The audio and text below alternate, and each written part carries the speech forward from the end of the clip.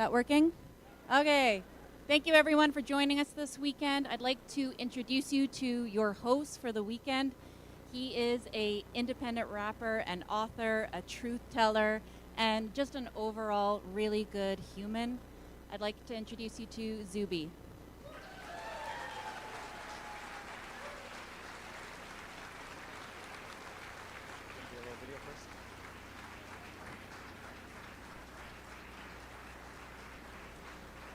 So I'm never gonna kneel. I will never cave. I don't care how they feel. From the cradle to the grave, to be famous, gotta have goals. You can.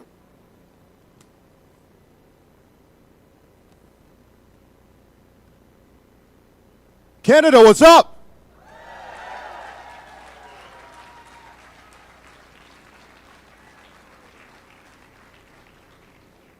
First things first, I want to say a massive thank you to all of you for coming to this event.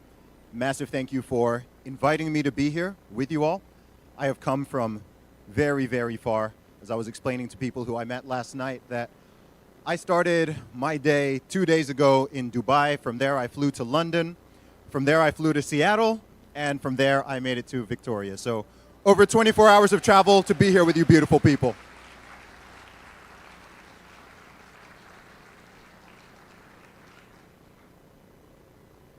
After the last few years that we have all lived through, and all of the assaults on our most basic rights and freedoms and liberties, I can't tell you just how happy it makes me feel to see all of you, to see human faces again, to see people congregating, to see everyone's smiles. One of the worst aspects for me of 2020 to 2022 was people's smiles being taken away. Everyone's smiles being covered up, not seeing people's faces. It's hard to put a value on all these things. We're living in this strange time where if there isn't a study for something or you can't exactly quantify it, then people don't think that that's important. And that is so far from the truth. Human connection is so important. When I look into this room, I don't just see people, I don't just see smiles, I see a lot of beautiful souls. And I think that there's something very magical that is happening right now all over the globe, which is bringing people together from all across the world, people who care about freedom, people who care about human dignity, people who care about equality in the true sense. And that's what unites all these people together. So I know you've all got your own stories. I've seen what's been happening in Canada and other places and my home country of the UK over the last couple of years, and it's been absolutely crazy. I did an event in Australia back in 2022 after they'd finally opened back up and it was legal for me to travel there. And when I was talking to the audience just like this, I mean, you could still just see and sense that you could just tell people had been traumatized. And I get the same feeling being here in Canada. Some places were more aggressive, shall we say, in the approach than others. And I was there watching from a distance. I mean, I had a tweet go viral where I just had Free Canada. And millions of people saw it and were sharing it, and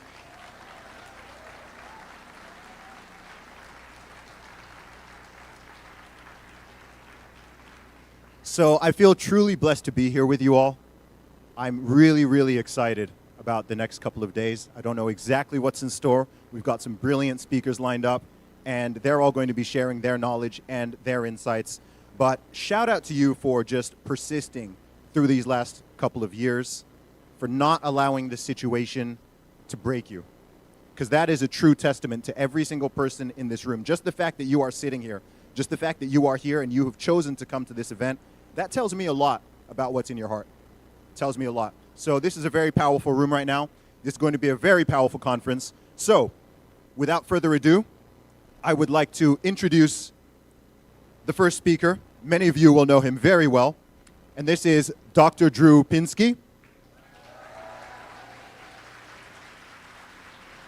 I'll just say a few words about Dr. Drew. Dr. Drew, as many of you know, is a physician in internal and addiction medicine.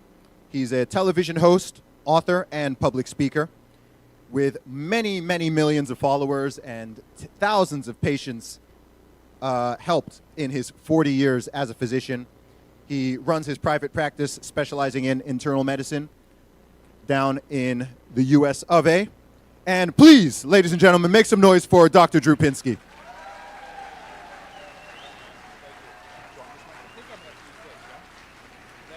Thank you. Good morning.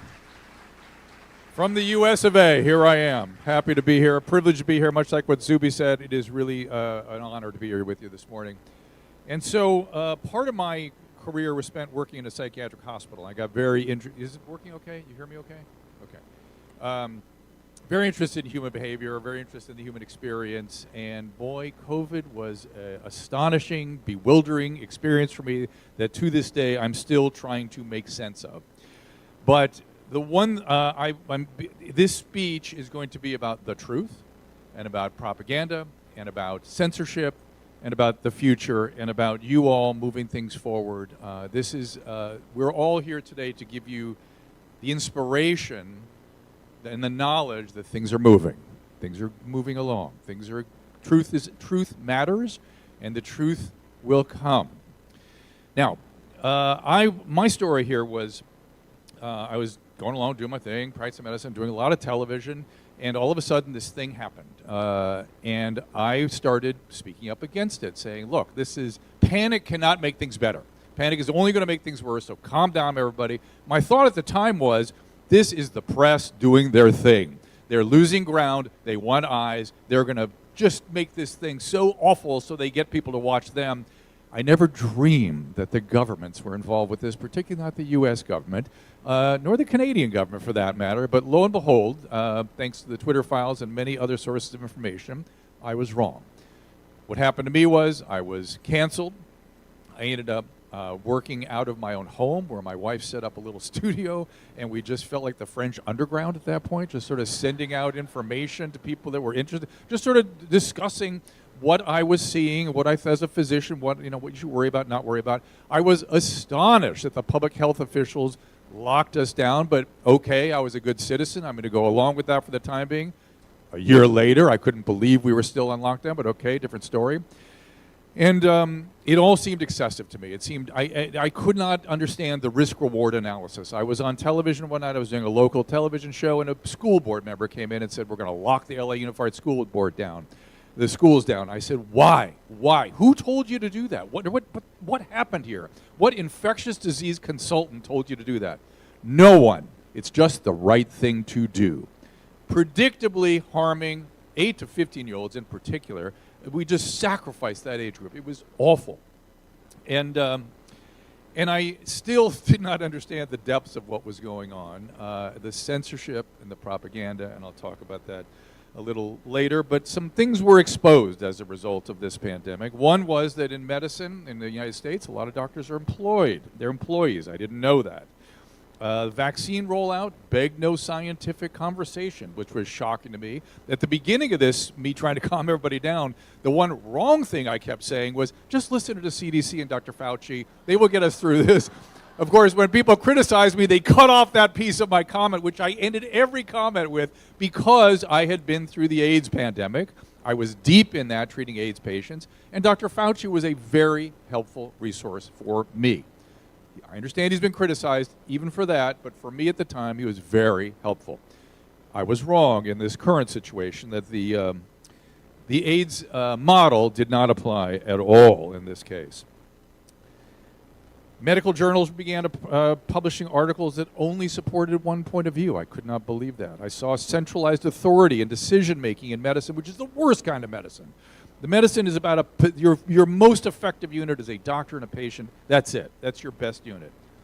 Safety uber alles, all of a sudden, was the call for everyone. In my city of Los Angeles, we had the mayor getting on TV every night saying shelter in place, which is a term used for an incoming nuclear weapon. Shelter in place. Now, you're 10 years old. You're hearing your leaders of the city saying shelter in place, your schools are locked down, you can't see your peers at the most critical period of your development when you need them, your cognitive development is cut off, and you're told if you go outside you're going to kill your family. Shelter in place. This was ridiculous. And now we have Dr. Francis Collin, was the director of the NIH, saying this in the decision-making that was going on at the time. If you're a public person, you're trying to make a decision, you have this very narrow view of what the right decision is. And that is something that will save a life. Doesn't matter what else happens, you attach zero value, my emphasis, to whether this is actually totally disruptive to people's lives, ruins the economy, and has many kids kept out of school in a way from which they will never quite recover. Zero risk-reward considerations. That is the opposite of how medicine is practiced. And I noticed at the time no public health efforts to educate patients on how to treat the illness when you get it. Monoclonal antibodies was never discussed. These things that were highly effective. And of course we had sort of what's called science opinion on the loose. When the New York Times editorial boards is demanding more lockdowns. We have Pandemic Inc. underway. We have armies of people trained in responding to a pandemic, a hammer looking for a nail. And then you have the Chinese authorities claiming that their lockdown took COVID down to zero. The graphs went like this and then like that, which is, of course, total nonsense. Complete nonsense. That was a local communist official trying to impress his superiors. Then someone in Italy, a leader in Italy, saw that and went, you know what, this is my opportunity. I admire the way the Chinese Communist Party operates. I'm going to show our local Italian officials and population that we can do what the Chinese Communist Party does, and I'm going to lock down Lombardy the way they locked down China. That was the Italian story. That guy actually published a book about what he was doing, and he had no sense that he was going to actually suppress COVID. He was just demonstrating how superior the Chinese Communist Party policies were. And then scientists on this continent bought it. We bought it hook, line, and sinker. And then what you see is on the censorship side, you see devastating takedowns were asked for by Dr. Fauci, of my friend Dr. Bhattacharya. I've discovered from speaking to Dr. Paul Alexander that 6 feet distancing, which they've now admitted, was made up out of thin air, and yet the whole world bought that. They, at the time, were contemplating 30 or 60 feet because it was a respiratory virus, and they knew it. And Dr. Alexander actually went to Dr. Redfield, one of the leaders, maybe Dr. Redfield, and said, Dr. Redfield, what are you doing? Why 6 feet? Well, we have to do something. When I was training residents, which I did for many years, the one thing that I would absolutely destroy them for is if I asked them for an explanation of why they made a particular decision, if they said I had to do something, that was the only truly unacceptable answer. That's how you harm patients. I have to do something. So what was this? What was happening and why? So is it okay if I move? Anybody with the camera? We good? Okay. So I interviewed Matthias Desmond, who's a psychologist who's been studying the psychology of totalitarianism since well before COVID. And he taught me that this has been going on for a long time, and that about 10% of the population sees it for the BS that it is. And about 20% becomes totally hypnotized, completely brainwashed. And the rest, the 70% in the middle, are just trying to go along to get along. They're just trying to stay out of trouble. That seems to be a repetitive pattern. We certainly saw it underway in the case of this pandemic. And the question becomes, how do we improve the behavior of that 70%? And how do we expand that 10% that sees it for what it is? Now, his theory is that you live with integrity, listen to your instincts. I'm not sure I can sell that to everybody. We know that humans are prone to this, right? We know the bystander effect. People tend to look around for other people to determine what action to take in a crowd. We have, of course, the Milgram experiment, where people, if there's an authority there, will actually electrocute somebody to death. And we have the Stanford prison experience. One of my awakening moments in this whole thing was me going to my hospital, where I've been attending for 40 years. I was actually trying to get the vaccine. I wanted to volunteer in the COVID tent, so-called, and it was early in the Alpha Delta wave. And I was sitting outside a glass window trying to get into the hospital, all locked down, you're not allowed in or out. And this newly pressed out security guard wearing his new uniform was there, steely glare, looking at me, who are you, what do you want, why are you trying to get into this hospital? I'm like showing him my physician badge. come in, I have an appointment, I fill out a bunch of paperwork online, I come up to the desk, and this same security guy gets behind the desk and starts screaming at me, "Where are your papers? Where are your papers?"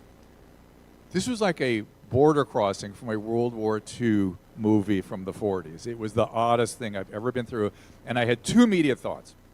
One was, does it feel good to you to speak to senior physicians like this? And the other was, oh, this is how the average German citizen became a prison guard, or this is how they adopt. You think you're going to be one of the good guys when this time comes, but no. You all, that 70%, or certainly that 20%, and our government officials quickly jumped to the other side, the side that they should be ashamed of, they should be apologizing for, they should be wondering how this happened to them and how we prevent it next time. And one of the theories that Dr. Matthias Desmet put forward is that there was a decline in religion right at the time when there was an increase in narcissism. And religion helped kind of keep certain things in check. For instance, envy. Envy and empathic failure are the two big liabilities of narcissism. And we certainly have had more narcissism. I mean, that trend is I've written a book about it. I mean, it just is. We all have some of those traits now, and it's sort of, it's common. And it's either, I don't pass judgment. It's neither good nor bad. It has liabilities. And the liability, again, envy and empathic failure. The thought is that narcissistic injuries in childhood, certainly in our country with the destroyed families and the abuse and the abandonment and the neglect and the drug abuse, there's just so much that adds to those injuries of childhood that creates narcissism. Two psychologists, Thomas Pappas and Rachel Morin, she's actually Canadian, they discussed an external locus of control. When things happen to you, you feel like the world is out there, things that just happen to me, I have no internal sense of how I control my world. It's all out there happening to me. And you end up with something called narcissistic rage. And rage becomes the action of the mob. So mobs are essentially groups of narcissists getting together to express their envy and narcissistic rage. Okay? And they tend to do so through a scapegoating mechanism. They scapegoat one. And this has been, the mobs get turned up with propaganda, and there's no opportunity to turn them down if you censor. So this was actively underway, ample evidence of what was happening in our country and here, which was propaganda, stir it up, and do not allow any dissenting voice. This is the opposite of what our country was founded on, and I think yours as well. Again, that brainwash group is brought into hysteria. Joseph Goebbels himself said, propaganda must facilitate the displacement of aggression by specifying the targets for the hatred. Okay? Thus, they are fuel. There's a famous literary critic named René Girard who developed a theory called mimetic passion and the scapegoating mechanism. Essentially, here's a quote.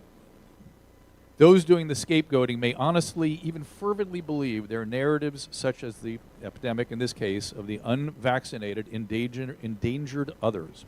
As the saying goes, you can't reason them out of a position they didn't reason themselves to begin with. They didn't reason themselves into it to begin with. It's an emotional thing. And that scapegoating mechanism it sort of prevents narcissistic rage from being acted out in each other. You find the one that is evil, sinful, dirty, all the things that were applied to the unvaccinated, frankly, and you scapegoat that other as a way of gratifying your rage, solidifying the tribe, and acting out against that other. Now, the COVID vaccines, this is now Joseph Fryman. I want to read a quote from what he said. They're amongst the most widely disseminated medicines in the history of the world, yet results from the pivotal clinical trials cannot be verified by independent analysis. The public has a legitimate right to an impartial analysis of these data. COVID vaccinations have cost taxpayers tens of billions of dollars, perhaps even rivaling the annual NIH budget for all aspects of biomedical and behavioral research. Transparency, reproducibility and replication are the cornerstone of high-quality science. The time is overdue for Pfizer, Moderna to allow independent scientists and the physicians to see the original data, to replicate the analyses. These small data sets can help answer very important questions and lay to rest widespread concerns over the lack of transparency. This is Dr. Joseph Fryman. The truth matters, and the truth has been under attack for quite some time now. I don't know if you're aware of this phenomenon. There's a famous book, a well-read book now called Cynical Theories, about post-structuralism.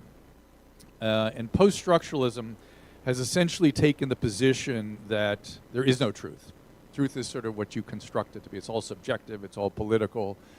I was trained that my humble job, and humility is in short order these days, is to humbly attempt to ascend to something approximating the truth, because I can never know the truth in full. That only gods know the full truth.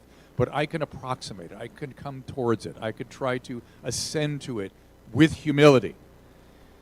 Unfortunately, the post-structuralists have taken hold in academia. The truth no longer matters. The truth is some outdated idea, as is science of some previous generations. It's odd to me that I listened to a French philosopher just the other day talk about how the post-structuralists have no utility in French philosophy any longer, and why the United States is preoccupied with philosophers from nearly 100 years ago that were immediately cast out as philosophy moved forward to more useful kinds of thinking. But no, we have been captured by post-structuralism, and I think Canada's been infected by it too. My friend Gad Sad up here keeps talking about post-structuralism in academia. And then people are accused of being populist along the way here. My friend Winston Marshall at the Oxford Union, in a debate with Nancy Pelosi, here he is. And this is interesting. Indeed, the current populist age is a movement against fascism. Populism, as you know, is the politics of the ordinary people against an ensconced elite. The word ensconce I added. Populism is not a threat to democracy. Populism is democracy. Why else have universal suffrage if not to keep elites in check? Just as a sidebar, it's supposed to be the fourth arm of the government, the press, that does that, but apparently they no longer consider that their job. I'll tell you what is a threat to democracy. It's Brussels, D.C., Westminster, the mainstream media, big tech, big pharma, corporate collusion, and the Davos cronies. The threat to democracy comes from those who write off ordinary people as deplorable. The threat to democracy comes from those who smear working people as racist. The threat to democracy comes from those who write off working people as mere populists. When I read that, I was reminded, I'm sorry for all the quotes, but I couldn't resist here, because so much of history applies to this present moment.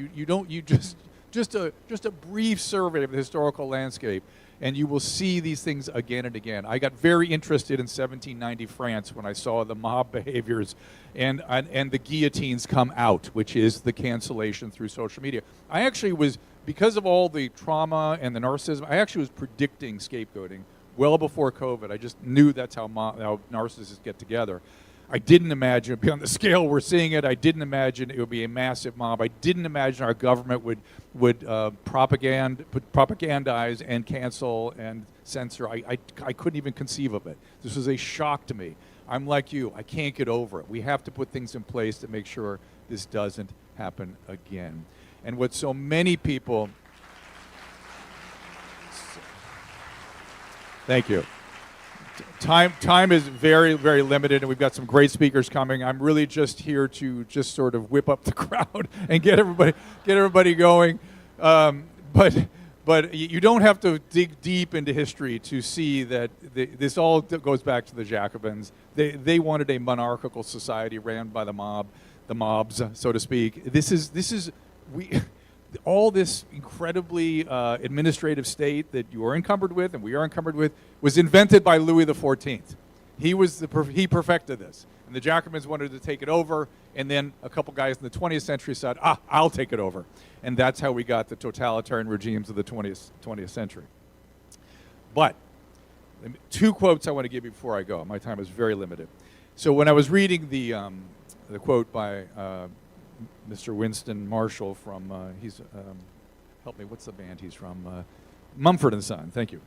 I also thought of Benjamin Constant in the early 19th century, and this quote, you'll like this. The danger of modern liberty is that absorbed in the enjoyment of our private independence and in the pursuit of our particular interest, we should surrender our right to share in political power too easily. The holders of authority are only too anxious to encourage us to do so. By the way, and again an aside, I said safety ubralis. I'll remind you that Robespierre's committee that brought the guillotines out was called the Committee for Public Safety. So when they start talking about safety, just think of that.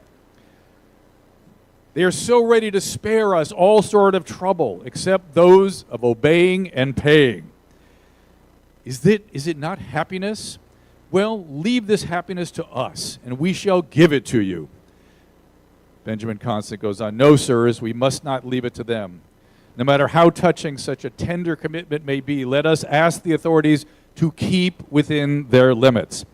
Let them confine themselves to being just.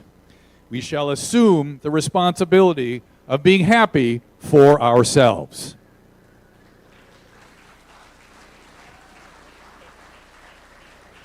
Good, we're getting them whipped up for you, Jay. This is good, Peter. So, all right, last, I want to, as I was thinking about today's event, I got a little wrapped up in French history. I am in Canada. I do want to pay tribute to the French-speaking colleagues here and compatriots. And I was reminded of a famous publication by Émile Zola. And I pulled a very quick piece out of it. I will tell you both in French and English, just again out of respect to our French-speaking colleagues. La vérité est en marche et rien ne l'arrêtera, il continue. Je l'ai dit ailleurs et je le répète ici, quand on enferme la vérité sous terre, elle s'y amasse. Elle y prend une force telle d'une explosion que le jour où elle éclate, elle fait tout sauter avec elle. On verra bien si l'on ne vient pas de préparer plus tard le plus retentissant des désastres. The truth is marching, and nothing will stop it. I said it before and I say it again. When truth is buried underground, it grows and it builds with so much force that the day it erupts, it will blow up everything with it. We shall see whether we have been setting ourselves up for the most resounding disasters yet to come. I thank you for the opportunity to speak today. Free Canada, as ZUBY would say. Thank you so much.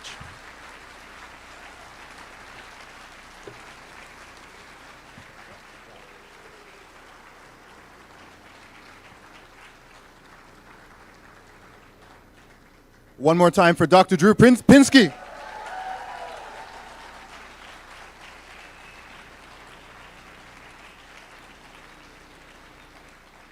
I love the energy in this room right now. It's amazing. I can't believe that I'm here in Canada. The amount of negative posts I put out about Canada between 20 and 2022, it feels like it was very deserved. But I also feel a bit conflicted now because I'm like, everyone is so cool, everyone is so nice. I don't understand, like, all the Canadians. Actually, I had a tweet where I literally said, I like most Canadians, but I don't like Canada, because I was just seeing all of this crazy authoritarian madness. I think my very first post about this whole situation here in this country was actually, I was just looking it up right now, it was in, I think, October or November 2020. And some of you, particularly if you're on X, or the app which is now known as X, but it was Twitter at the time, I remember there was this viral video that was going around. I can't remember which part of Canada it was in. Some of you guys may recall this. It's about 4.5 years ago now. But it was a barbecue. There was a barbecue happening somewhere, outdoor barbecue, and they'd like deployed, I don't know how many police units to go to this barbecue, and they're all there, like, you know, in their masks and, you know, in their outfits and everything. And I was just like, what exactly is going on here? You know what? I want to see exactly what I wrote about this. I want to be accurate here. I want to be accurate. So I did screenshot it. So I was responding to a tweet with a video, and it said, police literally have the building surrounded. Tyrannical barbecue at 7 Queen Elizabeth Avenue in Etobicoke? That was the one. 26th of November, 2020. And I just wrote, this is so dystopian. All of this police presence just to stop a barbecue in Canada. That brisket must be fire, though.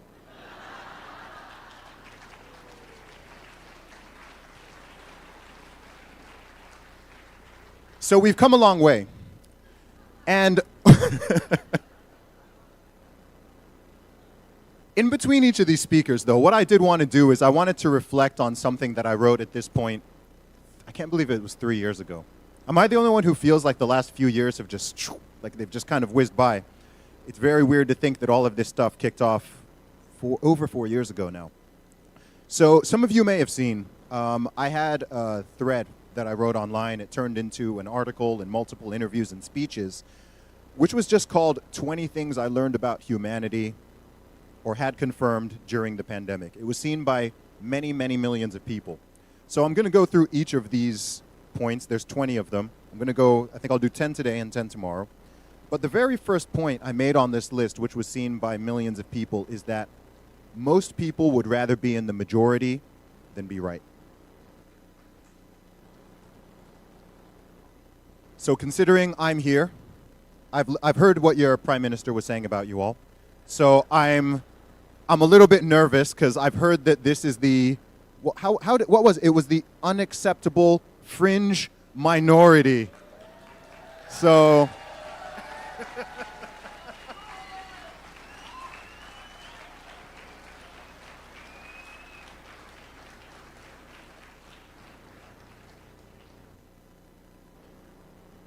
I like you guys.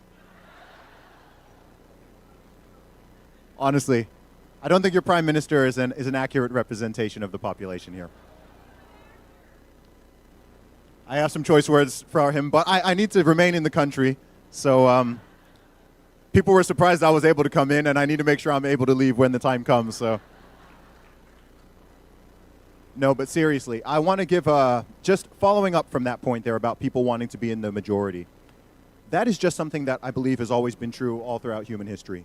When you look at all sorts of situations and incidents that have happened, particularly in the 20th century, if you want some very obvious examples, I'm sure like myself, many of you have thought over the course of your lifetimes, how did this happen? How did they let it go so far? Why didn't anyone speak up? Why didn't anyone stand up? Why didn't anyone do something? And I think that over the last few years, we have all lived through a version of this psychologically. And so the story there, I mean, you already know what it is, but the point is that the majority is not always correct. I don't believe in always being a contrarian and going against the majority and everything just because you want to be contrarian. I think that that is just as foolish as running along with the majority, even if the majority is not making sense. So I don't need to tell you in this room, this is a room full of critical thinkers just by definition. And so continue to do that, but I think there's been a grand awakening which has happened in the world. It's beautiful. I've done speeches and events in the last couple just in the last couple years, over 15 different countries on multiple continents. And I can tell you all, there is a serious awakening going on. I don't know exactly how to describe it, but I think we're in a completely unique time period. And we're in a very unique time period where there is technology that now exists and which is coming down the pipeline, which has the potential to free people and liberate us or to enslave us. And so I don't know what the weirdos are planning in Davos or, you know, the WEF and the... I don't call these people the elites, by the way. If I can give you all a suggestion, stop calling these people the elites.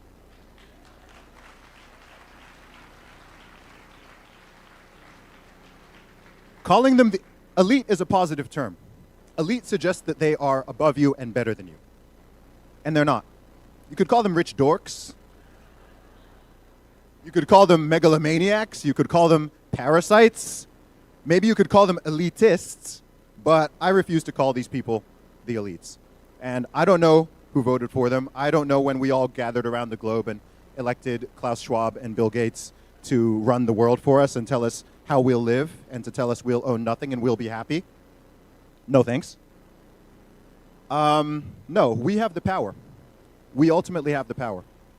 And I think that one of the greatest problems we have in the world is that the average person does not realize that. But we truly have the power. So, without much further ado, I am going to introduce the next speaker to the stage. This is David CHARALAMBOUS.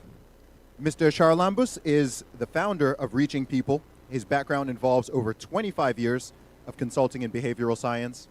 He's built a unique communication model, bringing together ideas from a range of different fields, and he is reaching a lot of people through his work. So, please welcome to the stage. Oh. Okay. Reset. Okay.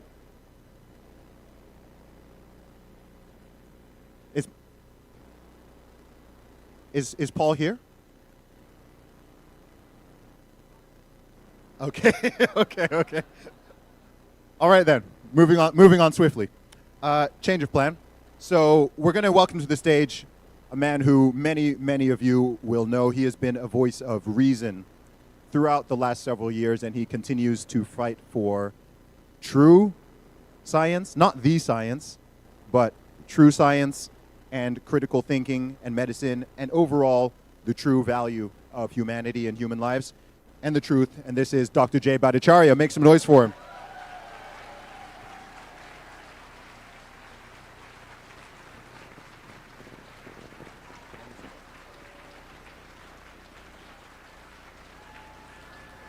Thank you, Canada.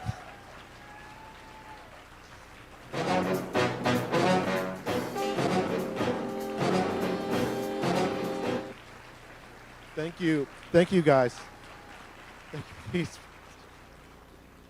I am not used to this. You guys are so incredible, and it is so amazing to be here in.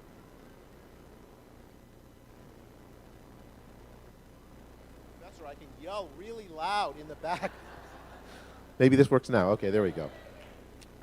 Thank you, Canada. Thank you, folks, for coming out. I have had my heart in Canada the entire pandemic, and I'm like ZUBY. I've been watching. I watched with absolute horror what happened in 2020. I watched pastors get dragged and arrested for having church. I saw people not allowed to go fly or do any public travel because they made a medical decision that the public authorities didn't like. I saw authoritarianism that I never thought I would see in a place that I've long admired like Canada. And it is good to be on the other side. It's good to be in public with you all, celebrating that we are through this, but we actually have a long way to go. And I wanted to spend the time that I have telling you a little bit about my ideas about what happened and what we can do about it going forward. And I want to start at the beginning. And the beginning actually is not 2020. The pandemic started at least 20 years before that. It started with a utopian vision by a relatively small group of scientists that none of us voted for, that made decisions that very likely led to the pandemic to begin with. In 2003, there was the SARS pandemic, the first one. In Toronto, actually, there was an outbreak of it, and people were very alarmed. There was a new bat coronavirus that had made the leap from bats to humans in 2003, causing some deaths. The scientific community was absolutely alarmed because we didn't see it coming. And the American government, the European government, the Canadian government, Western governments everywhere decided to undertake a program of research to identify pandemic threats around the world in collaboration with the Chinese government and ask whether those viruses, those pathogens that are sitting in bats, in animals in the middle of nowhere, do they pose a threat to humans?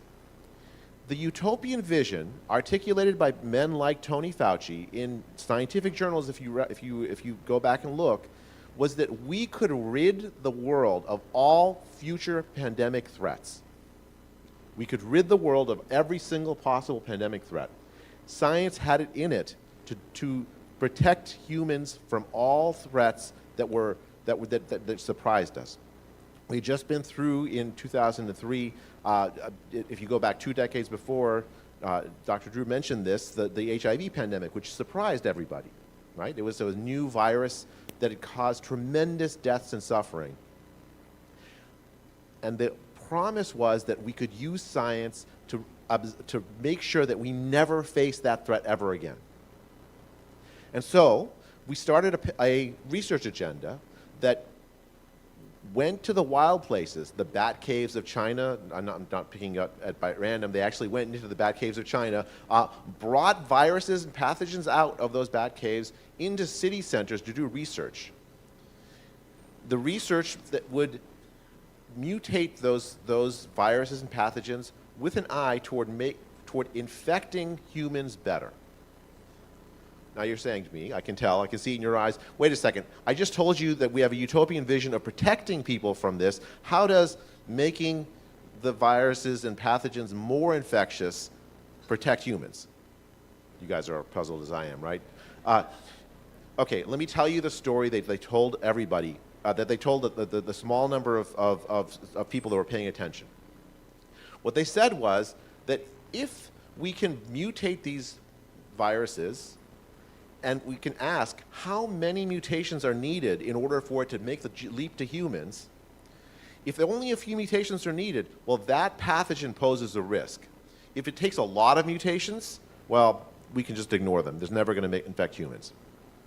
So what they did is they brought these pathogens, and then the next step, let's prepare vaccines and countermeasures in advance for every single possible threat in the wild. You go to pharmaceutical companies, say, make vaccines for this thing that has never infected a human, and they'll do it. And stockpile them. So if their threat actually does emerge into the human community, then we will be ready. We'll have countermeasures available. And so that was the plan, and this plan goes back 2 decades. The problem with this plan is, like with all utopian plans, there are things that happen that are entirely outside the control of the scientists and the people that make these plans. And what very likely happened is, in the middle of doing these kinds of experiments, the virus in 2019 made the leap not from a bat to humans, but from a lab that was conducting research on the virus to humans. And it very likely made the leap in China, but it wasn't just Chinese authorities that are responsible. It's American authorities, it's European authorities, it's Canadian authorities. It is a worldwide effort. And the reason I've taken this long to tell this story is because it makes the thing that we have to do morally complicated. Right? These are not necessary. I mean, there are lots of bad actors involved. I'm not going to sugarcoat. But the central idea was protection of the public from all pathogens. They had good at their heart, and they did evil, which makes the revisions that we have to do the reforms we have to do much more difficult. If it was just pure evil, if there was just a single bad guy, you can say that's the bad guy. If we could scapegoat, it would make life much easier, but we cannot. Right. So we have the pandemic starts very likely as a result of very, very dangerous research and in 2019 it makes the leap into humans and starts to spread, first in Wuhan and then everywhere. Okay, you remember those early days of the pandemic? Remember how scared everybody was? I mean, it's not that scientists are immune to this. Scientists also were scared. And when I first heard of the virus, when I'm scared, this is, I don't know if you all would do this, but what I do is I go hunt the medical literature. That's my usual reaction to being scared. So I went and I said, okay, what do we know about coronaviruses? What do we know about this particular one? What reactions are there? I was scared for 30 seconds because it was very, very clear to me. You can look at here's the thing. I don't really care if I die, but I really care if my kids die, right? So I looked at the numbers, and it was very clear that children were very, very low risk from this virus. That was very clear from the very earliest days of the pandemic. You could look at the data coming out of China. If you look at there was a cruise ship that floated around with remember the Diamond Princess cruise, and almost all the deaths were people over the age of 70 or 80. It was very clear that this virus posed a real threat to older people, but not a threat to young people. And so, to me, that pointed to a very clear thing we ought to do. Let's try to protect older people as best we can, but let's not harm young people. This is the earliest days of the virus. I watched with horror as country after country copied the Chinese model of what to do with the virus. The Chinese model was violations of civil liberties at scale. The Chinese model, in fact, the central ideology of the Chinese model of the virus was that we are all biohazards. Humans are mere biohazards that we should treat each other as bio. In fact, that's the ideology of the lockdown to begin with. It has no place in public health. And I watched with horror as people that I thought were good, responsible people adopted that idea as a virtue. The idea that we should treat our neighbor as biohazards is the central ideology of the lockdowns. It motivated everything. 6-foot social distancing, physical barriers so that we don't breathe on each other, shutting down church services, shutting down businesses, shutting down schools, not letting kids play with each other, putting yellow tape around playgrounds, which I'm sure saved hundreds of thousands of lives. What you had was an entirely non-scientific approach that had never been used to manage pandemics in a century of pandemics, adopted by the entire world because the World Health Organization looked at what China did and told the world in January 2020, in February 2020, that what China did worked. Just like Dr. Drew had said, that somehow we'd gotten to zero entirely implausibly. I'll tell you, treating our fellow humans as biohazards is not good for our health. It has never been good for our health. We are not meant to be alone. That's from the very, very first book of the Bible, the first words almost of the Bible, where we're not meant to be alone. We are created to love each other, not to treat each other like biohazards. So, okay, so again, I don't know what you all do when you get frustrated. I try to do science. At least I once upon a time did. I used to. Okay, I've never published an op-ed before. I'd never been on TV before. Before 2020, I think I was on TV once in 2008. And my mom watched, so it was, that was something.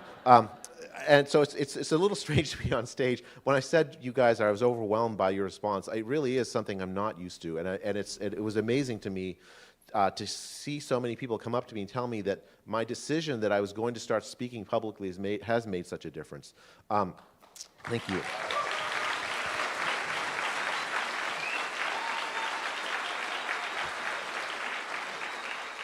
So, what I did in 2020 was what I would always do before 2020, which was I ran a little science experiment, right? I asked, in April 2020, I asked how many people had already had COVID. And the way we did it is we just did a survey. It's a study where we got a whole bunch of people to stick their finger out a car window, and we got a little prick of blood from them. And from that, you could tell whether they'd had antibodies. In early April 2020, in Santa Clara County, California, where I live, and then later in Los Angeles County, California, in a second study I ran, also in April, we found that there were, for every person that had been identified with COVID, and we're making the news with thousands of people have COVID, it turns out that there were 50 people walking around Santa Clara County, California, that had antibodies to COVID, meaning that they'd had COVID, recovered, but never never came to the attention of the public. The disease was already spreading very, very widely. And it was too late for a lockdown to work. The implication of that study was that the horse had left the barn. I have bad analogies. We were in for a long pandemic. Was the implication of this, and it was very, very clear from those data that the disease as a whole. The World Health Organization was panicking people. It was telling people that 3.5% of people that got infected were going to die. Public opinion polls would routinely say, and I think you still see to the day, that half the people that get COVID are going to be hospitalized. That was a total lie. And yet, you had the top health authorities of the world telling the world that you must be scared of this disease. You must be, so that you treat your neighbors as biohazards. You must avoid this disease at all costs. You must treat your children as biohazards. You must disrupt their lives so they don't go to school. We must close down the entirety of the world's economy. I was born in India, and my mom grew up in a Calcutta slum. I worked, when I was a medical student, I worked in a hospital in rural India. I could see what was going to happen to the poorest people of the world with these policies. It was clear from the very, very beginning that these policies were going to impoverish and destroy the lives of tremendous numbers of poor people. And in fact, in April of 2020, the UN put out a report estimating that 130 million people around the world would starve as a consequence of the economic damage done by the lockdowns. 130 million. Tens of millions of people around the world, the poorest people of the world, did starve. What happened with these lockdowns was that we decided that we were going to privilege the laptop class at the expense of the poor, at the expense of children and the working class. In October, please don't clap at that one. That's just so sad. In October of 2020, I wrote a declaration with the Martin Kulldorff of Harvard University and Sunetra Gupta of Oxford University. Maybe you've heard of it. Scott, how many signed the Great Barrington Declaration? Bless each and every one of you. Oh my goodness, thank you. Almost 1 million people signed it. We got people from 40 different countries that sent us translations for free. I saw tens of thousands of doctors signed it, epidemiologists signed it, Nobel Prize winners signed it, and I was filled with hope because I did not expect that one-page document. I wanted it to make an impact, but I never imagined the impact it could have.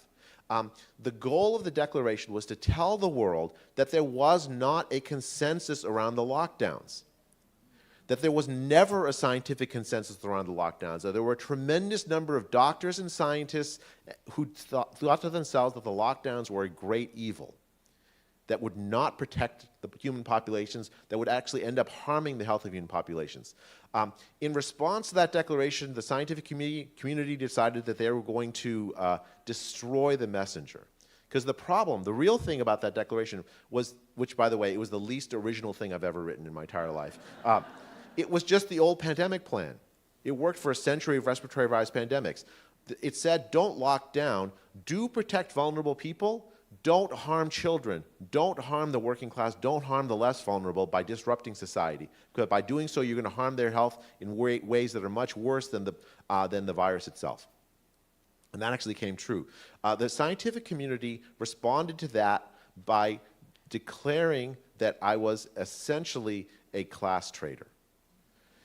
Dr. Francis Collins, the head of the National Institute of Health, wrote an email to Tony Fauci 4 days after we wrote the declaration, calling me, Martin Kulldorff of Harvard University, and Sunetra Gupta of Oxford University fringe epidemiologists. So when your prime minister calls you all the unacceptable fringe minority, I knew exactly how that felt. And then he called for a devastating takedown of the premise of the declaration. Hit pieces started coming after me, accusing me of wanting to let the virus rip. Well, those words don't appear in the declaration. We called for protecting vulnerable older people by, for instance, home delivery of groceries for free to them.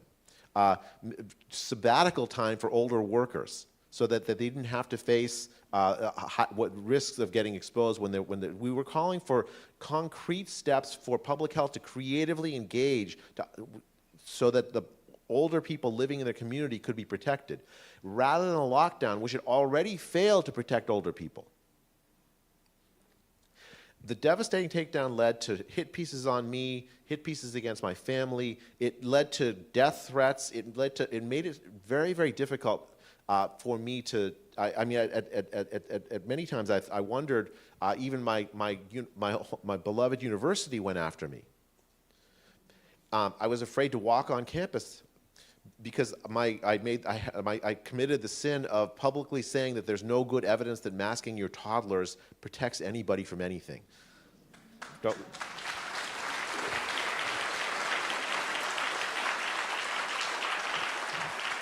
So why did this happen? It all started with this benevolent goal of eradicating disease, eradicating all the risk of disease, and yet we're in a situation where that you are told that you need to disrupt the lives of your toddlers, make sure that they can't see or speak. I was getting calls from autistic parents of autistic kids telling me that their kids were harmed by the mask, that it really caused them grief. That I was getting calls from parents of hearing impaired kids telling me they couldn't learn to speak because the lip reading is so important to the hearing impaired kids.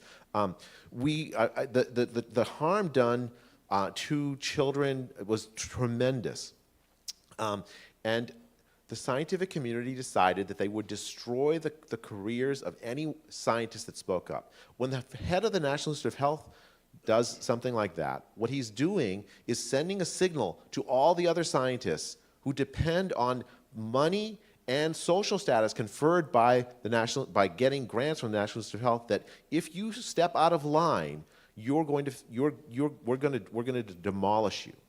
What they were doing was trying to create an illusion of consensus in favor of the lockdowns to lull the public into thinking that they were still the good guys.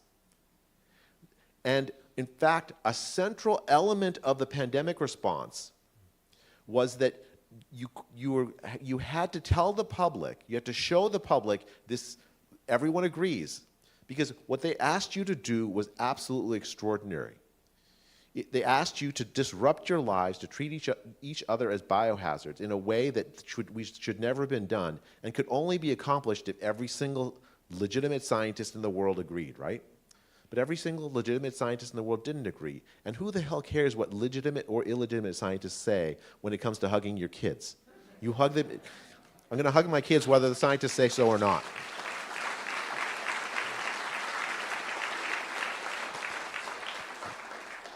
So how does an illusion of consensus get created? Well, first you destroy the scientists that stick their necks up. The second, what about, did anyone ever get censored on YouTube, on Facebook, on Twitter, on like, you know, you put up, anyone have like a little tweet out, an innocent tweet where you link to a study or whatever, and then all of a sudden there's this like thing that says you've spread misinformation, like the little, or the worst is like a link to, for more information about COVID, see Health Canada, like that. It turns out that was not simply something done by the tech companies. I'm a plaintiff in a lawsuit brought by the Missouri and Louisiana Attorney General's office. And it's called the Missouri versus Biden case. In that case, what we found, we got to depose Tony Fauci for 8 hours. It's tremendously entertaining to watch him say, I don't recall, 179 times. In that case, we uncovered evidence that the government, the American government, was going to social media companies, giving them lists of people and ideas to censor, and in effect threatening the companies that if you don't censor these people and these ideas, we're going to destroy you. It was not an organic decision by many of these companies. I mean, some of them might have done this anyways, but it wasn't an organic decision. The government used its power to create an information ecosystem that looked like we were the fringe minority when we were not actually the fringe minority. I agree with ZUBY. The term elite doesn't belong to them. It belongs to us.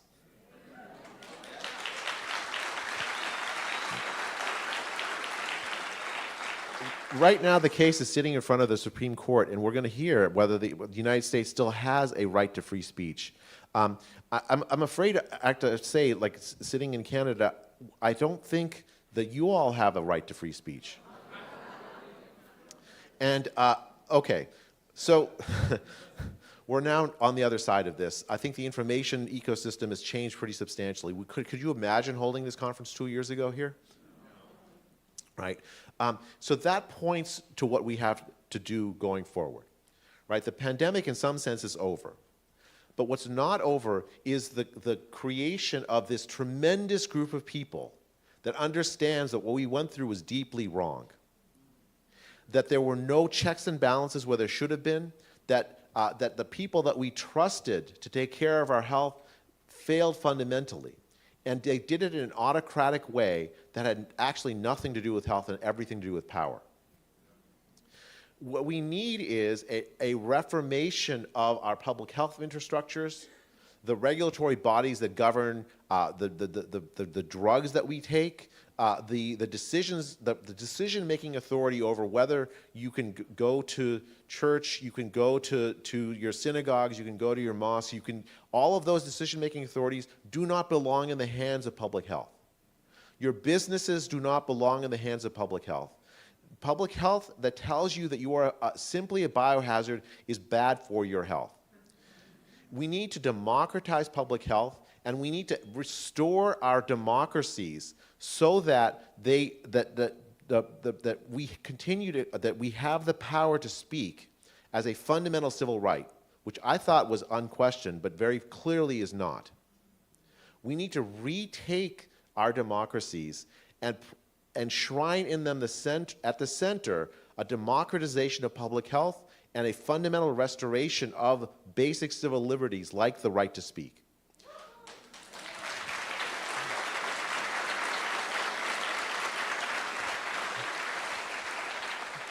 Because you know the most important thing that is necessary for your good health, it turns out to be free speech. Imagine a pandemic where you could equally speak alongside the neighbors that were spewing fear, right? Imagine that every time you posted a study that was somewhat good news, you wouldn't be called a dangerous what is it called, fringe individual. These are terms for the past. Imagine a future where the pronouncements of scientists are checked by knowledgeable people so that scientists no longer have any opportunity to rule over you, which is what happened during the pandemic. Imagine that future, and this conference is the beginning of that, and I'm so glad that I was invited to come, and I'm so pleased by the opportunity to meet all of you. Thank you.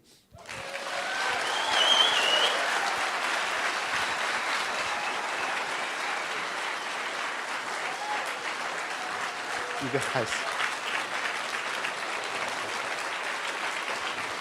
God bless you all.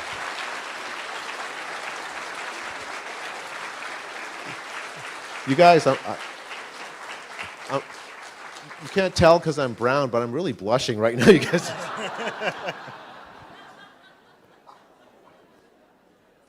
One more time for Dr. J. BHATTACHARYA.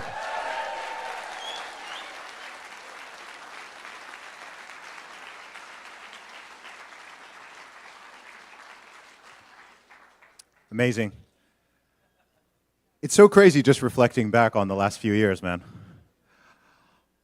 I was talking to I'll just call him Jay. I was talking to Jay on the way over here, and I was saying that something that I've observed, particularly over the last 2 years, is that we really still haven't recovered from that whole situation. It's like there's an open loop because there was never any proper resolution.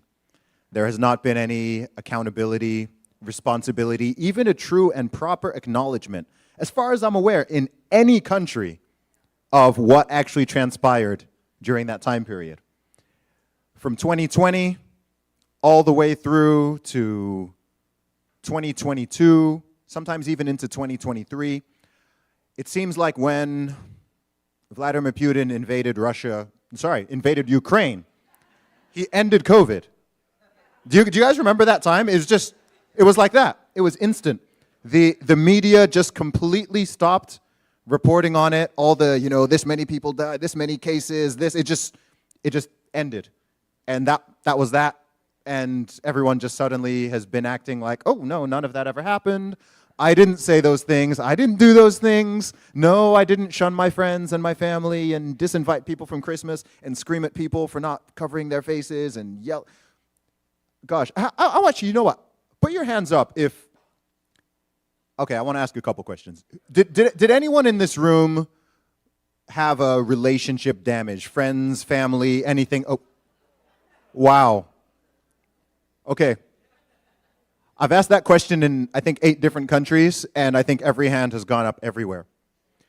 This is what I mean. So there's just this open loop here, and I think that what is sad and unfortunate about it is I personally believe that that time period has permanently changed humanity to some degree in multiple ways, because you have the group of people who fully went on with everything and they thought that it was all justified, and they're affected in one way.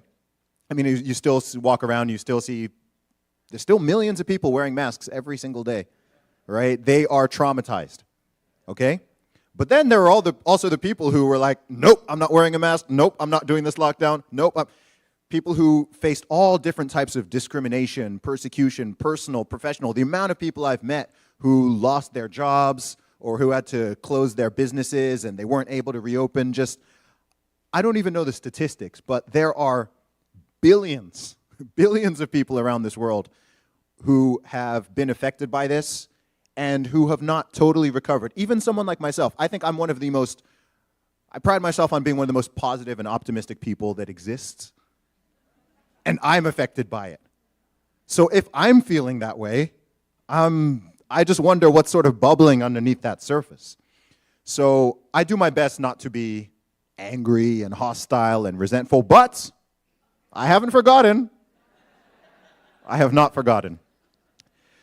So I want to remind you all of, well, you haven't all heard it to begin with, but the second point in that list I made of the 20 things I've learned about humanity is that at least 20% of the population has very strong authoritarian tendencies that will arise under the right circumstances.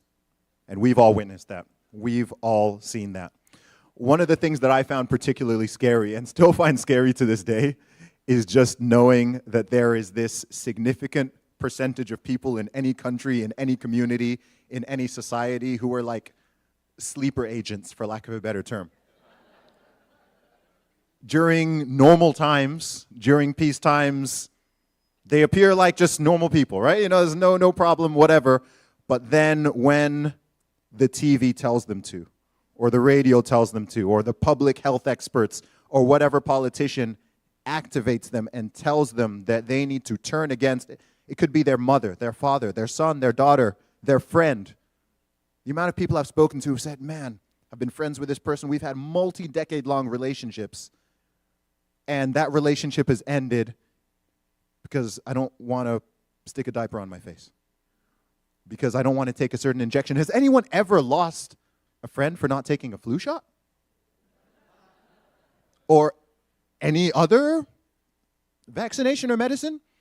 So people got completely psyoped. This is something completely brand new. Vaccination is not brand new, but the idea that you're supposed to separate and segregate society and judge people and discriminate against people and segregate people over whether or not they took a jab is completely insane. Completely insane when you really think about that. And we're supposed to learn from history. I always say we only have 2 advantages over our ancestors. We have better technology, i.e. more stuff and cooler stuff, and we have access to history, should we choose to look at it. Those are the only two advantages we really have. We are not better or greater than our grandparents or great-grandparents or however far back you go. Human beings have not fundamentally changed. So we're prone to the same virtues, the same potential vices, the same emotionality, and the same cognitive flaws. So that's something we always need to be aware of collectively and individually. Yeah, because we don't want to do this again. People said never again, and then they did it again. So let's really not do it again. Let's really not do it again. So I would like to invite up the final speaker of this section of our conversation. He doesn't need a massive intro because you know who this man is. He's been on my podcast. We've had many conversations, and it was wonderful to finally actually meet him in person today. This is Dr. Peter McCullough. He is a physician, an internist, a cardiologist. Something is off. Vice Chief of Internal Medicine in Baylor University, professor at Texas A&M University, and a massive freedom fighter, Dr. Peter McCullough. Great to see you. Congress passes a multi-billion-dollar bill that will bring... There is no cure, no way to treat this illness. All we can do is wait for a vaccine. All we can do is wait for a vaccine. There must be a doctor out there who's questioning this. I'm Dr. Peter McCullough. I'm the Vice Chairman of Internal Medicine. The only chance to reduce the risks of hospitalization is early home treatment. We can beat this pandemic. Patients actually think the virus is untreatable. There's such a focus on the vaccine. Where's the focus on people sick right now? The pressure to suppress any hope of treatment is extraordinary. Why the single-minded focus on the vaccine? What is that?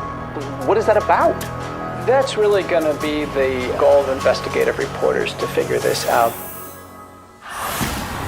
Unprecedented lockdowns, devastating economic damage, huge violations of personal freedom, families separated from their loved ones, all in the name of a medical emergency. Things won't go back to truly normal until we have a vaccine that we've gotten out to the entire world. The hope we have of protecting our communities is to get a needle in every arm. I am not going to follow what you are suggesting and let the virus slaughter my patients. John, I'm watching what's happening. This is a treatable illness. I don't think this is a matter of academic debate and confusion. What the evidence shows is that this is an organized criminal enterprise. They call this a business opportunity. People need to know the truth. We are witnessing the greatest organized crime in history, to the tune of trillions of dollars. The biopharmaceutical complex is using censorship, propaganda, and manipulation to keep people living in fear. But what we need now is courage. Yeah, that's it. That's it.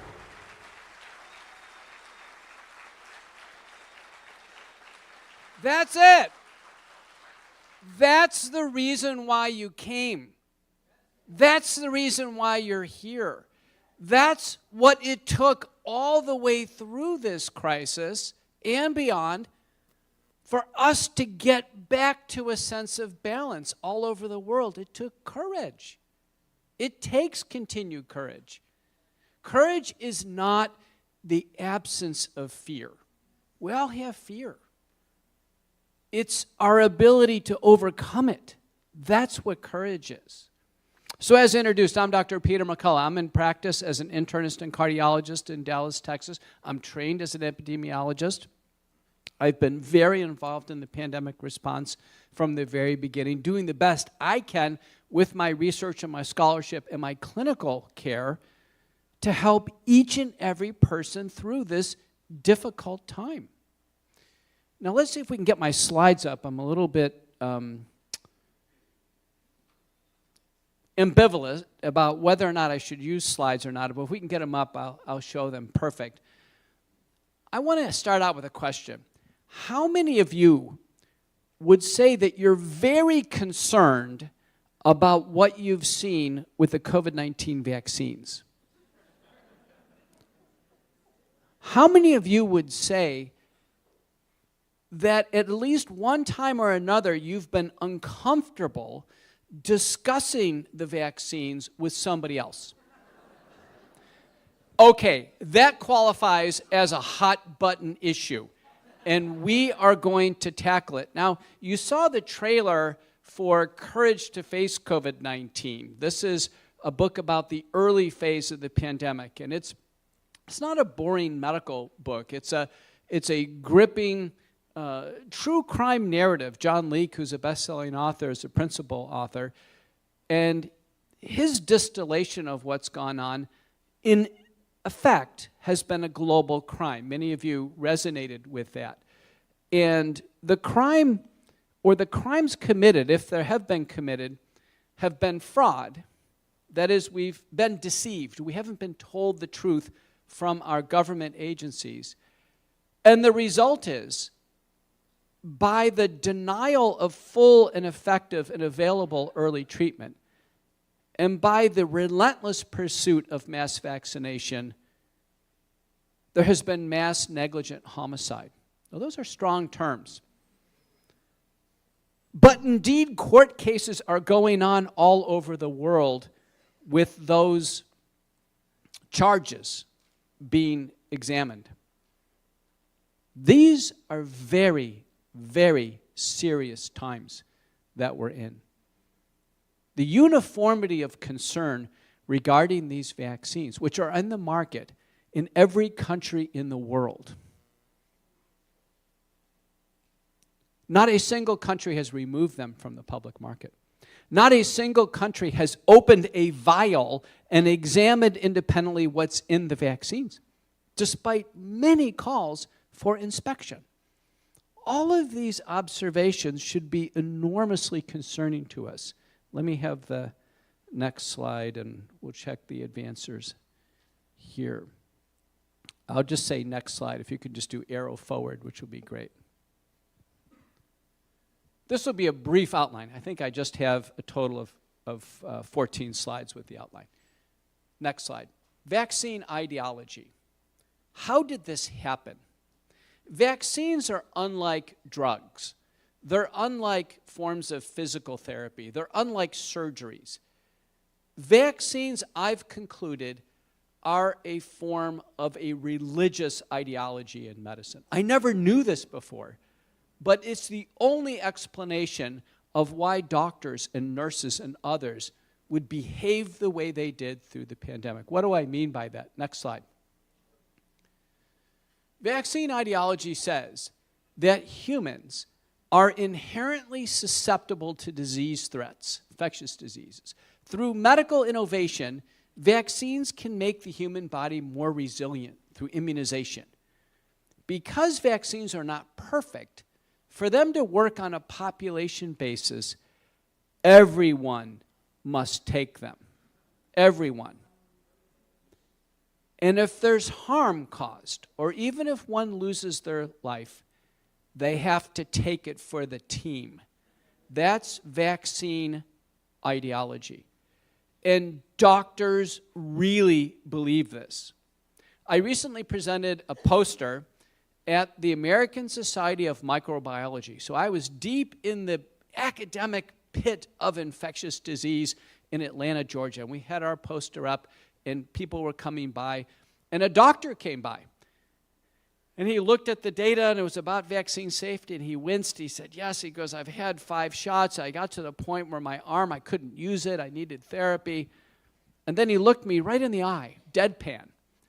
And he said, but if they have a booster next fall, I'm taking it. He was saying to me very clearly, he's in the ideology. He's going to take it for the team. That's how strong this belief system is. Going back from Mary Wortley Montague, she was actually before Jenner on the early smallpox vaccine, all the way to the COVID-19 vaccines. Next slide. Vaccination has a history in medicine that is not scintillating by any means. In the 19th century, for decades, there was an attempt to mass vaccinate the population for smallpox. The vaccines were derived from the lymph of horses and cows. Sometimes the vaccines were done from human arm to human arm. This progressed at such a furious pace, an incredible hubris, that mankind was going to improve upon God's creation through the vaccination against smallpox, that it became mandatory. It became more than mandatory. Parents got put in jail if their kids did not take the smallpox vaccine. There were uprisings in Toronto, well-publicized uprisings in the UK.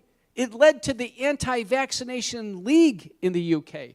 You can see here, this is a depiction of what occurred in Toronto. And then ultimately, after the work of Alfred Wallace, who is given co-credit for his work on natural selection with Darwin, look at the title of his paper. Vaccination proved useless and dangerous from 45 years of registration statistics. Yes, he was right. The primordial versions of the smallpox vaccine were grossly unsafe. They could not have been pure. It's impossible. They were contaminated with staph and strep and tetanus and syphilis. And people died from the smallpox vaccine given to them against their will. That's the 19th century. How could we possibly be surprised with what happened with the COVID-19 vaccine? It's already here. Like Dr. Drew said, history is right in front of us. John Leake, my co-author, says is that history doesn't repeat itself, but it really rhymes. I mean, this really has a cadence. Next slide. What happened after his work, by the way, in the UK, is that ultimately there was a law that said, listen, this is elective. We can't force this on you. And quickly, about 25% of the population stopped vaccinating. What happened during COVID to create such a focus on the vaccine? That's what Tucker Carlson was asking me. Did any medical school in Canada, or Health Canada, or the Royal College of Physicians, or the Provincial Colleges of Physicians, did they ever hold a seminar to educate you on what you should do as a citizen to treat yourself early and reduce your risks of serious COVID-19? Did they give you any information on how to prevent the illness? Nothing. To this day, they don't. I can tell you medical schools do not have grand rounds on this topic. They don't review multi-drug treatment protocols for COVID-19. It doesn't even come up. My son graduated from medical school now over a year ago. I went to the ceremony. His class, was at the beginning, middle, and end of the COVID lockdowns, and it influenced his medical training greatly. We listened to the president, the provost, the guest speaker, the class president. All these speeches. Not a single mention of COVID or the vaccines. None. It's as if the pandemic didn't happen. I guarantee if you go into a Canadian hospital right now and someone presents with a giant blood clot in their leg, there will be no questions on whether or not they've ever had COVID or taken a vaccine. Yet it's a very relevant question. Next slide. This was a gamble. This was the gamble of all time. And I put it in writing in August of 2020. It's still on their website. Why was the vaccine program a gamble? One, it was allocating almost all of our resources towards vaccination. Do you know Canada did not do one large randomized trial of multi-drug treatment to save Canadians in nursing homes or elderly people? Not one. The U.S. government had one multi-drug treatment protocol. They stopped it after 20 patients, and they immediately just turned their attention to the vaccine. They didn't execute on anything. We had promising drug after promising drug, whether they were inexpensive generics, whether they were high-tech monoclonal antibodies. When used in combination, we gave patients a tremendous opportunity to survive this illness. But it was all about treating early. Instead, all the resources and public health messaging went into the vaccine. As Dr. Bhattacharya said, it was pre-planned by design. One of the things that's come out on Capitol Hill, and Anthony Fauci testified in Congress back in January, 2 days just ahead of my testimony there, one of the sidebar conversations we had is what came out is that the whole purpose of creating SARS-CoV-2 or creating any of these pathogens in biolabs is to create vaccines. Not therapeutics, to create vaccines. CEPI, the Coalition for Epidemic Preparedness and Innovation, that vaccine incubator formed by the Gates Foundation and the World Economic Forum, that's the one that John Leake is showing me, the business plan. The business plan does say there will be a series of pandemics and there will be one answer, a very lucrative answer that everybody has to take, and that's a vaccine. If you're developing a treatment, you have to focus on a narrow, high-risk group of patients. But if one is producing a vaccine, everyone has to take it. The market is enormous. You can imagine from a business perspective, the degree of enthusiasm from the biotech sector for vaccination. It was a gamble, and a gamble for all time, because what was proposed is to take the dangerous and lethal part of the virus called the spike protein and then give it to the human body, but the format in which it was given was actually by genetic code, messenger RNA or adenoviral DNA, principally in the United States, with no ability to shut off the genetic code. So we could not tell in each person when it's injected, will this just go for a day or two and just expose them to the spike protein? Or would it go on for months or years? And to this day, we don't know. We don't know what happens when the genetic code for a lethal protein is inserted into the human body in the format of messenger RNA or adenoviral DNA. Next slide. This is the virus. The nucleocapsid is the ball. The spike protein is on the surface. That's the lethal part of the virus. That's the part that was engineered in the Wuhan Institute of Virology by design to be invasive and to be lethal to human beings. Now, everybody in Canada is a closet virologist. Everybody knows what the spike protein is.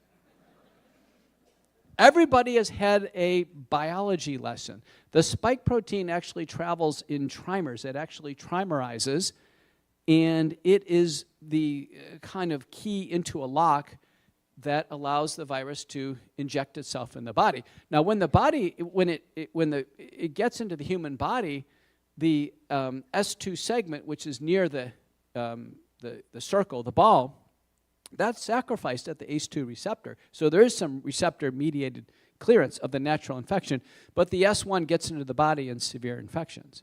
With the vaccine, the genetic code is inserted, and the full-length spike protein is produced. In fact, Pfizer and Moderna have used the same motif, what's called a proline insertion, to hold the spike protein open, so the full-length spike is experienced in the body, and it's been found circulating in the bloodstream by Brogna and colleagues for 6 months or greater. No wonder some people feel sick for months after the vaccine. A foreign protein devised in a Chinese biosecurity lab is in their bloodstream. And there is no acknowledgement from the medical community this is going on, despite peer-reviewed publications and direct observation by independent scientists. Next slide. The co-conspirators in the creation of SARS-CoV-2, as memorialized in written documents, peer-reviewed papers, are Dr. Anthony Fauci, Ralph Baric at the University of North Carolina, Chapel Hill, Peter Daszak, and Dr. Xingling Li in China. The two papers at the top in Nature Medicine and Proceedings of the National Academy of Sciences declare in 2015 and 2016 that they have created a SARS-like Wuhan Institute of Virology 1 virus poised for human emergence. These papers will not be reviewed on Capitol Hill. Despite all of the choreography and all of the testimony, no one will directly read these papers into the record on Capitol Hill, which say it's gain-of-function research, started before the moratorium on federal funding and continued, that say that Ralph Barrick and his team at UNC are the designers, Peter Daszak is the shuttler, he shuttles the plans to China, and Dr. Xingling Li and her team in Wuhan, China do the work. They thank the Chinese. And then from there, these papers are ignored. Yet they're published in some of the best basic science journals. This is prototypical, probably primordial SARS-CoV-2. It may have been upgraded. There was a protocol to upgrade it called the diffuse protocol. All this has come out in the Select Coronavirus Pandemic Committee. But yet, we still do not have formal investigations with special prosecutors to get to this. But I can tell you, my interpretation is a U.S.-Chinese collaboration created this virus intentionally, and at the same time, in these papers, by the way, they were testing early vaccines and monoclonal antibodies. It was by design to create a biological threat and to create countermeasures and for some entity to hold them, probably the EcoHealth Alliance. On their website, that's their aspiration, to hold biological threats and countermeasures as power tools. We no longer hear about, missile defense systems and missiles or what have you. This now in the world of biolabs. Next slide. What's happened with the pandemic? Well, the virus made many people sick. Sadly, those who did not get early treatment became hospitalized and died, almost 2 to 1. There's an analysis by Vertkirk and colleagues that shows that virtually everybody hospitalized received inadequate early multi-drug treatment. It evolved over time. But 2 to 1, it's because they weren't treated early. Secondly, virtually every death in westernized societies occurred in the hospital. It was unique that people weren't dying at home. So something occurred in the hospital. Next slide. That led to death.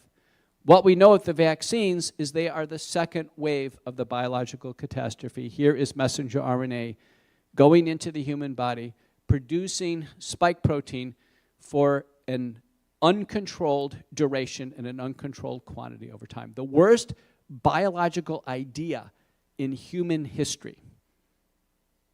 And you're looking at one of the few public figures who could see this ahead of time. There wasn't a single chief of medicine who expressed a concern about this worldwide. To this day, there's not a single chief of medicine who expresses a concern about this. Next slide. What we know now, React 19 is a wonderful website to follow.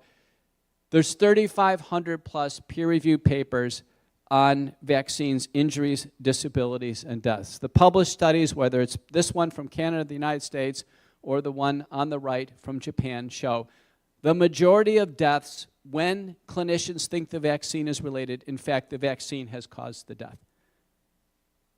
Vaccines causing death.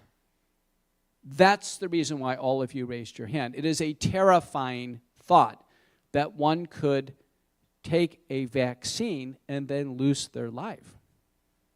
Now, Anthony Fauci was just on Capitol Hill saying the vaccines saved millions of lives.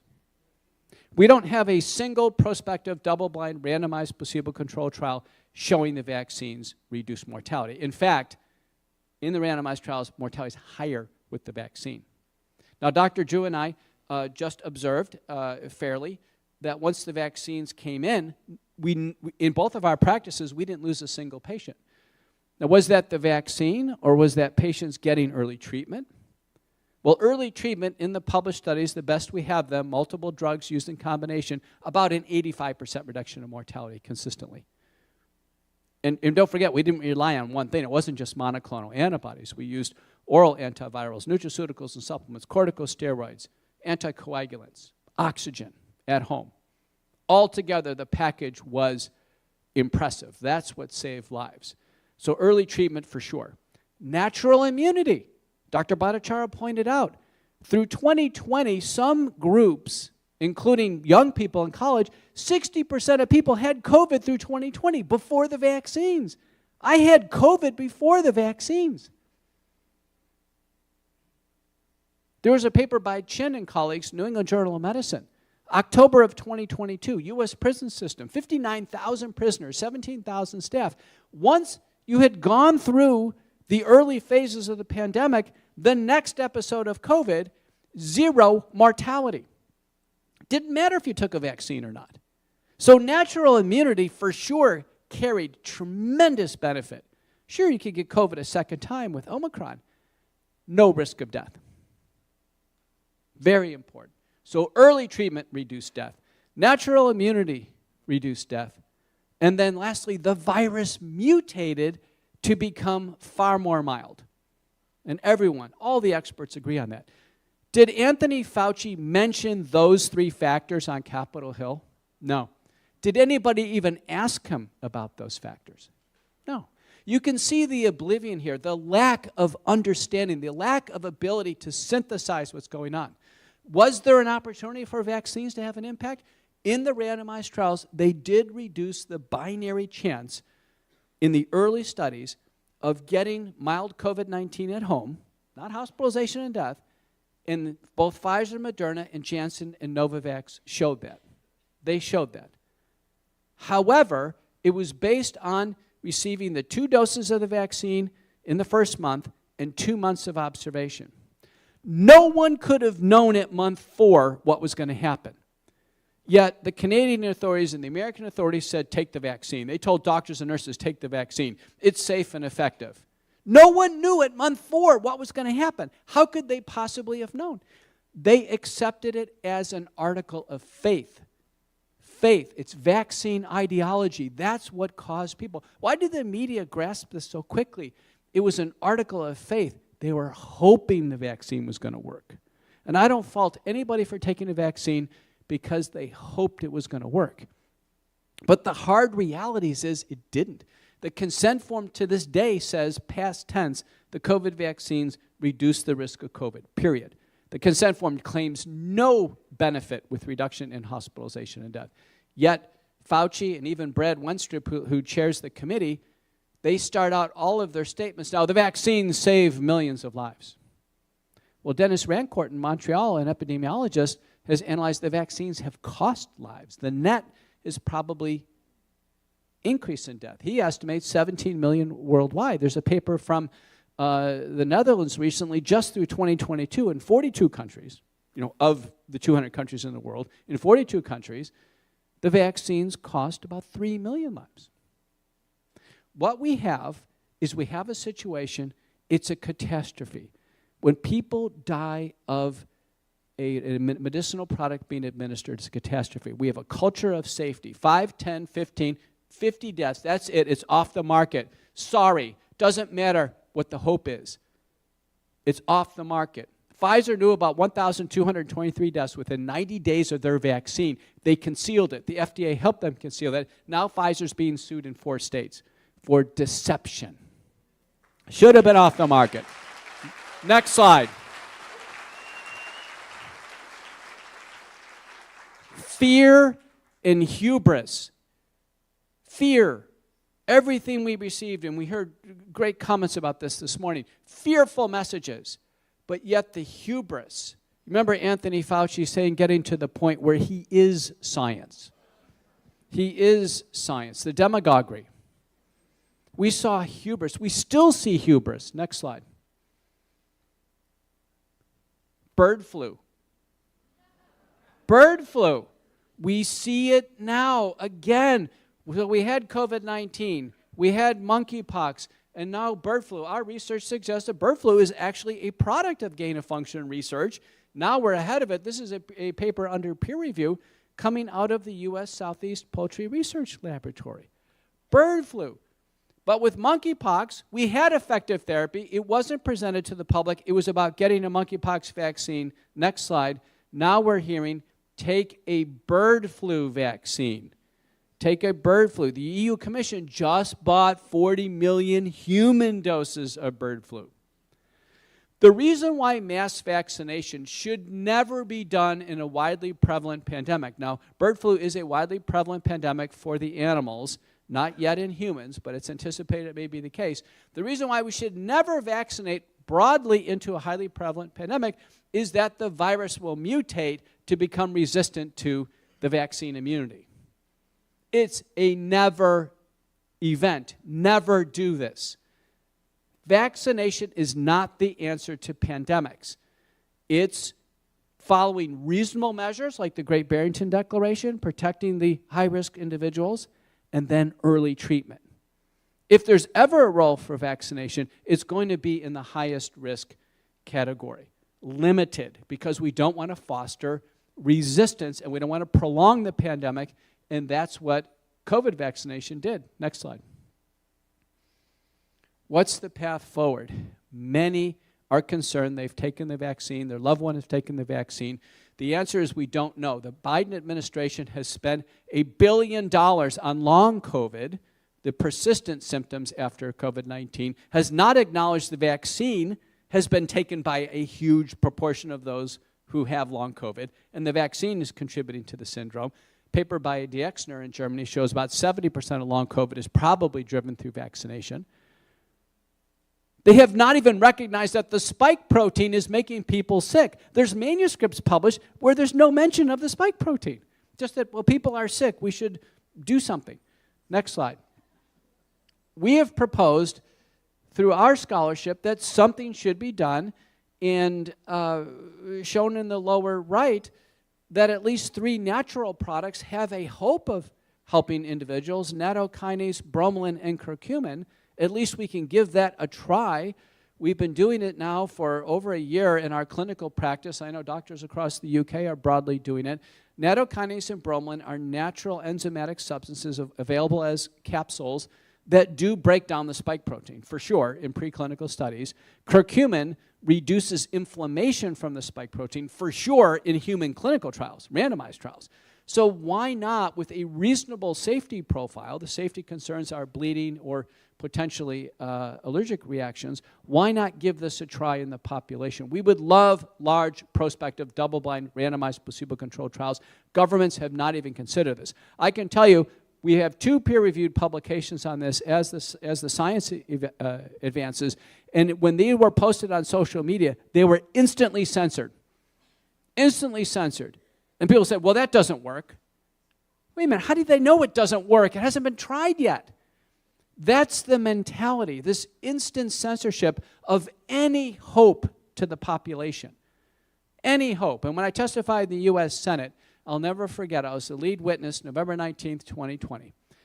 The majority chairman was Senator Ron Johnson. The minority was Gary Peters from Michigan.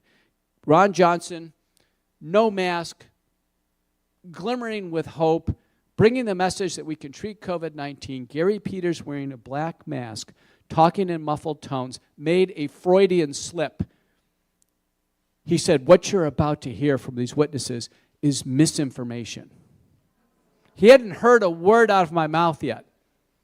He goes, and I don't want this to give Americans any hope. That's what he said. He meant to say false hope. The point is, it's in the minds of people to take away hope from others. It's in the minds of some people to take away compassion, to take away human interaction. It's in the minds of people, whether it's out of some misguided response to the crisis or whether or not it's truly evil.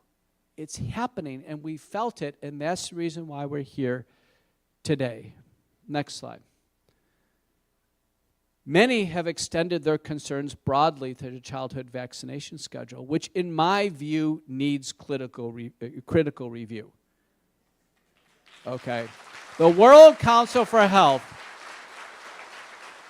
the World Council for Health, which is an international body led by Dr. Tess Lowry, who was the lead consultant to the World Health Organization, has started her own organization and essentially has said, in her group, which is a consensus document, has said the COVID vaccines being administered every 6 months down to a 6-month-old child was the straw that broke the vaccine's camel back. That's it. It's too much for the children. We need a critical review. It is now the time to consider it safely waiting and seeing how the science and the safety plays out. None of these vaccines have ever been proven to be safe when given in combination. It's very important, and that's how they're given to children. So I want to finish and conclude by stating we're at some type of threshold. We're in a great controversy in medicine. The medical orthodoxy has been wrong multiple times throughout history, and they remain wrong for years before they correct their position. I'm not in the orthodoxy on this one, but the medical orthodoxy was wrong on hand washing. When Dr. Ignaz Semmelweis proposed it, for 20 years doctors refused to wash their hands and spread infections to pregnant women. The doctors were wrong on smoking when Rosenhill proposed that smoking causes lung cancer. The doctors and nurses denied it for decades until the U.S. Surgeon General report came out. The doctors were wrong on the opioid pandemic, which turned out to be a disaster, and we were years behind on this, and they are wrong on COVID-19 vaccination. So your charge is to go out, speak to others on this in a reasonable, dispassionate, level-headed, empathetic way. Talk to your doctors about this and say, I am concerned about vaccine safety and what we've seen. You're going to hear a lot more about it today. And let the doctors and nurses and others know your concerns. If they hear concerns voiced over and over and over again, it will start to sink in, and you will change the course of medical history. I'm Dr. Peter McCullough. Thank you so much for joining us today. Great crowd. All right. Unify Canada. Yes. Thank you so much. ZUBY, take it away. Thank you, Dr. Peter McCullough.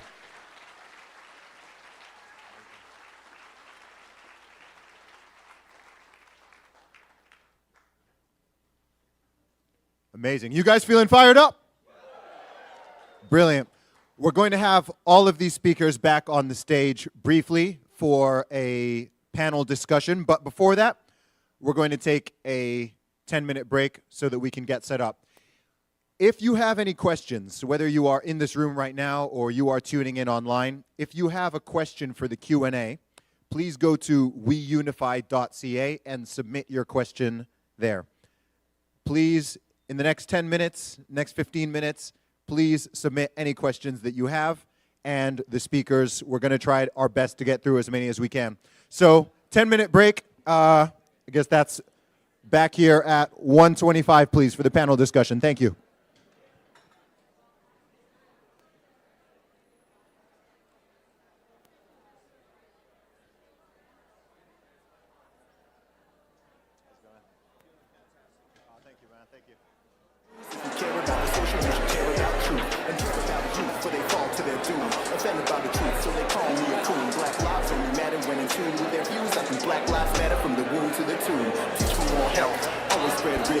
Ladies and gentlemen, if you can please take your seats.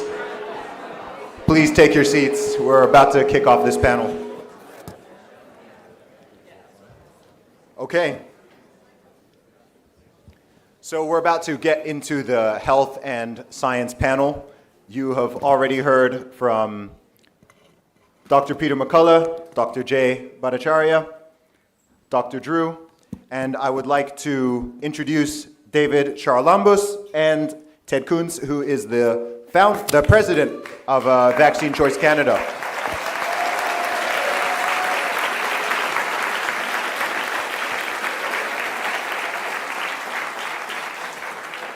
Just a quick announcement. I've had, sounds like some people are a little bit confused about how the Q&A works. So if you go to weunify.ca, and then at the top you press the menu button and there's a Q&A section, and you sign up there. I think you just can quickly register with your email, and then you can submit the questions through that. So towards the end of the panel, which is going to run for about 30 minutes, I'll be going through any questions that are on there, questions submitted here, questions submitted from people who are watching via the stream, and we will do our best to get to those. And Dr. McCullough has offered a free copy of his book to whoever asks the best question. And I'm sure he'd be happy to sign it as well. Awesome. Okay, so I think it would be great to start with Ted or David. If you want to share your thoughts or reflections on anything that the previous speakers have said, anything that's been on your mind. The audience has not had a chance to hear from you yet, so why don't we just kick it off with any comments that you may have. Okay, David said it's me.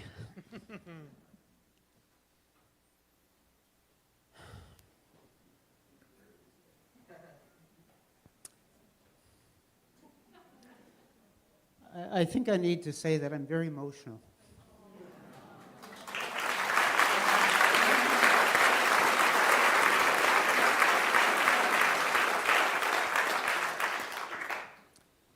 And I'm trying to think about why that is, and I think we're here for two reasons. One is to hear the truth.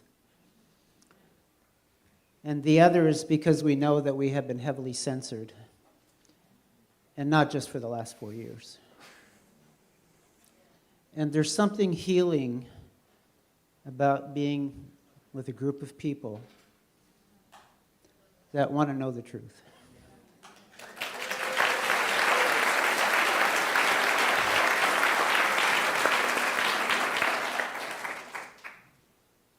And to know that it's safe enough to have these kinds of conversations.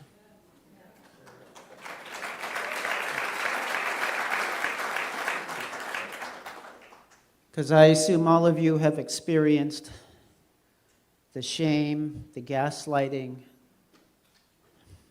the name-calling, the disrespect from family, from friends, from colleagues. And as a consequence, I know that in my own way, I recognize I'm guilty of it as well, is that I have self-censored. There are conversations I no longer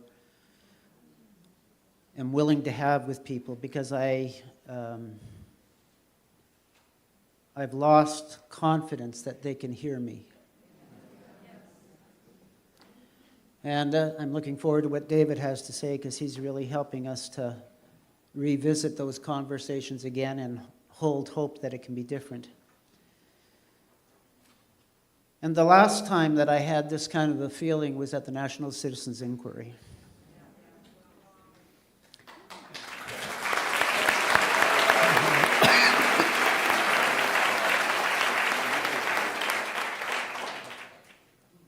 And I helped to organize the hearings in Vancouver last year. And again, I participated in the Regina hearings just recently. And what I can tell you is that we had many people who wanted to tell their story, but they were afraid.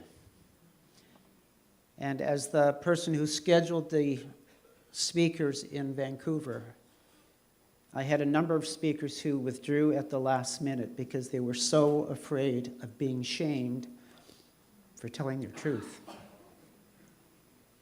But those that overcame their fear and spoke, something remarkable happens. People find their voice, they affirm their authority, and they realize that there's people that want to hear what they have to say. And they become stronger, and I would suggest wiser as a result of that experience. And so I want to honor Jonathan and the We Unify group for holding this space so that we can have conversations that are safe and are about truth.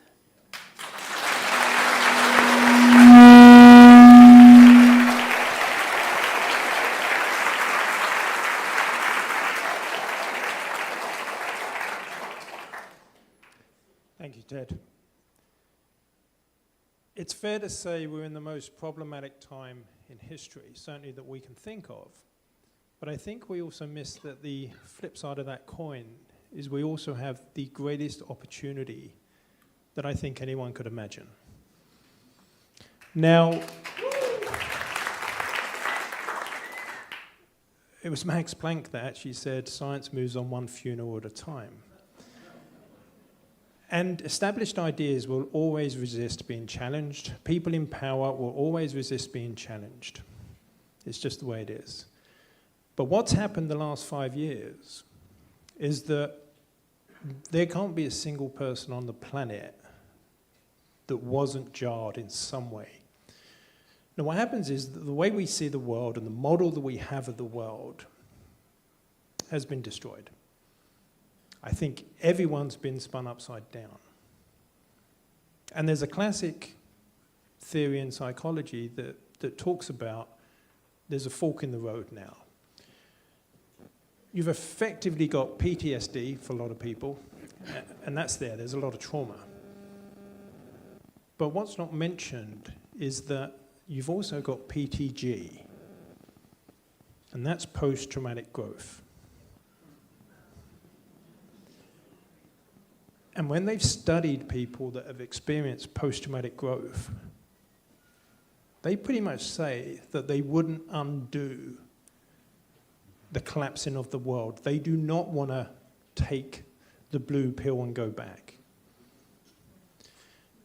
And the world has revealed itself the last 5 years, and so many people have showed their true colors, the vulnerability of people, and to share a stage here with the people here, and I spoke to Jay and a few others, and I said, because I was really made aware in about 2004 really how the world worked, and I worked and consulted to a lot of big finance companies, and I was like, this is a Ponzi scheme. This doesn't make sense. This isn't helping the people. And I had worked on a project with Bruce Lipton a few years ago, and we had expected something like this to be coming along. So the funny thing is, we invested in a farm in New Zealand as being the safe place to go to, and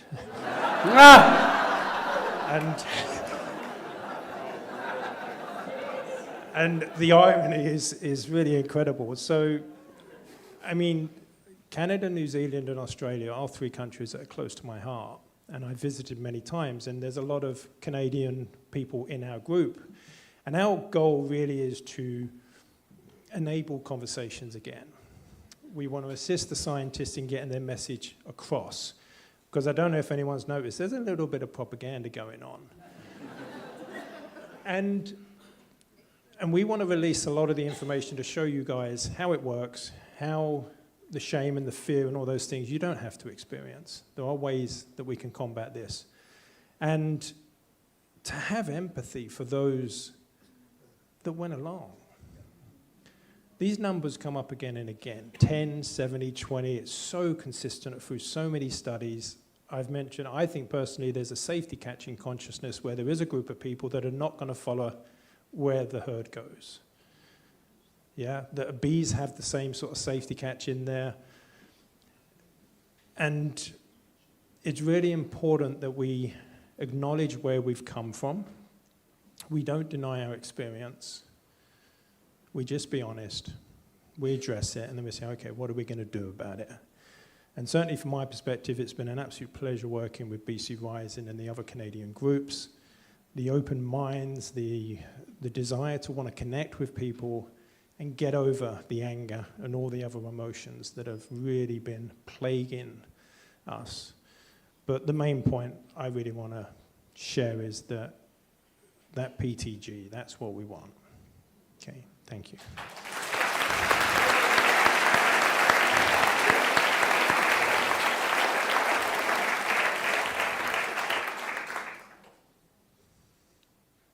Okay, I'm going to start with some of my questions. And these are just going to be open. And these are questions that have just been sourced from people all over the world over the last 4 years in my experience, and things that I know are on a lot of people's minds and consciousness. And I think the first question is about anger and resentment. As I said when I was speaking earlier, one thing that I truly believe is that just across the entire globe, and I know for sure in this country and in this room, there are going to be some people who are feeling some sense of resentment, anger, and frustration in all sorts of different directions for various different reasons, some of them obvious, some of them very specific and personal. How do you think it's best for us as individuals and collectively to move forward past this point of anger and resentment? I don't know who wants to take that first. Jay? So I've gotten, this is probably the most unpopular thing I've said in the context of this, of folks who've followed me. But I think that forgiveness is the central tool that we have, the most powerful tool that we have. I mean, I've had friends betray me. 100 of my colleagues circulated a secret petition trying to get me silenced. Some of my friends tried to get me fired from my job. And I have to live with them. And I've seen what good friends of mine who've been harmed and hurt even more than I have, where they've held on to that anger, this desire for retribution, and it's really corrosive to them personally, right? It really, and for me, I've taken it as a spiritual practice to forgive my enemies, and I can't even begin to tell you the power of that. It doesn't mean that I'm going to trust them the same way again. That's just foolishness.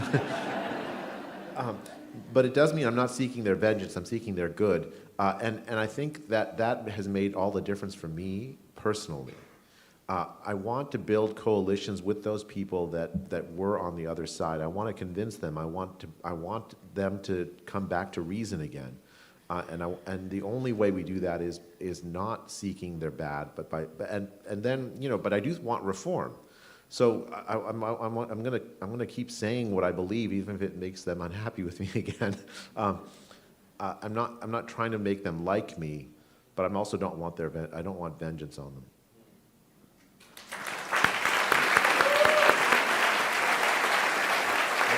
I completely agree. If we focus on vengeance, we'll never get to reform. It will never happen because people will get in their defensive posture. I'm interested in the truth, and I'm interested in reform. And you can be angry. You can still, I'm sure you're angry. You're still, yeah. I'm trying. See it come out on Twitter once in a while. But yeah, if we get focused on retributive justice, it's just going to be an endless cycle. Guillotines bring more guillotines. Everybody ends up in the guillotine eventually. And if you can focus on forgiveness, it's a much healthier place for the individual to be. And if we can focus on the reformation and maybe some apologies along the way, we'll get there. Amen.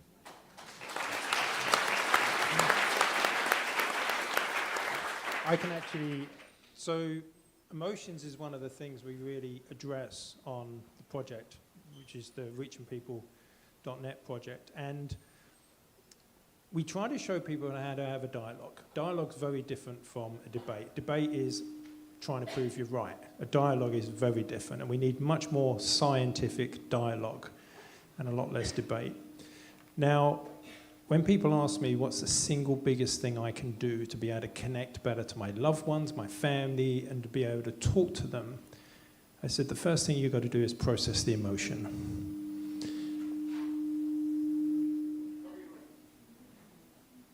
Every single word we say, if it's through anger, that person's going to feel the anger. Okay? And anger is driven by a number of different things. It would be our belief systems and unresolved emotions. But if you can sit with the anger and you can process it, then when you talk to that person, it's not going to come out. Because people try to hide it. I'm not angry. Okay? If you, and I say you want to see someone's true intentions, watch their actions, not their words. Okay? So we do actually have a number of videos that we share with people, and I know there's people in the audience that have done these, and you can literally just sit with the emotions or literally follow a video that will guide you through how to release that emotion. And time again, I'll say to someone, when you picture this person, how do you feel? And they're like, "Arr," and they're swearing, they're anger. And then after processing those emotions, it's usually, I feel sorry for them.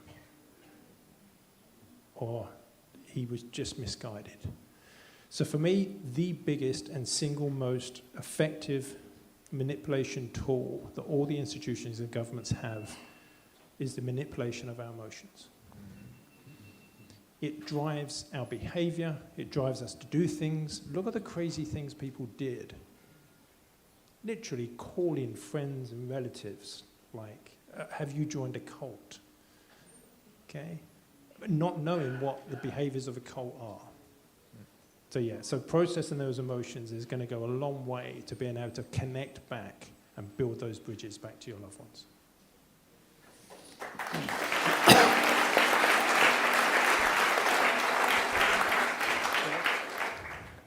Can I tell a story? Please do. Well, first of all, I just want to add to what David said. I mean, my career is a psychotherapist, and so I spend a lot of time working with people to process their emotions. And what I learned in this work that we're doing of trying to tell truth is that if people hear our anger, they can't hear us. And so it's important that we move through that and figure out a way to process that. But can I tell you a journey that I was on with my son? So for those that know my journey, my son was severely vaccine injured, developed an uncontrolled seizure disorder. And at its worst, Josh was seizing 12 to 15 times a day, and each seizure was 15 to 20 minutes long. And I was angry, I was resentful, and I was afraid. And I probably spent the first 5 years of Josh's life carrying those emotions because I was so angry with what had happened to my son. But I had this life-transforming experience with him. Josh and I had this little father-son rituals. When I would come home from work, I would drive the car up the driveway, park it into our carport at the back of the property, and he would hear the sound of my car. And if he was well enough, he would run to the window so that he could see me get out of the car. And when he saw me, he would yell, "Hi, Dad." And I would say, "Hi, Josh." And I would come in the house. But as he got sicker and sicker and the seizures got more and more frequent, the number of times he was at the window got fewer and fewer. On this particular day, I drove up the driveway and I parked my car. And I turned to the window, as I always did. And there he was in the window. And he was very happy to see me.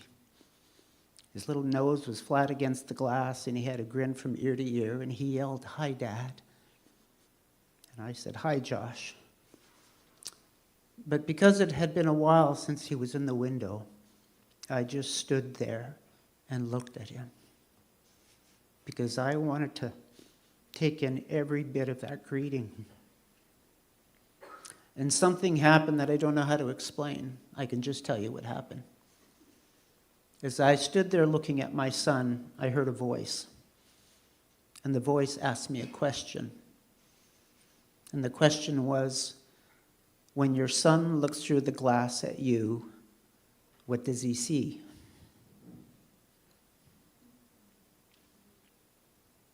So I thought about that. What does he see when he looks at me? And the answer was really clear. He sees a father who's angry. He sees a father who's afraid. A father who's resentful. And a father who was rejecting his own son. Because the truth was, I didn't want this disabled child. I wanted the child that I had before. And all of that came in a second. And I knew that I was not being a good father by carrying all that anger and resentment. And so I made a commitment to him that day. And I said, "Josh, I'm going to learn how to make peace with this life circumstance that's before me. And I'm going to learn to fall in love with the son that I have." And I would say that was the biggest lesson I learned about how to address adversity, because the anger and the resentment didn't serve anybody. And if you want to be of service, you have to learn to make peace with those hard things that we're facing. That doesn't mean that we don't confront them and deal with them. but we do it with a loving heart.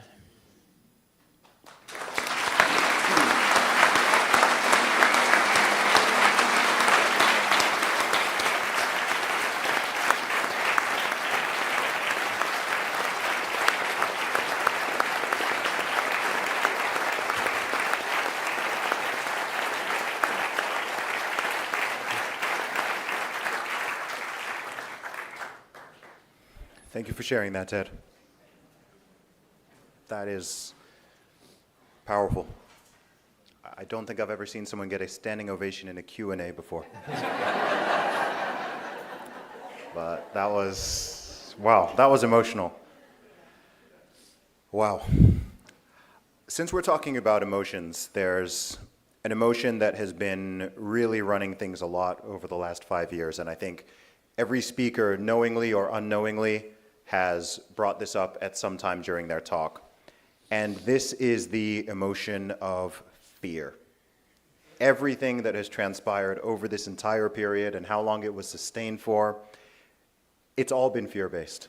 The control of the population, the fear instilled via the government, the so-called public health experts, people in the media, even just everyday citizens.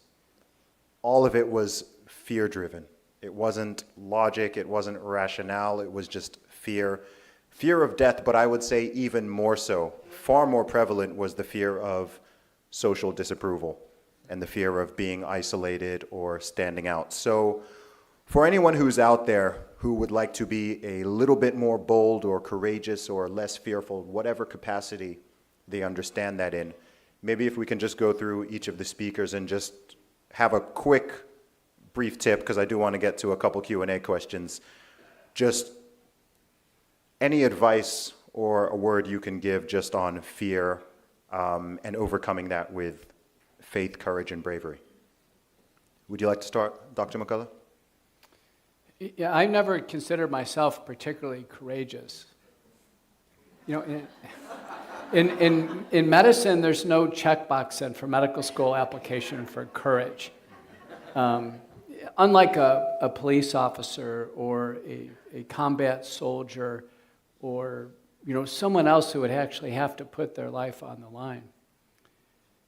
But I can tell you that what's occurred over the last several years for all of us has transformed us.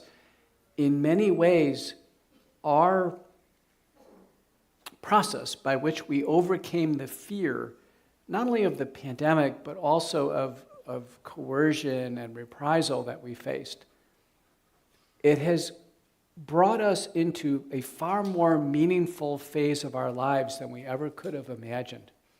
And I can tell you that's happened to me personally. I had a very productive academic career. I've watched the whole career become dismantled. But I'm actually now far more fulfilled and rewarded in my work. And I think all of you probably in your lives sense that too. And our work is not over.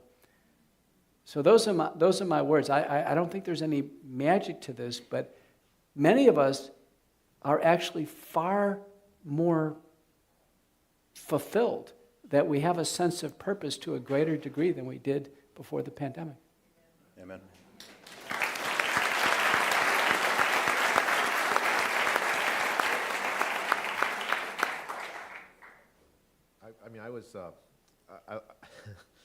I thought I had thick skin before the pandemic.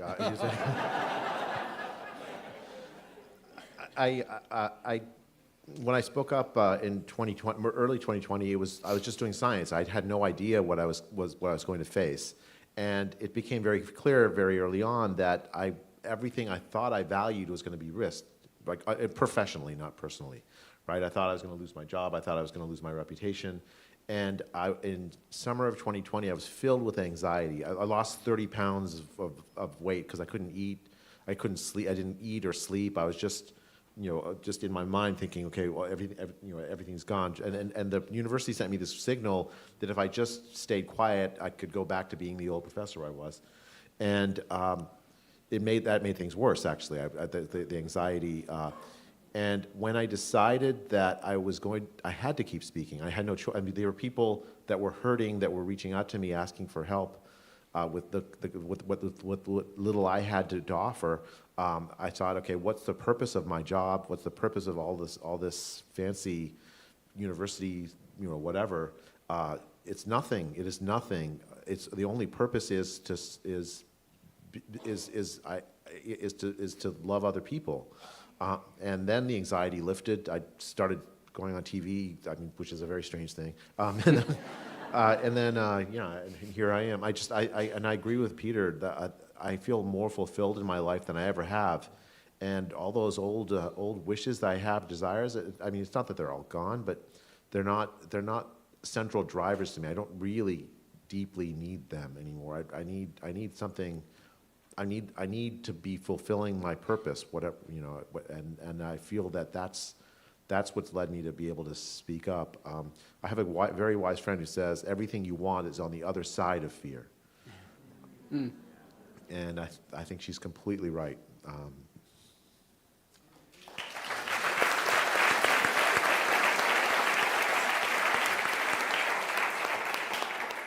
So, again, everything's been spot on thus far. The one little focus I would put on it would be decide with great clarity what is right. And then it's easy, because you have to do what's right. A quick story, I was interviewing RFK Jr., and at the end he goes, "You're so brave to interview me." And I thought, for Dr. Lur to talk is bravery? And then it just occurred to me, I went, oh, we're under attack. I must keep going. This was 2 or 3 years ago for me, and I thought this is important, this is right, and it's a calling, like Peter is saying, Dr. McCullough is saying. It transforms you, and you just have to do it when the time comes. You'll know it. It doesn't feel like bravery. It doesn't feel like courage. It feels like doing the right thing.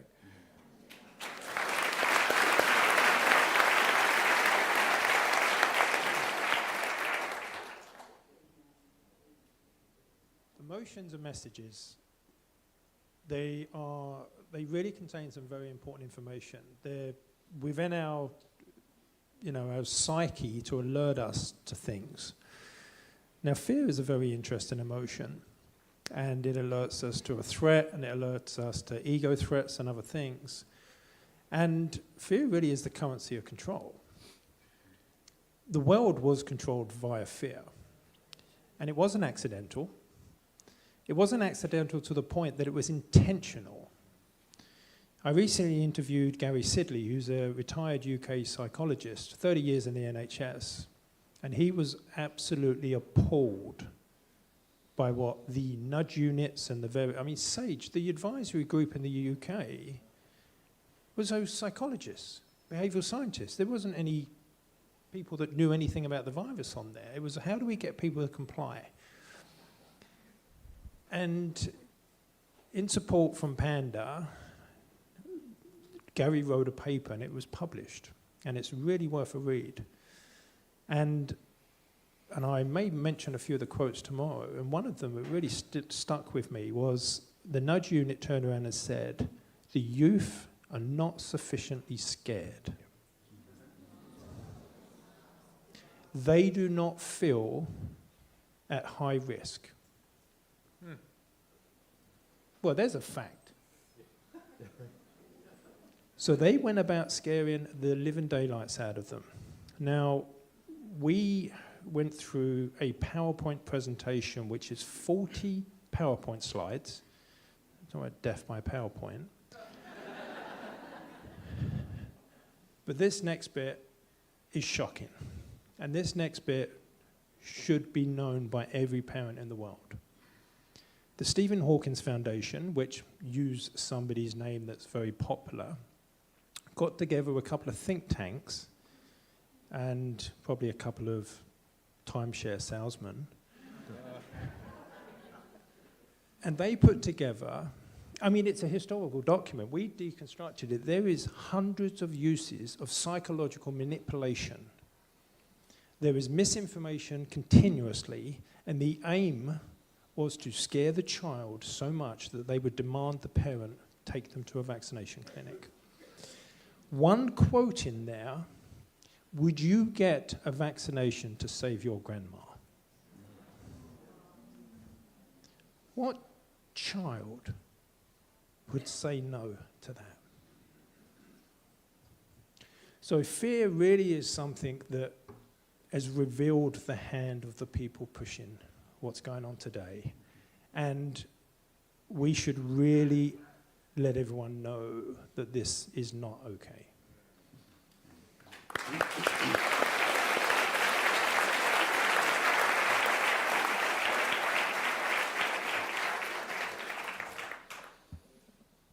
Well, I've got a couple of thoughts. One, in my role as president of Vaccine Choice Canada, I've had the opportunity to interview many of the wonderful heroes that have stood up and addressed the adversity and spoken truth. And a question that I asked many of them is, or a comment I would make to them, is to thank them for their courage. And I have to tell you that every single one of those people said to me, it wasn't an act of courage. And Dr. Pinsky, you made reference to this, is they did what they did because it was the right thing to do. I also think that this time, I agree with David, is a time of opportunity. It's a time of awakening. And sometimes we think it's about somebody else's awakening, and I would invite us to look at our own awakening. I think what fear does is it teaches us about what we're holding on to, what we're afraid to lose. And when we work through that, then there is no fear. And then the final thought is, in my journey with my son, I had the good opportunity to work with Eckhart Tolle, who's the author of the book, The Power of Now. And I got to work with Eckhart very early in his journey of teaching. And I sat in a room with him with about 10 other people. And the question that he asked us was, where do you live? And then he said, I'm not interested in what city you live in. I want to know whether you live in the past, the present, or the future. And what he taught us is that fear is always about living in the future and telling yourself a negative story. And so the antidote is live in the present. In this moment, there's nothing to be afraid of. And if you're going to be in the future, then tell yourself a good story.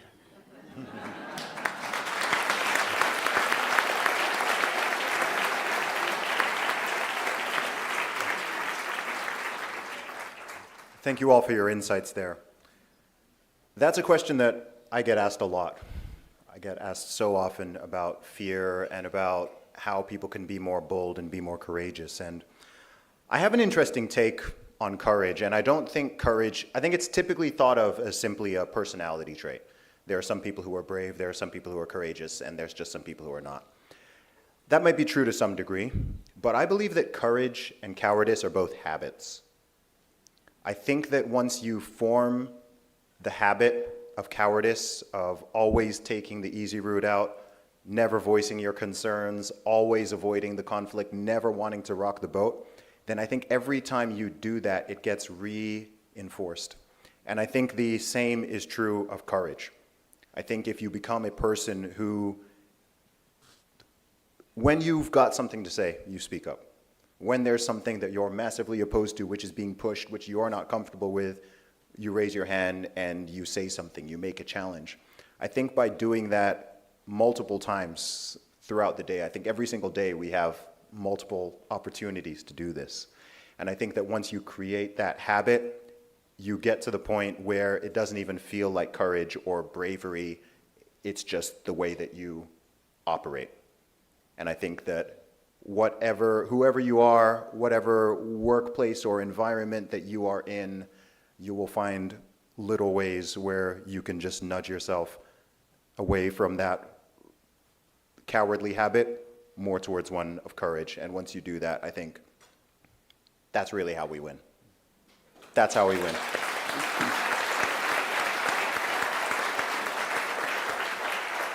So I'm just going to take due to time, I'm just going to take one question. It's the one that was rated the highest of the questions that have come through on the Q&A. And I think this is probably best addressed by someone who's more local, and it's a question from Marvin, and this is about the state of British Columbia public health. So he has written, and I guess this can apply to other places as well, but he's asked, what can we do as citizens to get the draconian mandates against our healthcare students, nurses, and doctors removed?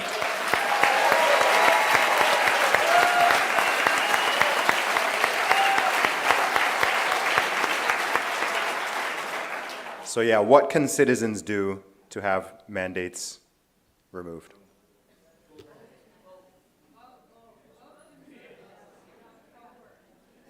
Anyone have an answer on the tip of their tongue on this one?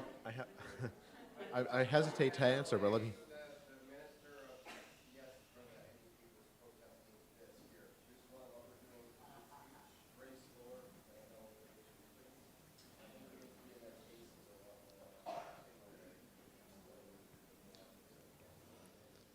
So did y'all hear that? That apparently the NDP minister said that, or some NDP representative said that this conference is hate speech.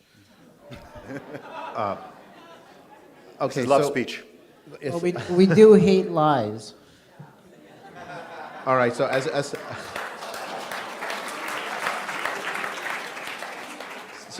an American, I'm very loath to tip my toe into Canadian politics, as I know it, with very good reason why you wouldn't want to listen to Americans, because God knows we have our major problems ourselves. But let me just give you some generic advice, I guess, because this applies not just to Canada, but literally to every country that has faced this ridiculous public health policy.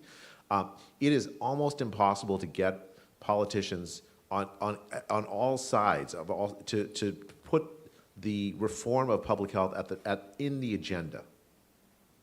And the reason is very simple, is that almost every politician, almost every political party signed on to the lockdowns in some way or another. Some much more enthusiastic than others. There's very, very rare exceptions to that case, right? And what that means is that the politicians view putting lockdowns on the agenda as a threat to themselves. So whatever your political party is, if you oppose the lockdowns, if you've come to oppose the lockdowns, you've been harmed by the public health policies, and you want a better way, you want democratic representation of these policies in your polity, go to your political leaders and say, this belongs in your call to action, in your agenda, and it doesn't matter which party. If every party thinks that it's in their interest to address it, then all of a sudden it becomes no longer a political issue, it just becomes a fact. That's how we win. Make it a fact. It doesn't matter what your politics are on a million. Do you like the minimum wage? Do you don't like the minimum wage? Do you want it lower? I don't really care. It doesn't matter. None of that matters. Everyone was harmed by these lockdowns. Literally everyone on the face of the earth was harmed by these lockdowns. They were harmed by the mandates, even if they themselves abided by them. They were harmed in some concrete way because they were isolated from their neighbor. And so we need to make it by putting it, there's an irony here, by putting it in front and center of your political leaders, say you have to address this, no matter which party you are, it'll become no longer political after we win. The greatest concern that I hear is actually not about masking or lockdowns. It's about being mandated to take a vaccine, right? I mean, that's really what we're talking about. People know it's possible that under a vaccine mandate, they can take a vaccine and lose their life. That's what's putting people on edge, is personally losing your life due to a vaccine. This is so important. No vaccine is safe enough to mandate. No vaccine is effective enough to mandate. And you need intellectual support for this. The Association of American Physicians and Surgeons, which is a chartered medical group in the United States of doctors, actually many of them are top doctors in their graduating class, was called Alpha Omega Alpha in the United States. In the year 2000, they published a resolution that said no mandate can ever exist for a vaccine. For any vaccine, period. That's in 2000. That's how far ahead they were. They called for the complete removal of all COVID-19 vaccines off the market. They've called for the abolition of all vaccine mandates. So has the World Council for Health. So has the Florida Surgeon General Joe Ladapo. And so has multiple states, including the most populous states in the United States, including Texas. In Texas, it's illegal to mandate someone to take a vaccine and have them lose their life due to the vaccine. The COVID vaccines are sufficiently dangerous, they can't be mandated because people can lose their lives. This has to be presented front and center over and over again to every single doctor, every single nurse, every single politician, every single person you talk to over and over and over again. That's what we're talking about here. We're talking about the preservation of life. This really has to be put on edge. A good person to follow is Dr. Mary Talley Bowden on Twitter. She's keeping track of all the elected officials and candidates in the United States who have said publicly that the vaccine should be removed from the market, mandates should be abolished. And that number continues to grow every day.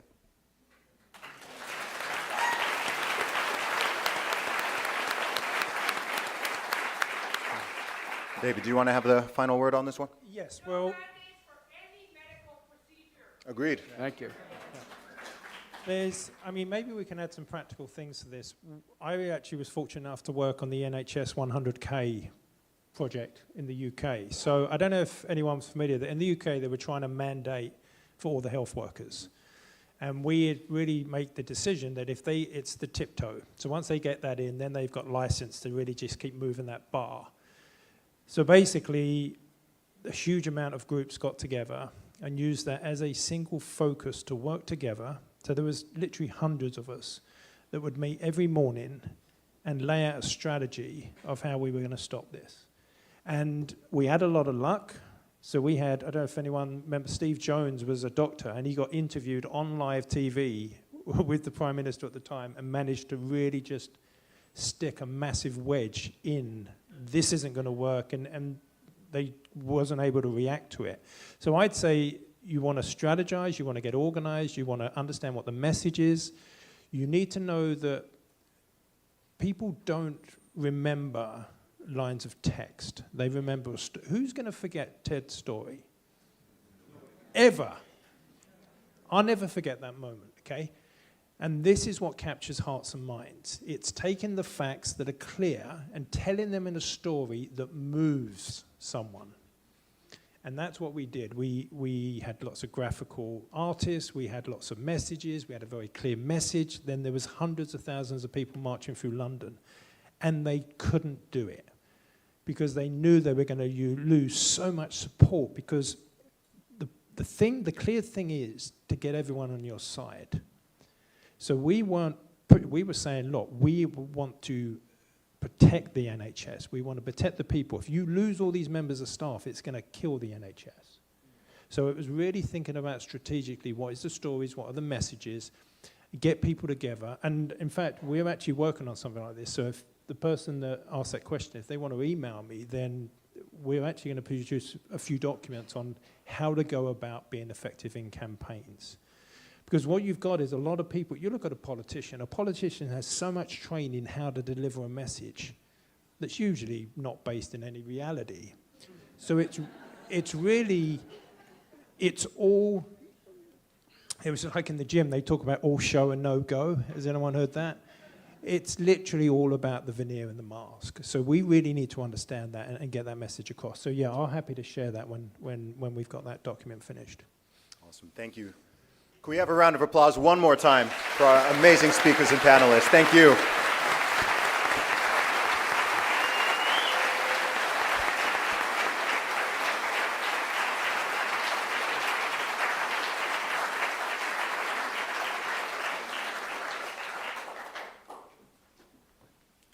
Un momento. Yes. Okay, so by the way, I think whoever asked that question, because it was the one that's chosen, they're going to get the book. Yep. Okay, As you all know, there have been a lot of challenges and difficulties in making this conference happen. A huge amount of effort has gone into it from all the organizers. And so while I'm up here, before we break for lunch, I do want to give a special shout out to the people who have helped to sponsor this event, the companies and organizations. So we have Mindshift Studios,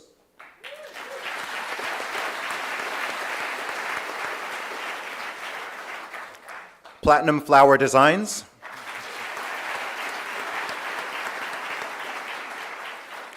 New World Precious Metals,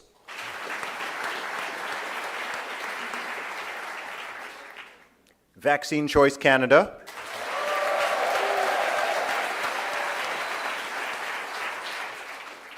Rebel News,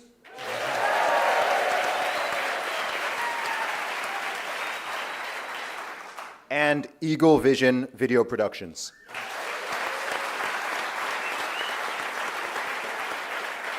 Without sponsors, it's near impossible to make an event of this scale happen. So thank you to the sponsors. And it is now time for lunch.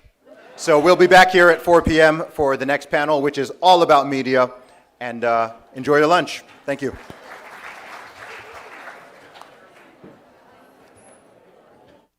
Down with ZUBY.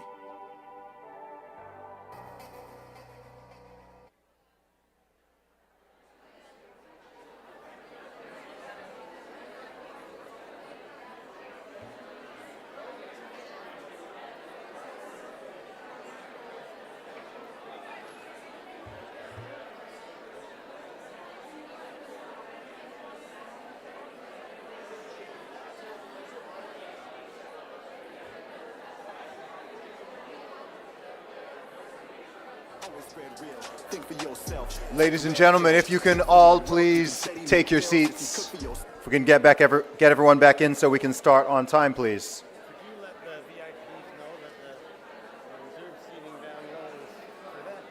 Yeah, they should already. I think a lot of them kind of. They should already know.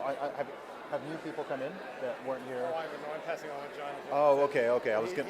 He's a worrywart, which is okay. This thing works. Okay. I was wondering if a lot of new people have come in compared to who was here in the morning. Okay, because then people should. Then people should know where they are.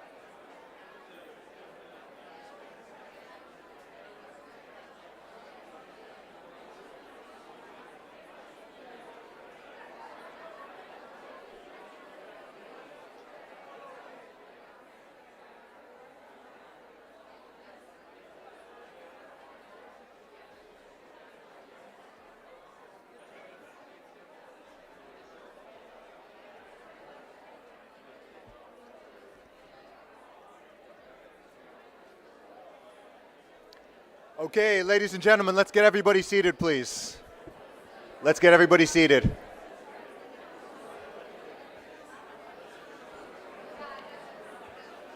We are now moving into the technology and media section of the conference. If we can just let's get everyone quieted down, please. Thank you. Okay, I would now like to welcome up to the stage two men who are fighting for freedom, and this is CLYDE Do Something and MARTY Up North. Please make some noise for them. Let's go.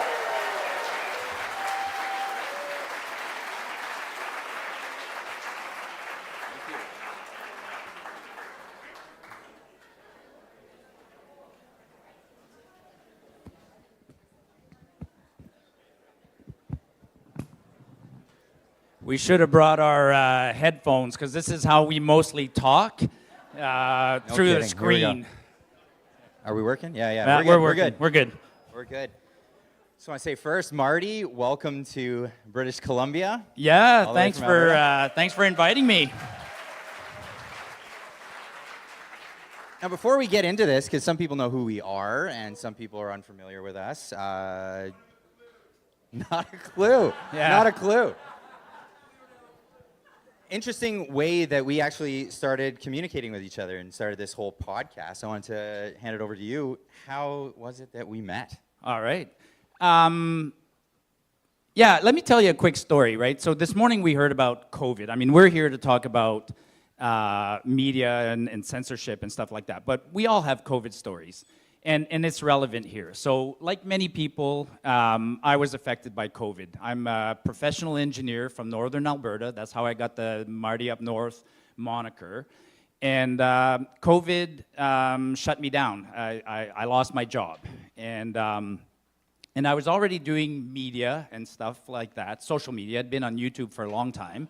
But I pivoted to, and I had been on Twitter, but COVID got me sort of angry, and then I really got busy on Twitter.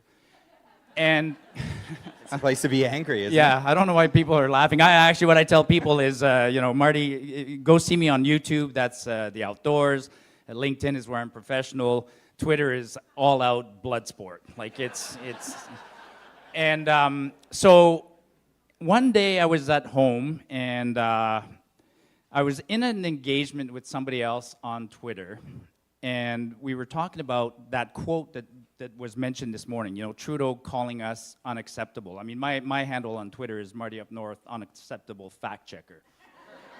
And so I was in an engagement with somebody, and the clip of Trudeau calling people that are anti-vax, calling us, anti-science and things like that. I was talking about it, and that clip was done in French, and I speak French, so I translated the clip and put subtitles on it. And when you translate something, you think deeply about it, and while I was translating it, I got mad. I got really mad. And so I did this, so before, I did a post. I put a picture of me, and basically that picture was addressed to Trudeau. And I think the picture's here. Can you fire it up, my viral tweet? So that's me. And you can read it, but basically I wanted to turn to Trudeau and say, like, you're wrong. You're calling me anti-science and racist and all these things. I'm an engineer. I have a degree on the wall that says, applied science, and I've practiced science my whole life. Anyways, I posted this, went outside, cut my lawn, come back inside. It's like, holy smokes, what just happened, right? Like, I think on that day it got viewed like 2 million times, so much so that Twitter actually suppressed it. But anyways, and the tweet was interesting, but what was really interesting afterwards is the crazy outpouring of support I got. People from all over Canada started sending me emails and notes and stuff like that, telling me about how they'd been hurt by COVID and how this resonated with them. And then there was another interesting thing, which is there's some real media that started attacking me. It was absolutely brutal, like to get attacked by the media, to be called a bot and to be called all sorts of things, fake, paid, whatever. I even naively defended myself. Like I did a video of, hey, this is Marty and I'm a real person. Anyways. And so, long story short, the mainstream media attacked me.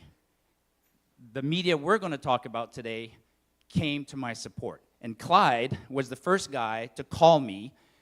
I'd never met him, but he invited me on his podcast. So that's how we met. You were and DREA, who's here. DREA was one of the first people as well to.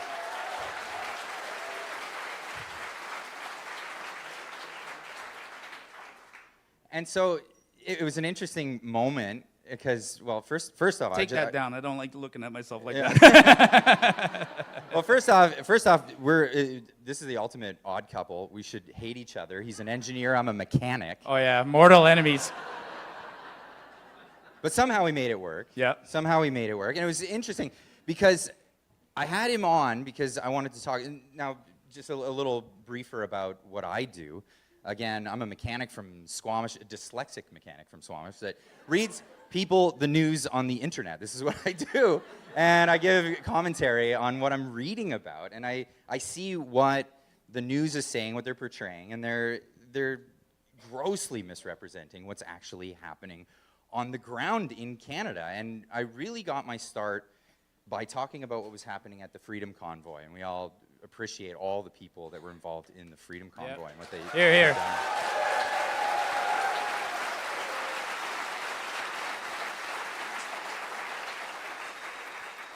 Now, that being said, people were doing a great thing in that service, and the media absolutely came out in libel and slander to ruin reputations of great people who are doing good things. And I saw that then, and I saw it again with what was happening with Marty, and I said, hey, why don't you come on my show? I think this is amazing. A lot of people started doing follow-up responses to his tweet, saying a little blurb about themselves, and saying they're unacceptable because of the views that they have, and of course with the hashtag. Absolutely. Hey, we're lucky. Look at that. They forgot to start the clock, so we still Oh, have we've a got whole, all we have night. a whole 30 minutes, man. Like, We've got all night. This ain't like a hockey game where you reset it. Like it's no. We got 30 minutes. Yeah. So now it's evolved. So Clyde and I, it's his podcast, but we do it on Wednesday nights, and then he publishes it on Thursday morning, and. Usually. And when we started at first, we would before hitting the record button, we'd get together, we do this by correspondence. I live in Calgary almost, and he lives in Squamish, so it's always done, over the computer, and we'd log on, chat, catch up on things, and make a quick list of what do we want to talk about this week, right? But nowadays, when we do it, what do we do now on Wednesdays? Well, half the time we'd have half the conversation privately without hitting the record button. So Yeah. Here's a quick little briefer. This is what I want to talk about. Let's just hit record and go. But we don't have to rehearse very much anymore because there's no shortage of things to talk about. Like it's I mean I call it the bingo card, right? It's like, hey, did you have inviting a Nazi to the House of Commons and giving him standing ovation on your bingo card? Because I didn't. And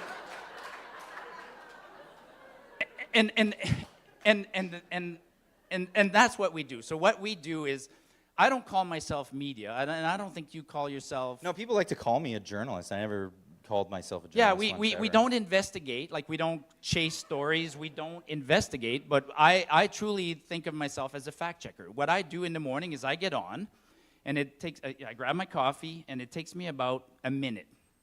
I get on the internet in 1 minute, and I will read something by someone, whether it's a politician, and I don't care their stripes, or it's a journalist, or it's a senior bureaucrat, or even a company. And within 1 minute, I will go, my God, that makes no sense. Like so the lies. So I have a business now. I spend my time just busting lies.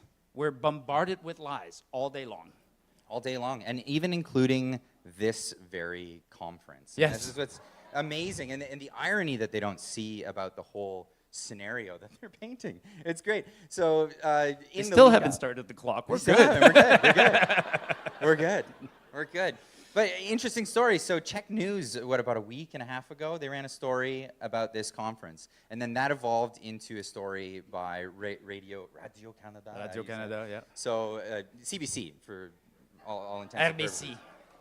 RBI, yeah. Anyway. And I think another one, Times columnist or something. Yeah. Anyway, they ran a story, and it was basically painting this whole event, which is an event dedicated to disinformation and censorship.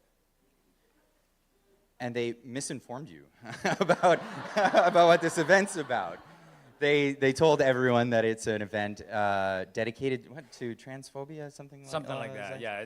And if you were here this morning, you saw the protest that was outside, and those people didn't even know what was going on at this event. No. They were just in fact, misinformed. I think they just moved down the street now and they went to another protest. So, I want to come to one of these. I should have my flag already folded in my bag for such occasions. Mine would say chickens for KFC. That's my, because I think some of the days that is literally what they're protesting. It makes no sense. Anything goes. Yeah. But yeah, it's amazing. So there's no shortage of lies and misinformation. We're all told that there's lies and misinformation. You're going to find it from guys like us. But we're the ones who are actually the watchdogs. We're the ones who are getting on the internet every single day, and we're showing you what they're saying, and then we're showing you what's actually happening on the ground. It's amazing to me how different the viewpoint is from, well, reality. Oh, there's no lie too big. Like, there literally isn't. I mean, some days, some of the comments, and that's what I keep asking people, is like, just read and ask yourself a couple of questions, you know, like I'm trying to think of an example. Like, if they say something like, you know, there's 400 forest fires in Alberta at this time, it's like, does that really make sense? Like, could there be 400 forest fires, you know, or you know, and I give examples online all the time like that to get people to really think. One of my mottos is just think deeply about, you know, simple things, and so I'm trying to encourage that. But what we do resonates with people. I mean, and the other thing that we do that we're able to do that maybe the mainstream journalists fail to do is we connect with people because they contact us and we talk back to them. That's right. So that's how we get our big audiences.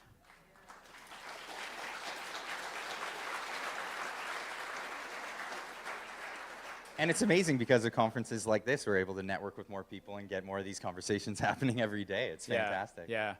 Yeah, the feedback is awesome, like instantaneous feedback. And sometimes we make mistakes. Actually, that's one of the funniest things. If we make a mistake reporting something, my God, people come down our throat. Like, it's incredible. And I often say to people, like, you should try holding a politician as accountable as you're trying to hold me right now. And I'm happy that you put me on a higher standard. But you should perhaps put, you know, politicians on a high standard as well. Why? Did I say something weird? Oh, that kills me. That kills me. Yeah, That's great. Yeah, a higher standard than politicians. That's definitely a bar. Yeah. To reach for. Yeah. Absolutely. But it's amazing. So I want to thank all the organizers here for inviting us out to this conference to talk to you guys.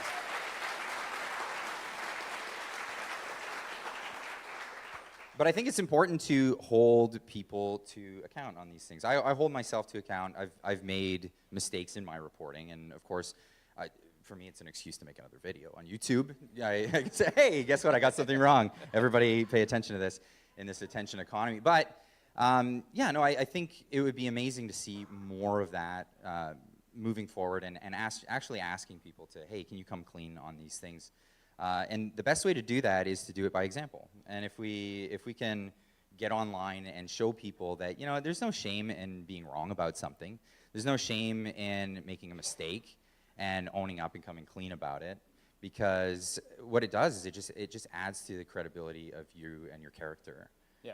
When you do so. And I think if we can, as creators on the online space, show how much appreciation audiences have to, and just people in general, to the idea of being, you know, having a bit of humility and saying when you got something wrong, maybe that could, you know, reflect and go further into society, and possibly even see that from you know, officials in our government. Yeah, well, day. you know, I think somebody said it this morning, or, you know, if you tell the truth, then you don't have to remember the lies. I mean, it's easy. You just tell the truth, and then and then go from there. What else can we talk about? A few interesting things. So we want to talk about what's happening, right? So and we want to talk about censorship. We do get censored. That is a frustrating part of what we do. So, you know, when Clyde and I talk in the morning, just before our show, sometimes I'll say, oh, did you see the story on the opioid problem in Vancouver last week? And we'll talk about it, but we're still censored. Yeah, and then I'll pipe in. I'll say, okay, Marty, when we're doing this story, make sure you don't say these words. Yeah. And you don't say that catchphrase, and we'll be fine. Yeah. And then, so here's the thing that's been happening. In censorship in media, it depends on what part of media you're doing this. If you're on Twitter, it's a different set of rules. If it's on YouTube, it's another set of rules. Or they're not, I wish it was a set of rules that they write out and they give it to you and say, here, Yeah, these you are the never, words you can't say. you never know why you get the 7-day penalty. Yeah, it changes all the time, and this is a dance that we have to play. We have to walk on eggshells while we're trying to report to people. But yeah, it'll become a story of, okay, well, Marty, when you're talking about the vaccine, just make sure you don't tell anyone you could die from this thing. No. Because that it would be difficult. I'd love to have Peter McCullough on the show one day, but I'm going to have to say, all right, maybe part of the show I'll actually have to go on Twitter. COVID was a particularly censored event. I'll say that from my point of view. Like when I was, you know, early on during the pandemic, or scamdemic, whatever you want to call it, like some of the doctors said, I'm an engineer, so I was just looking at data, and right away I was like, okay, something doesn't add up here, right? Kids aren't dying, and the vaccine can't be. How can it be safe? They only put it out today on the market. There's no way they tested it, right? Like really common sense things like that. But early on, talking about COVID, I had to have references, like somebody said. Like I would purposely pick government data and then always put a link in my tweet to that data, and then they couldn't stop me. And I swear to God, every time I failed to put a link, boom, penalty, like 7-day penalty now. And then I remember the day where I got an account blasted. It was Omar Al-Halbra, the minister. I literally asked him, like, hey, when are you going to lift these travel mandates? Because I quoted or I was quoting a story, but I forgot to put the link. And that account got blasted, like just blown away. Shout out to Elon Musk. When he bought it, he restored that account, and I was happy he restored that account because it had so much good information on there. But yeah. But you moved on and you had another account. and another, and another, and another. Those are tricks of the trades. You need multiple accounts. Yeah, absolutely. And I know a lot of other people, they're looking to alternative platforms, but I think we need to populate all of these platforms. So there's, you know, YouTube is probably the biggest video sharing platform, and so I've dedicated most of my time to that platform. Yep. Marty's on Twitter. I know you're on YouTube, but yeah, I'm on YouTube. You don't do this stuff on YouTube. But I think we definitely need to populate all of the platforms. A lot of people are encouraging people to go to Rumble and I think Odyssey, Library. I don't know if that's a thing anymore. Yeah. Anyway, we need to populate all of these. And yes, we have to walk on eggshells in certain areas. And please understand when your favorite YouTubers are phrasing certain things a certain way or walking on eggshells for everything. This is why we do it. Because these are the biggest platforms, and we really, really want to get the information out there as far as possible. And the best way to do it is to do it where they're not going to censor you. And they're not going to say, because they'll actually limit your reach. They'll actually limit how far a video will go, depending on certain words that you use. If you talk about, if you even say the word drugs. Yep. I noticed on some videos, because we were talking about the opioid epidemic here. Well, it's actually all the way across Canada at this point. But yeah, and so they're trying to censor us, but the harder they try, the more tricks we find.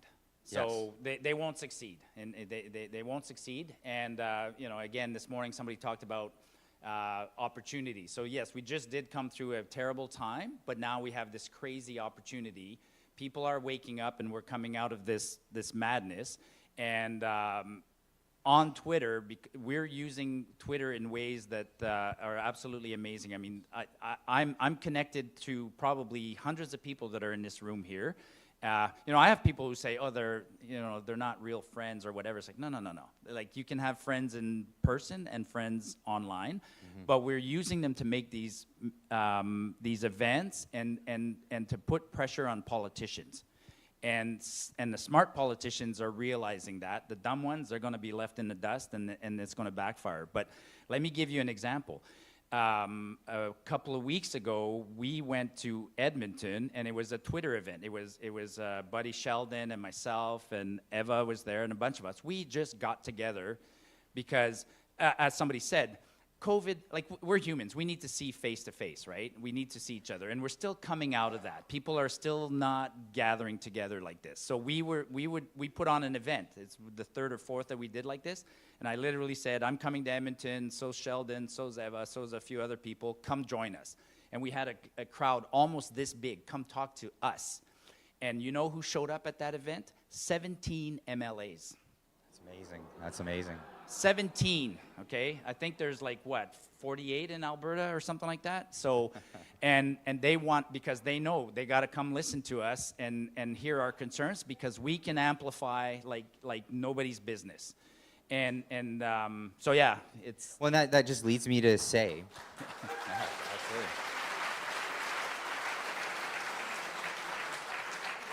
Well, that just leads me to say, we're looking forward, and like this is tech and media, and this is what we're talking about right now. We all know it as the legacy media. That's what they've been calling it. Mainstream media, corporate, government funded. We are the mainstream media now. Yeah. This is. Well, okay. On that theme, can I tell you a quick story? So, who follows me on Twitter here? Who? Okay, just started. Who saw me when I dressed in orange to go to the NDP event? Okay, so you guys are laughing, right? But let me tell. Not a Guy Beau jumpsuit. Yeah. So the people who don't know the story. So in Alberta, there's the Conservative Party and the New Democrat, the NDP, and the NDP was holding a town hall. Where they were slamming the proposal that we have our own pension plan. I'm not going to get into the details, but I went to that event. And there was probably 6 or 7 NDP MLAs there, and they all have me blocked. Okay? They all have me blocked, but I wore an orange jacket, and I showed up, and they all came to me. They don't know who I am. They have me blocked online, but they came to me, and they're shaking hands. Hey, Joe Sessi, how's it going? Hey. And I'm shaking hands, and they're buddy-buddy, and they want pictures with me because I look like the diehard supporter. And then they did their presentation, and then they're asking questions, and I put up my hand, and I had like 4 cameras on me. Hey, this is going to be a good question. This guy's one of us, right? And then as soon as I started asking the question, the cameras just went, oh shit. and then I ruined their party, because every picture they took that they tried to post on Twitter, I was in it. Right. So we made them look like fools. That's, so that's the power that we have now. It's, yeah. Yeah, that is the power that we have. Yeah. Yeah. And for those that don't tune into us once a week, this is the show that we do every week. Yeah. It very much is just talking about what's happening in Canada, what's going on, the way we see it going forward, a bit of economics, because we're dorks. Yep. And we like to bring humor to the situation that we're experiencing here in Canada. It is difficult to make it through your week, your day, your month, being so angry at what's happening in Canada. There's enough to make us angry. Everybody needs to blow off a little steam, have a couple of wobbly pops sometimes. My favorite is when I get to go away for an extended period. You guys know I do these long hikes and whatever. So I disconnect, I disappear, and then when I come back, I avoid the computer completely until I have the call with him, and that's that's more fun. That's a So then I'm like, I have no idea what happened while I was gone. Tell me something, and then again, it's like, oh my God, I can't believe, yeah. Yeah, but I think it's important, to have that sense of humor and make people laugh, make people, get people out of their skin, people to look at the situation in a bit of a different light, because it's healing and it helps people cope with what's going on. So yeah, consider us your morning coping mechanism. Yeah. Any questions? I mean, we're up here. We got about 5 minutes, but I wouldn't mind taking a few questions. That's what we do on.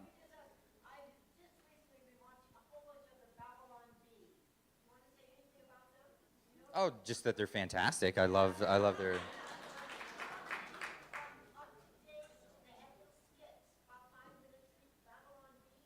Yeah. Okay, so for those that aren't familiar, the Babylon Bee is basically the new Onion. The Onion kind of gave up being a satirical thing when they went woke. So they went woke. They forgot how to joke, and they just started doing what CNN's been doing for decades. And the Babylon Bee came forward, and they're great. They're great at bringing satire to the news industry, and they're so good at it that they actually made a second one called Not the Bee, where Wow. they That- actually that- report on news. That's one of my, not a pet peeve, but I get caught. There's some really good, well, actually, there's some really good satire parody accounts online on Twitter. Some of them are so good that they fool you, but then they're able to be so good because the line between reality and parody in modern politics is so thin that they'll say something that's so silly that I go, well, that must be true. No, it's not. Like, so we get caught that way lots, yeah. Awesome. Oh, we've got a question up here.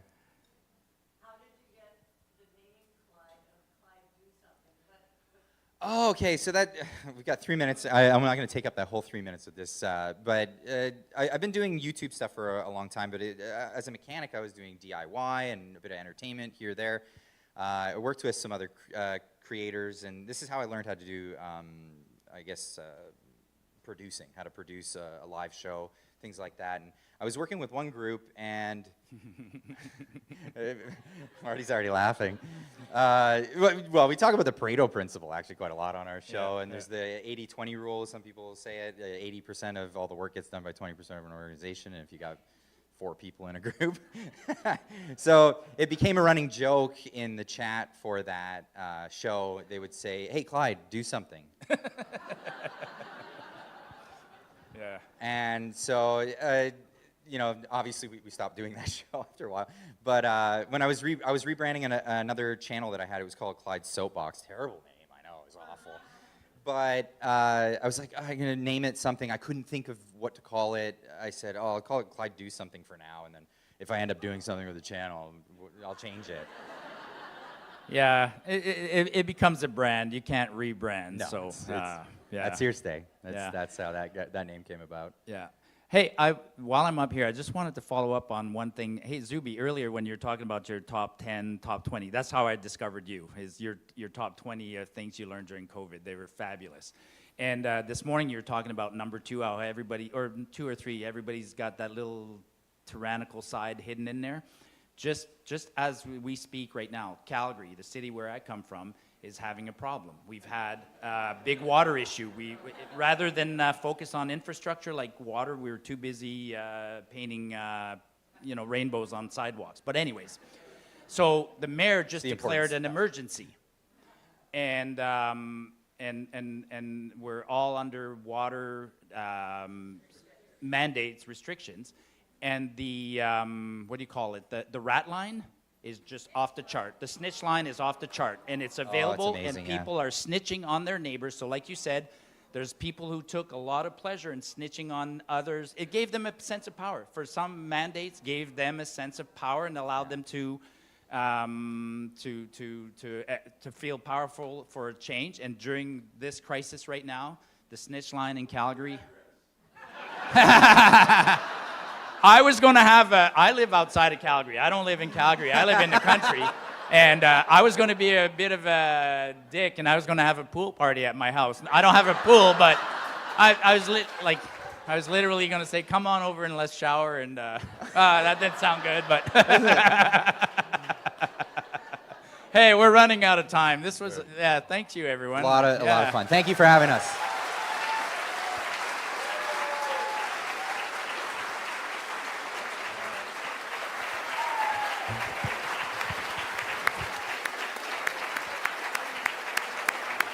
One more time for Clyde and Marty.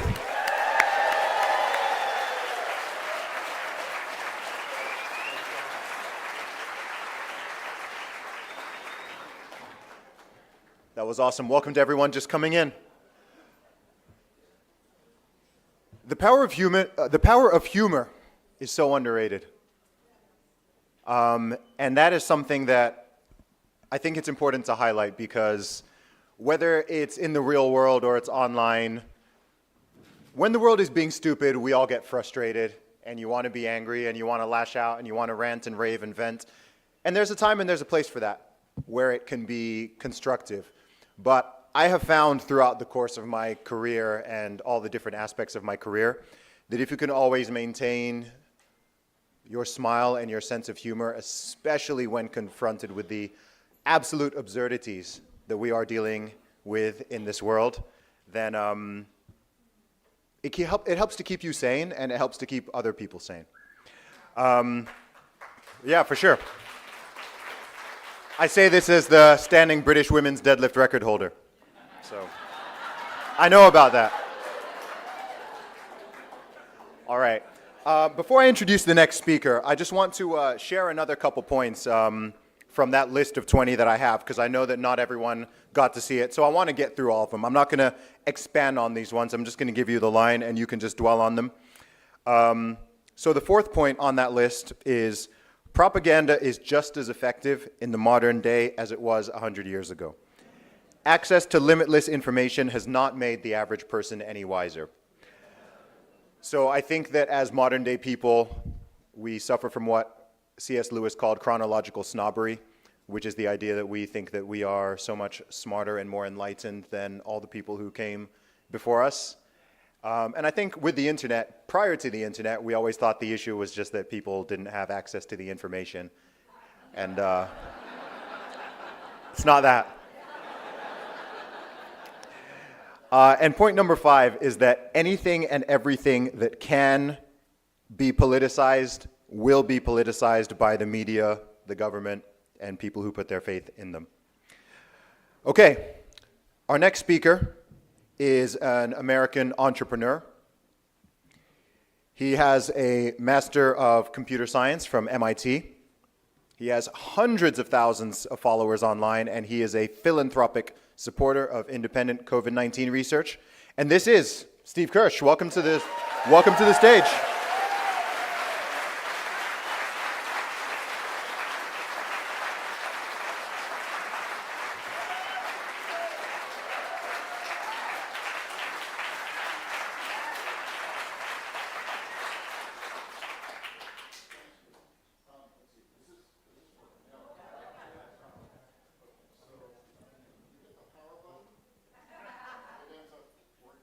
Should work better. Hello? Yes. Okay. So that engineering training from MIT does come in handy sometimes. All right. So I'm going to go through about 100 slides or so. It's going to go fast. And if you blink, hey, wait a minute. 14 minutes? No, I have 25 minutes. Reset the... You always have to fact check these people. I have 25 minutes. Okay, so let's get into it. My name is Steve KIRSCH. I was a former high-tech entrepreneur. I've been featured on 60 Minutes, and that was before I became a misinformation super spreader.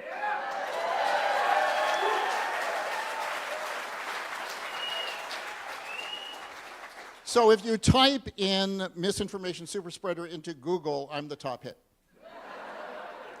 It's nice to be good at something. You know, my mother would be proud of me. You finally made it, Steve. You're finally the best in the world. It's something. And, you know, some people may say I'm a conspiracy theorist, which means someone making fairly obvious observations that the government doesn't like. So, you know, could be true.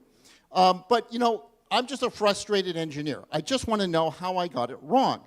And the problem I have is nobody will take the time to show me. They all say they want to get rid of misinformation, but they're not willing to explain to me how I got it wrong. So I keep spreading misinformation. That's it. So the biggest piece of misinformation that you all should know is that the COVID shots were zero benefit and all risk. There was no benefit whatsoever. It didn't reduce infection, it didn't reduce hospitalization, and it didn't reduce mortality at all. It was all for nothing. The only real benefit is it did provide immunity. Unfortunately, it was only for the manufacturers.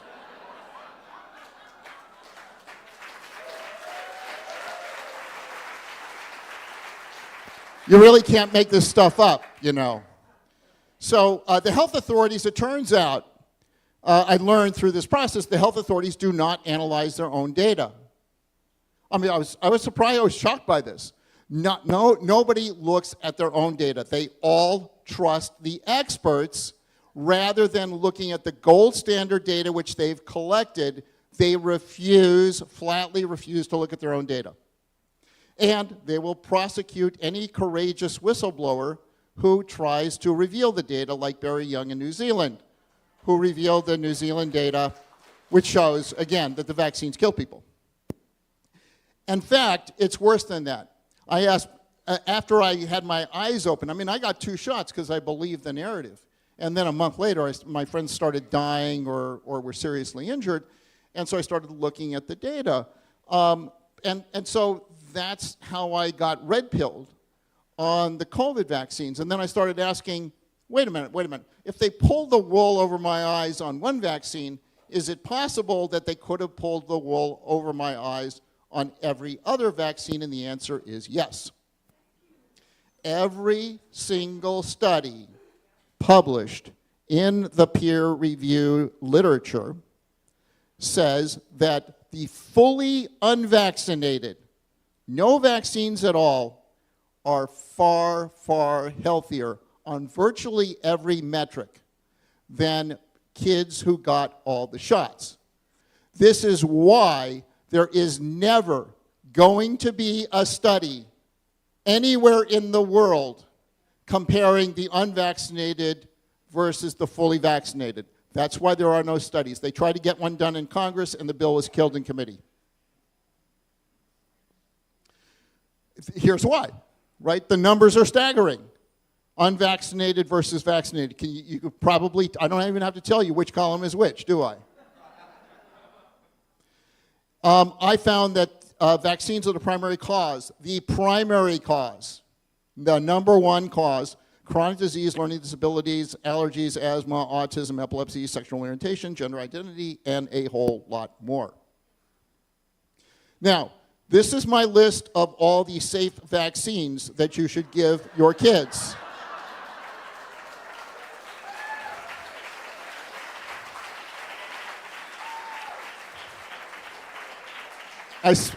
I spent a long time researching this list, and I know the slide's not going to be up for very long, but I will post this to my Substack, so if you didn't remember all the things on here, you can talk to me after the talk. You know, if the CDC was honest, these are the kinds of ads they would be running. Vaccines are not safe or effective. Wouldn't that be great if they finally told the truth? And their own data, of course, doesn't support anything they're telling you about vaccines. You know, they say that it's safe. Well, if it's so safe, then why does 7% of recipients report major side effects in a Rasmussen Reports poll of Americans? And in fact, their own vSafe data shows an 8% had to seek medical attention after getting their COVID shots. 8%. That is insane for an optional medical intervention. Third-party poll. 1% of vaxxed Americans are so severely injured they can't hold a job. That's 2.7 million Americans. This is what they did with the shots. Now, another third-party poll, vax killed twice as many people as the virus. Okay? Here's some more data. This is from the Pfizer clinical trial. Now, I'm one of these people I'm a nerd. I go look at the numbers. And you look at the numbers and you say, wow, the 311 exclusions in the Pfizer group that got the vaccine and 60 in the placebo. Then you do the math. And you find that the two-sided p-value on that is 1.6 times e to the minus 42. What does that mean? It means they lied. There is no possible way you could get those kind of numbers. It will never happen in a zillion years. It means that they lied in their trials. Their trials are fraudulent. Here's Maddie DeGarry, age 12. She's crippled for life in the Pfizer 12 to 15 trial. The head of the FDA, and I talked to her, Janet Woodcock, said that she promised to investigate that as to why they didn't report it in the medical literature and why they didn't report it to the FDA. Guess what? There was no investigation, not from the FDA, not from the CDC, not from the New York Times, not from the Washington Post, not from anyone. This girl is crippled for life, and nobody has called her from the mainstream.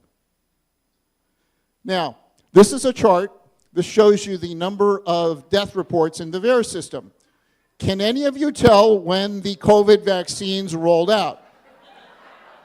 Now, if you can't tell, you could get a job at the CDC in the safety department. They're looking for people just like you. The CDC told the New York Times that if there is a safety signal, they will alert the public. I have it. It's right there in the New York Times. But, of course, they lied. The CDC said nothing to the public. They discovered 770 different safety signals. So this is like myocarditis would be one, pulmonary embolism would be one, bleeding in the brain would be one, cardiac arrest would be one, you know, and so on and so forth. 770 different symptoms triggered at the CDC. The only way we found out about that is from a Freedom of Information Act request. They never voluntarily told the public any of this. This is how corrupt these people are. The only significant, they say, the only significant side effect is myocarditis, and it's rare and mild. Really? Well, okay, so you talk to doctors. So this is Jeff Barkey, and he had 500 vax patients with a 20% injury rate and 3 dead. Does that sound safe and effective to you? Nearly 100% of certain side effects in VAERS, and this is just a partial list. This is the Vaccine Adverse Event Reporting System in the US. More than 100% in, I don't know, probably around 20 or 30 side effects. And they say it's not caused by the vaccine, the COVID vaccine. If it's not caused by the COVID vaccine, then can someone explain to me how you could get 100% of these adverse events like pulmonary embolism only associated with the COVID vaccine and no other vaccine? How is that possible if it's not related to the vaccine you got? It's not. They're lying to you. For AFib, for example, 100% of the cases in the 35-year history of VAERS are all associated with the COVID shots, for example. And even the peer-reviewed literature acknowledges that the only vaccines that cause AFib are the COVID shots. But is there causation? Does the medical community admit that there's causation between the COVID shots and AFib? No. It's unbelievable. I've never seen so many AFib cases in my life. Just an observation. She doesn't want to get deplatformed. Okay. You know, more and more examples. And they'll say, oh, well, that's just because people are over-reporting for the COVID vaccines. But, you know, it's interesting that when you actually look at the data, you find that it's not just over-reporting. The reason there's over-reporting is there's so many incidents. And you can verify causality in just minutes if you just do I did a single survey on X. And I asked people about if you experienced AFib after getting a COVID vaccine, how long did it take? And there were about as many people as reporting that it happened within 1 week versus 2 weeks or more. That's astonishing. Because for 2 weeks or more, that's a years-long period versus 1 week. Okay? So it's not happening at the same rate, which means it's related to the shot. It took me all of 15 seconds or so to construct that survey, and then maybe an hour to get the results. This stuff is obvious if you're looking for it, and if you're not looking for it, you'll never find it. And yet the CDC has never recognized AFib as a safety problem caused by the vaccines. How is that possible? It's possible if they're not looking. We haven't seen any evidence of any deaths caused by the mRNA shots. They look the other way when they show you, when you show them they had, there's evidence. They knew, in fact, it turns out that they had evidence that the vaccines caused deaths, but they just told the public that they had no evidence. I offered to show the CDC the leaked data from New Zealand that Barry Young gave to me, because it's record level data, and I asked the CDC, hey, do you have record level data from the states? They said, no, we're not allowed to ask the states for it. We can't compel them to produce it, so we don't have it. I said, great, then maybe you should be very interested in this record level data from New Zealand. And they didn't return my phone calls. Don't want to see it. In effect, you know, supposed to reduce the risk of infection, but of course the Cleveland Clinic study showed it did exactly the opposite. If you got the shots, you're more likely to get COVID. Every shot increased your likelihood of getting COVID. And in my own Santa Clara County Health Department, I got a FOIA response showing that something like 98% of the people who were diagnosed with COVID were vaccinated. The problem is only 75% of people were vaccinated at the time in Santa Clara County. You see a problem? I see a problem. So I tried for months to get these people just to explain to me why I got it wrong, because it looks to me like the vaccine made things worse. And guess what? Nobody has ever gotten back to me. Can you believe that? It reduces the risk of hospitalization.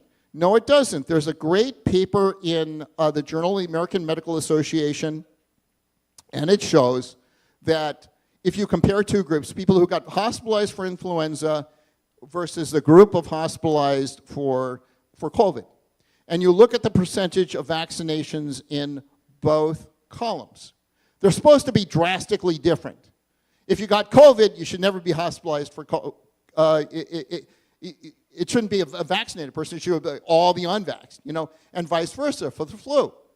The columns were identical, which means neither vaccine worked. And I then wrote a letter to the editor of JAMA saying, you know, they forgot to point out in this paper that they just proved that the COVID vaccine is ineffective and that the flu vaccine is ineffective. I mean, that's pretty significant, don't you think? That should be in JAMA. However, they rejected my letter and refused to publish it. You know, there's no way, you know, right? If any of these vaccines worked, you would see a difference in the columns, and you saw nothing. There is no way to explain that. I talked to the author of the paper, who is a very highly regarded epidemiologist, and he could not explain it either. It reduces your risk of death.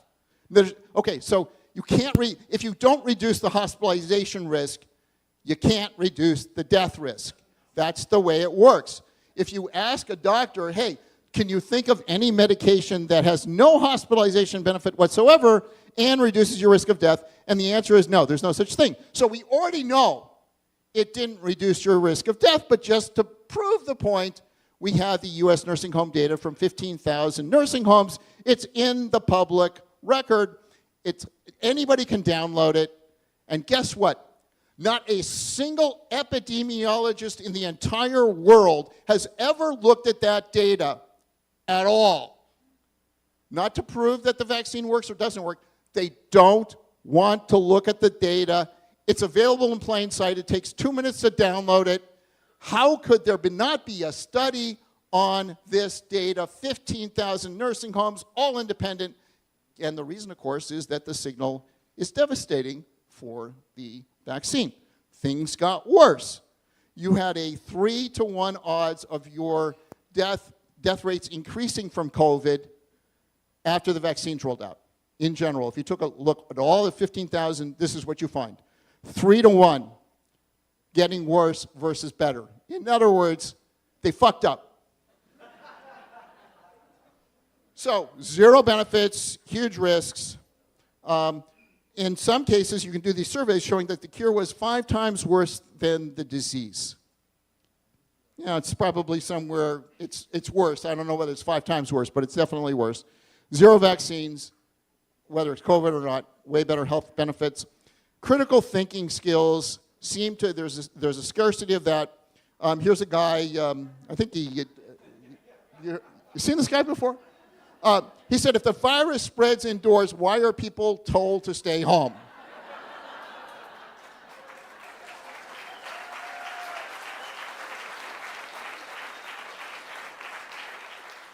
You, sir, will never be a health authority anywhere in the world. Yeah, he has just blown his chances. I know he's looking for a career in healthcare. Stick to music, okay?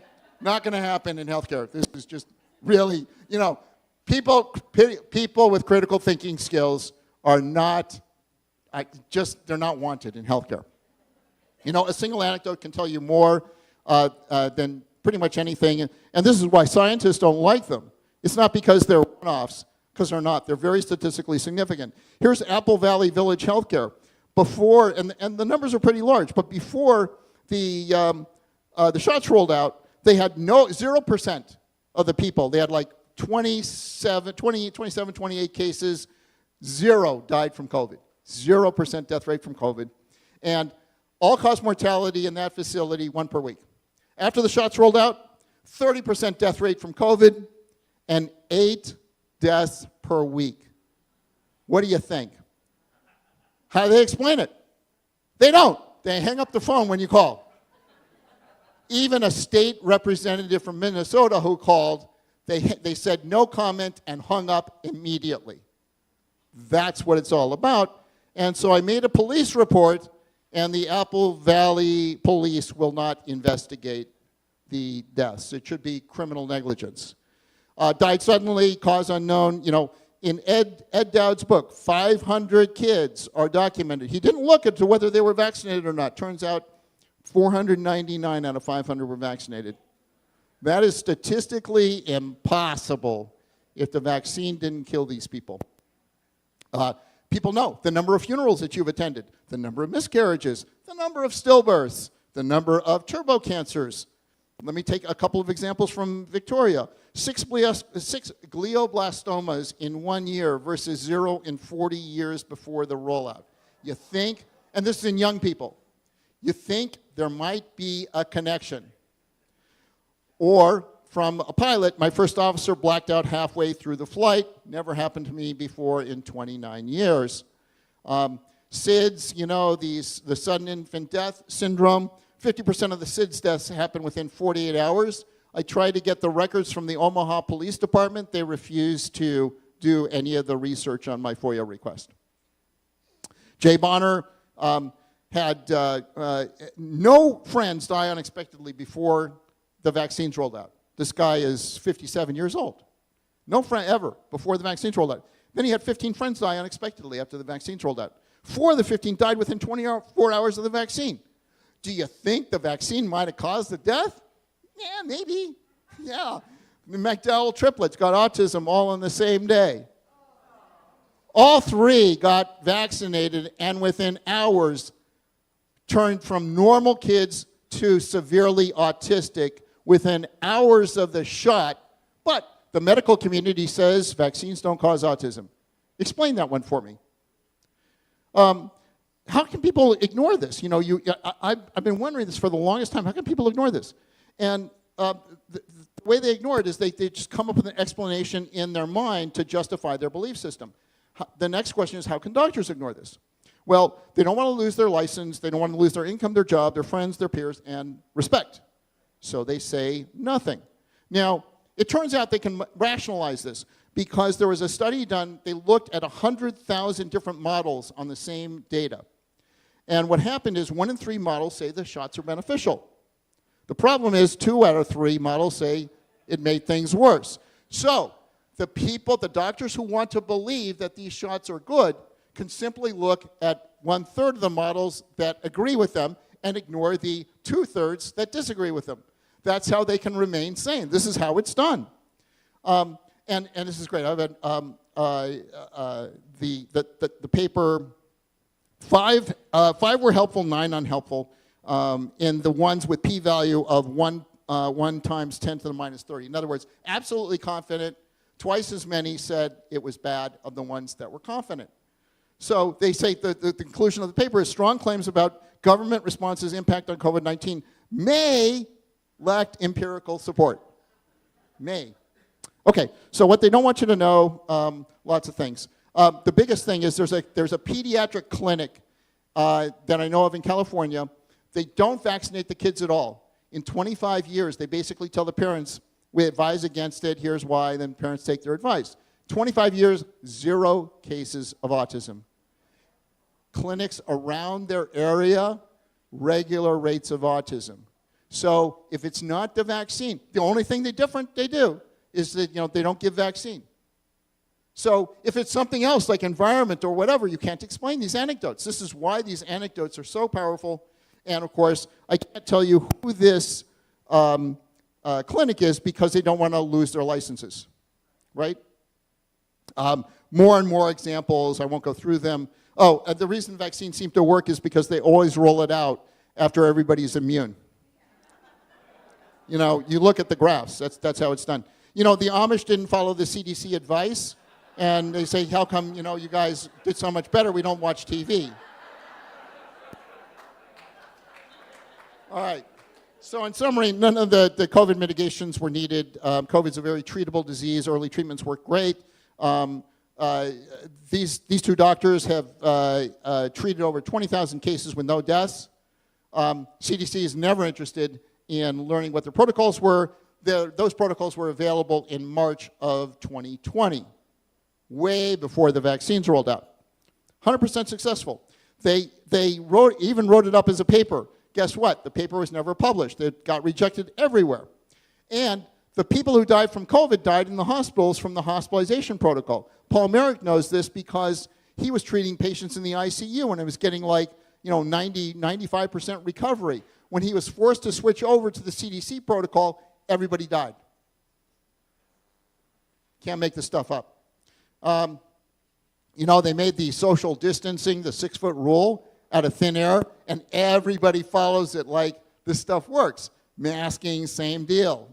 When they got rid of the masking requirements in the U.S. because of a lawsuit, did COVID rates go up? Nope, not at all. I don't even know what they did, but they didn't do it. If they had gone up, I guarantee you the CDC would be all over it. Okay, the mask stuff is just awful. Most of these interventions made things worse. No vaccine was ever needed. The vaccine mandates were so unethical. There was never any evidence that they reduced transmission, and Fauci, in fact, admitted that it's impossible for a COVID vaccine to reduce transmission because the transmission, you get infected in your nose, not in, that's where it comes, and it replicates in your nose and gets spread out of your nose before it gets into your system. There's no way it could have worked. He admitted this in a paper. A little, late, but here it is. It's late, but it's good for him for finally admitting it, but it's a little late.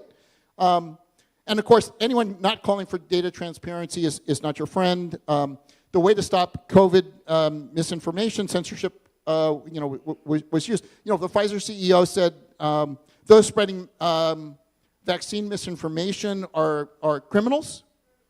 Yeah, and so the question I had is, why isn't he turning himself in? Right? I mean, I ask these questions like this that are obvious to people, like, why isn't he, I offered to have all the misinformation super spreaders meet with the FDA. They refused. Here's the guy who basically says, let me check into it for you, and I'll get back to you. He never got back to me. So I called him back, and I said, so what happened? He said, nobody ever got back to me. The FDA has said misinformation is the leading cause of death, and I have an easy way for him to fix the problem, which is to stop talking. I mean, right? This is really easy. There's just so much here. But the main thing is that if you're willing to question your beliefs, everything starts to make sense. Right? And that's the problem, is people are not willing to question the authorities, but once they do, once they say, yeah, they may be, what if they were not right, then everything starts falling into place and all the data makes sense. So takeaways, just two slides, last two slides. Stop lying, sort of advice, what you could do. They should stop lying, they should admit their mistakes, they should start open public debates. They should do autopsies. They should have warning labels on the CDC website saying this material is dangerous to your health. They should make public health data, this record-level public health data publicly available. We need to let doctors be doctors instead of just dictating the protocols from above. And we need to stop rewarding hospitals for killing people. This is This is why I'm a misinformation spreader, because, like, can you name any person in healthcare that says we shouldn't reward hospitals for killing people? Nobody's speaking out about that. I mean, to me, that's insane. Okay, stop requiring vaccines, stop the mandates, do a vax versus unvax study. Everybody should listen to the CDC carefully and do the opposite. Never trust data that's kept secret. We need a medical journal that doesn't retract papers that are counter-narrative. Wow, that'd be a first, wouldn't it? Require health authorities to analyze their own data. Like, wouldn't that be great? Stop the gain-of-function research. Don't stop investigating what caused the outbreak. Instead of giving up and saying, well, you know, it could be this, could be this. We need to find the answer. We need a definite answer here. And it is amazing how, well, you know, we're getting close, but, you know, we're gonna stop the investigation. And last but not least, we need to compensate the victims. Thank you very much.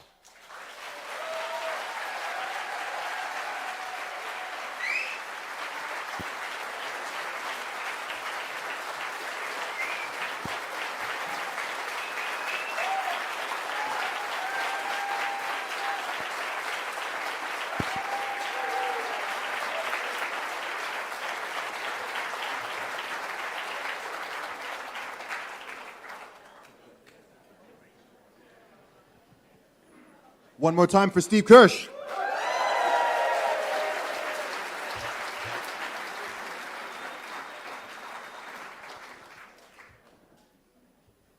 Point number 6 on my list of 20 is very relevant to what he was just saying there.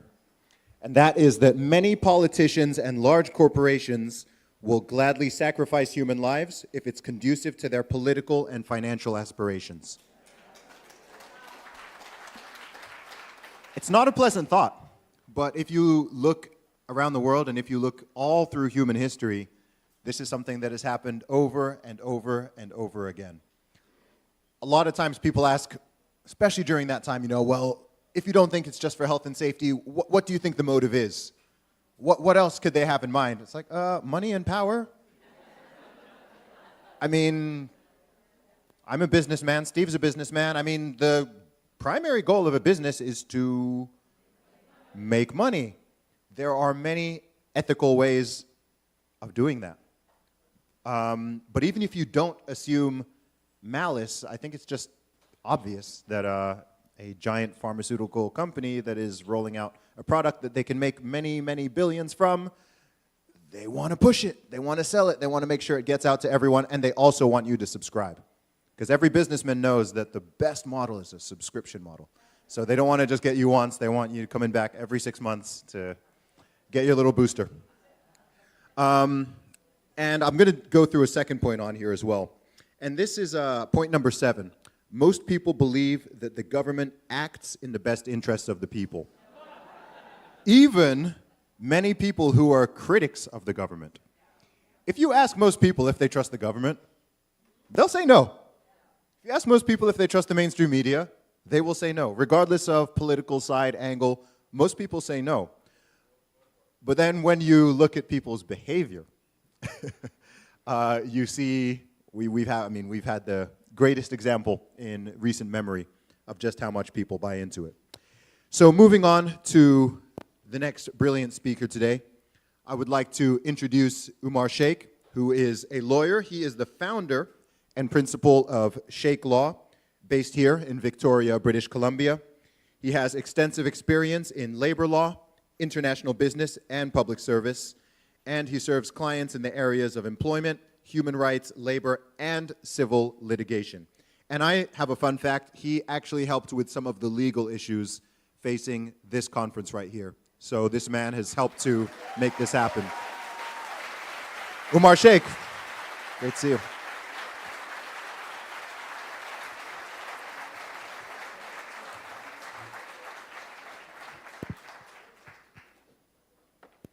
Thank you.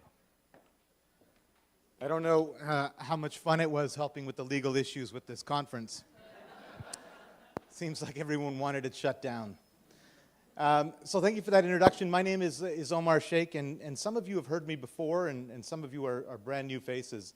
And so I'll give you a little bit of a background on what we do as a firm and how we're fighting COVID mandates and litigation against some of the largest companies in the world.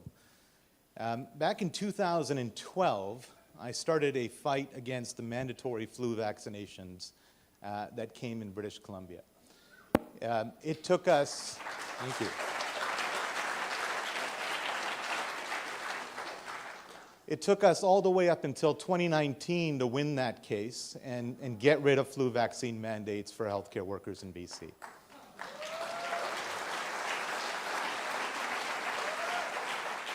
So after years of looking at epidemiological data and vaccine information, I thought, you know, I'm going to go practice law in Victoria now. I'm going to work in a firm, maybe help some people with a will or two. It was a dream. It was a dream.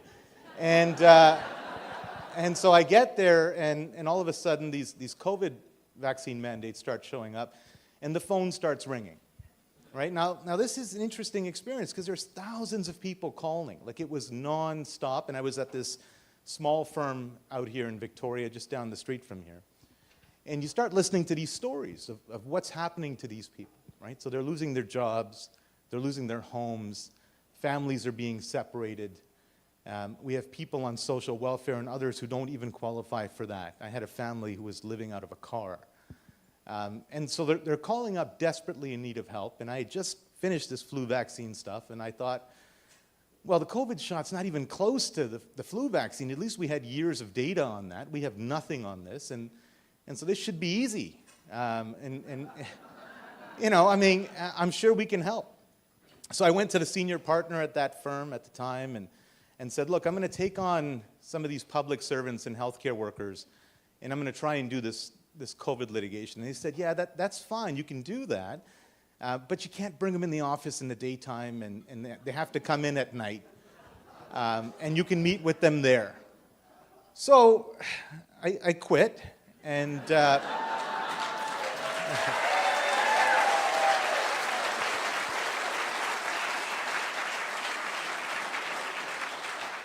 I quit and I started my law firm, all by myself with a nice Costco printer. And so as I'm talking to these clients, it just became really interesting, right? So first they were public servants who had been fired. We had people who worked from home, people who worked from forestry industry who were out in the middle of nowhere, and yet the mandate applied to them. And then we had healthcare workers show up and they said, hey, we need help too, we've been fired. And remember, these were the folks that, you know, at 7 p.m. you went outside and you did the pots and pans and you applauded the heroes, right? Well, they weren't heroes anymore. They were the great unwashed, and we were going to fire them and get rid of them. And so they came by, and I said, okay, yeah, I'll take you on too. And then the aviation workers showed up from Air Canada and WestJet and the pilots, and they said, well, we need help. We can't fly the planes, and we're actually scared to get the vaccine to fly the planes because in aviation, you're not even allowed to eat the same meal as pilots in case something happens, but yet they're telling us to take this experimental treatment. So I said, okay. I said, this is getting difficult, but fair enough. Someone's got to help you, right? There wasn't really many people doing this, and most law firms wouldn't touch this with a 10-foot pole. And so we took them on, and then I'll never forget this call. I thought, at that time I started drafting, and I thought, okay, we have a reasonable chance of success. I just need to get in front of the court. I need to be able to present these arguments on transmission and these arguments on efficacy. And then I get this call from a group of clients, and it was the craziest day. I answered the phone. They said, hey, there's 8 of us. We've all been fired, and we're looking for a consultation. I said, okay, where do you work? And they said, we work at the Supreme Court of Canada.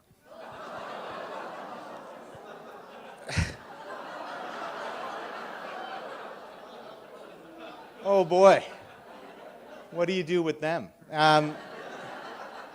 So very quickly, this little law firm that was operating out of Cordova Bay, which is a small suburb of Victoria, if you can believe Victoria has suburbs, all of a sudden we had about 25,000 clients across this country.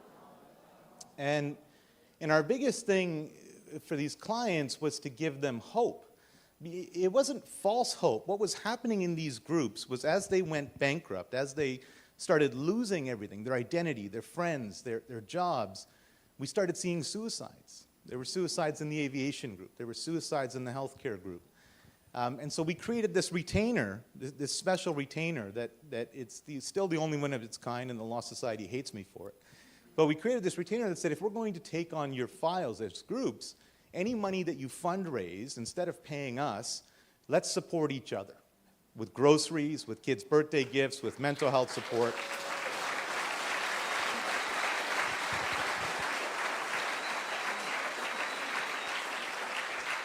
And I said, after you do that, if there's money left over to fight the government, who has unlimited money and unlimited lawyers, you can pay us, but until you've taken care of yourselves, because there was no EI, there was no assistance, there was nothing. And so it was until you've taken care of yourself and put these programs in place, we're not going to represent you. So we forced them to do it, which was technically, I guess, against the rules. You can't force clients to do certain things, but we did it anyway. And you know, and at this point now we're 2 lawyers, and we started bringing on more cases. But it hasn't been easy. I mean, these class actions are still out there. They're in certification. I was in court a month ago on the aviation workers case, and I'm talking to this federal judge. We're having this massive hearing, and the government of Canada starts presenting their argument, and they say, by the way, our goal was never to prevent transmission of COVID-19. And I stood up and I said, are you serious, right? I mean, have you heard your prime minister? No, it wasn't to prevent that. It was for absenteeism. And I said, okay, I said, so Mr. Justice, they said it's for absenteeism, yet they fired thousands of people. How does that proportionally increase their goal? But these are the shifting arguments. And in the middle of that, we got this case from John Carpe and his organization, who does a fantastic job. We got this case. We got this case of this amazing woman named Sheila Lewis. And so we took over that case from the Justice Center, who had worked tirelessly on the charter side. And we said, okay, we're going to take a different approach. We're going to try and reset a bunch of things and take a medical malpractice approach. So we took that approach. It was an enormous amount of work for Sheila, and she's going through a lot. She needed an organ transplant. And as John can tell you, this was one of the most difficult cases to deal with because we're under a gag order. We can't talk about the hospital, the doctors, what organ she needs, what the problem is. We can't talk about anything, even in public filings. And so we were able to successfully get her back on the transplant list after a long fight in Alberta.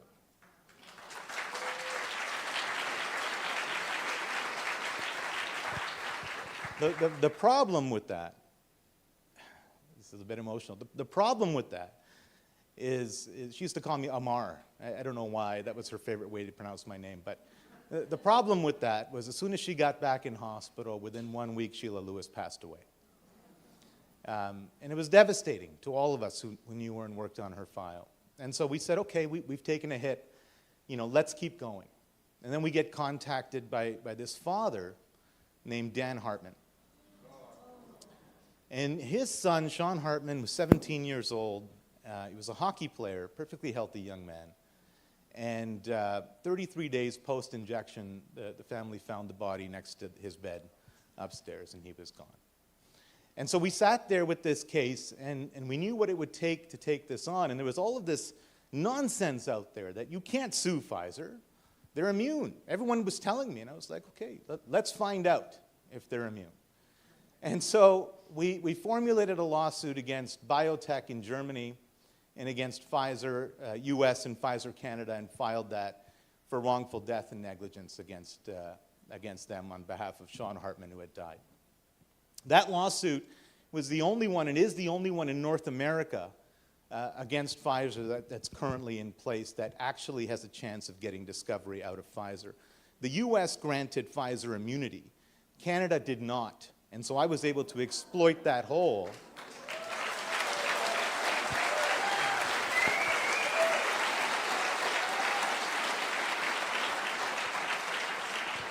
And so right now we're back and forth with 2 of the largest law firms in Canada, and they're willing to put billions to prevent disclosure of evidence. We will get that evidence.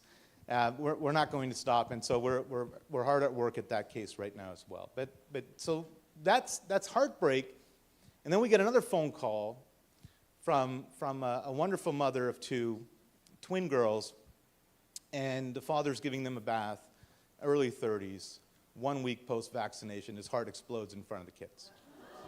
He dies next to the bathtub. They live in a faraway place, so the ambulance doesn't get there for 20 minutes. And so the kids are still in the tub. He's lying on the floor. And this one, for some reason, the government of Canada admits, yes, it was the vaccine. We actually have the first written admission from the government. So we sued Pfizer again, and this time on behalf of that family, and are taking them to court on that. And I know my time's almost up. I'm going to talk about one more case. And so then we got another tragic case that we took on against Moderna, which has to do with a young lady who was perfectly healthy and is now a paraplegic as a result of the vaccine. All that to say that the safe and effective narrative wasn't there. We started getting evidence early on from these companies as part of our process. We were demanding disclosure. We were looking at documents. We saw a 26.7% adverse reaction rate in Pfizer's own data. 26.7%. If they had told us that it's 26.7% likely you might get a side effect from this, would you have gotten the vaccine? Now, this room, obviously not. But the reality is the vaccine campaign wouldn't have been nearly as successful. They have hidden data, they've manipulated data, and all of this is going to be coming out in the next few weeks, or sorry, few months. So please do follow the cases.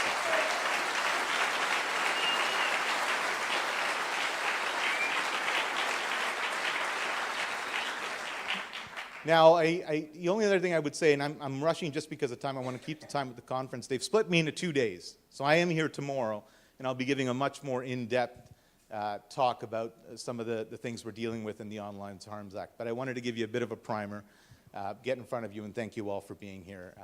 It's a pleasure.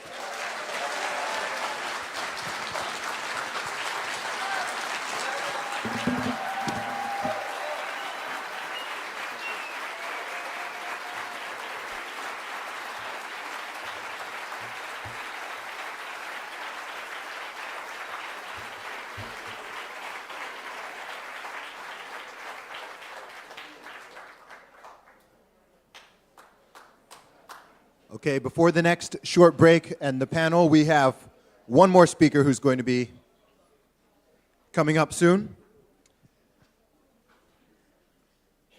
So carrying on the list of 20 things learned or confirmed about humanity during the pandemic. Point number 8. This one's going to resonate with you. Once they have made up their mind, most people would rather commit to being wrong than admit they were wrong.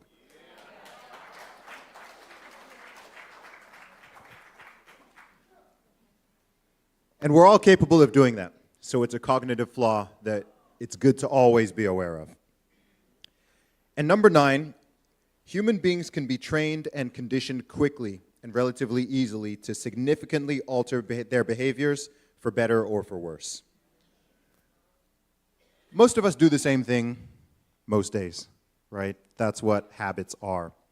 One of the things that struck me when this all started to kick off in 2020 was how quickly people just fell in line and completely changed the way that they had been living for the past however many decades of their life that they'd been living prior to that. You guys remember 2 weeks to slow the spread, 2 weeks to flatten the curve? When that whole thing kicked off, I was just like, guys, there's no way this is going to be 2 weeks.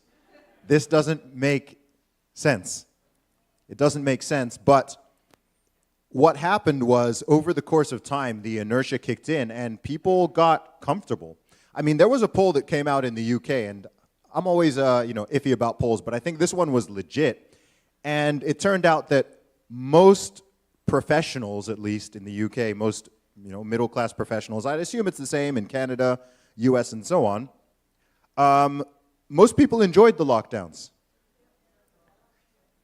I remember when the lockdowns finally ended in the UK, and the amount of people just anecdotally, but like privately and publicly, who were lamenting the fact that they had to go back to work, or they had to go back to school, or they couldn't just sit around in their house all day in their pajamas. It was sad, really. People grew to revere their own chains. And that's something that's very dangerous.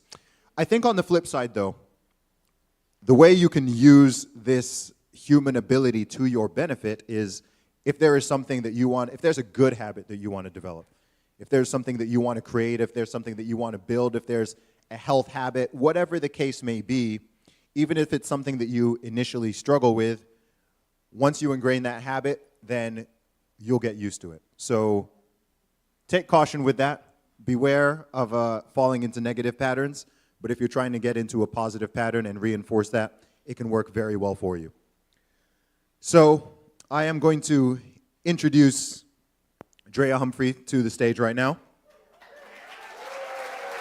She is the British Columbia Bureau Chief Reporter for Rebel News. So give it up for DREA.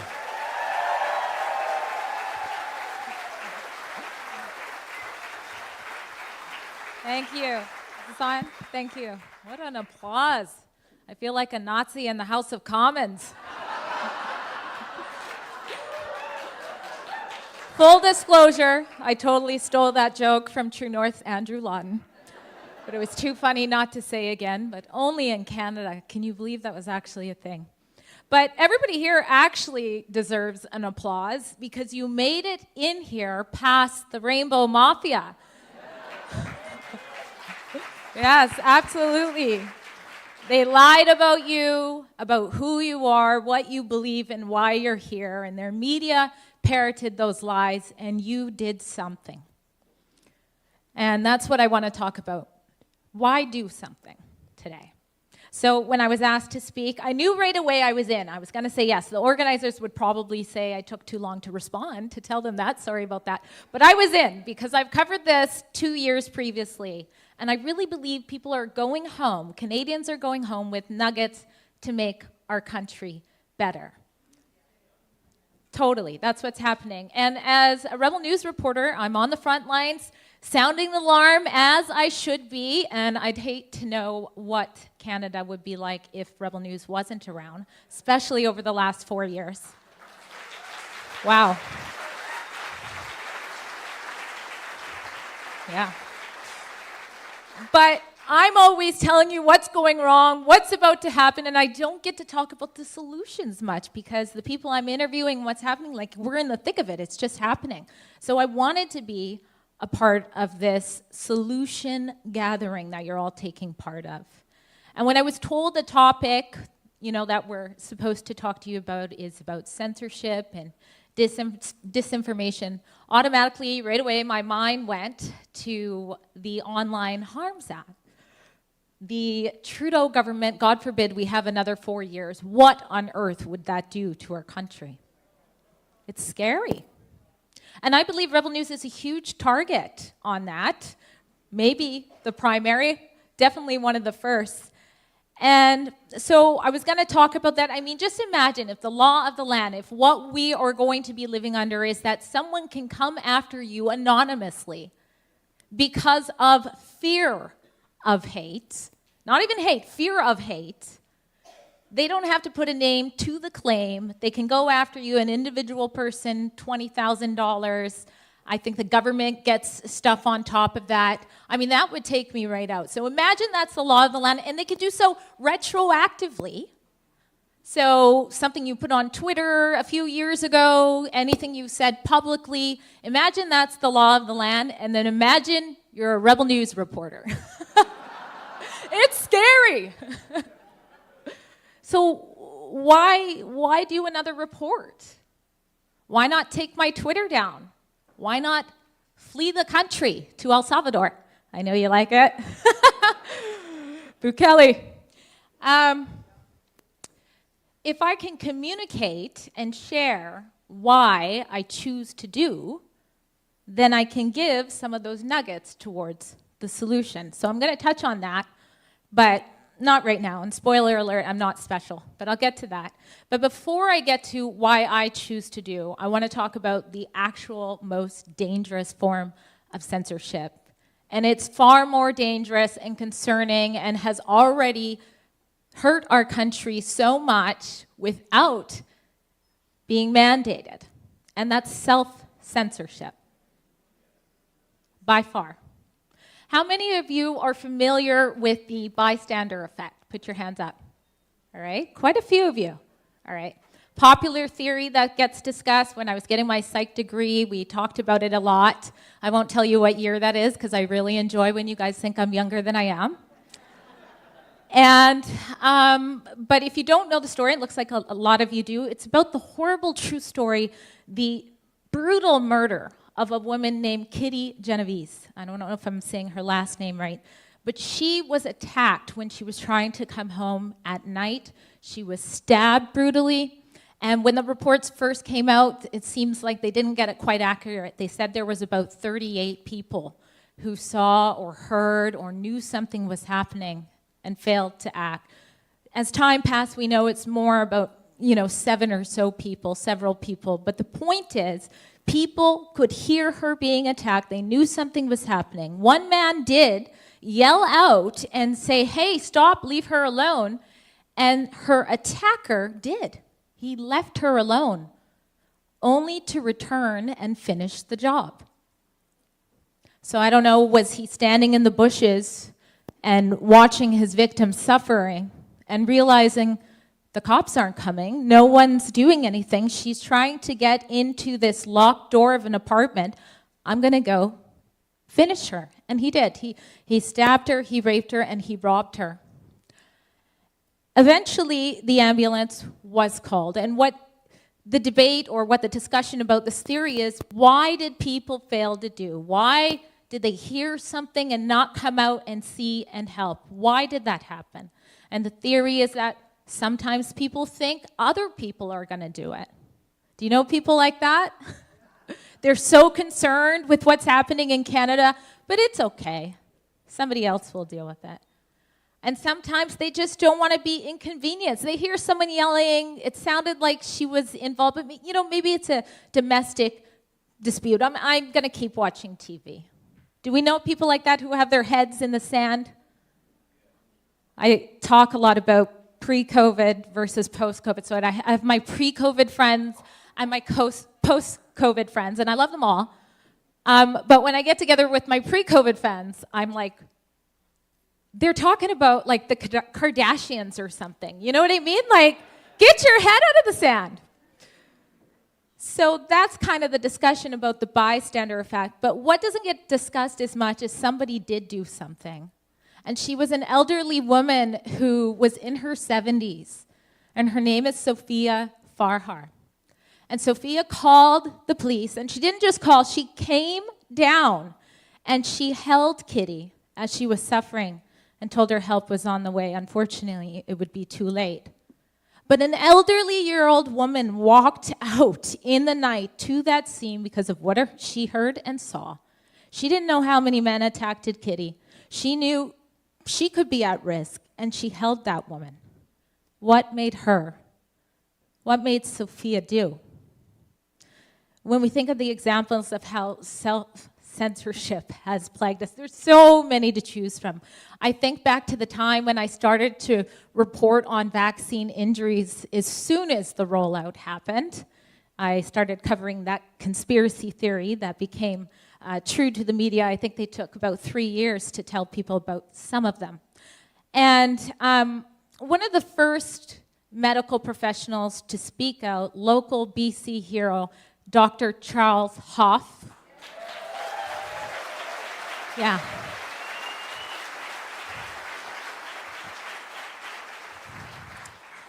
So I interviewed this small town doctor from Lytton, BC, and when he speaks, you just know he's a good doctor.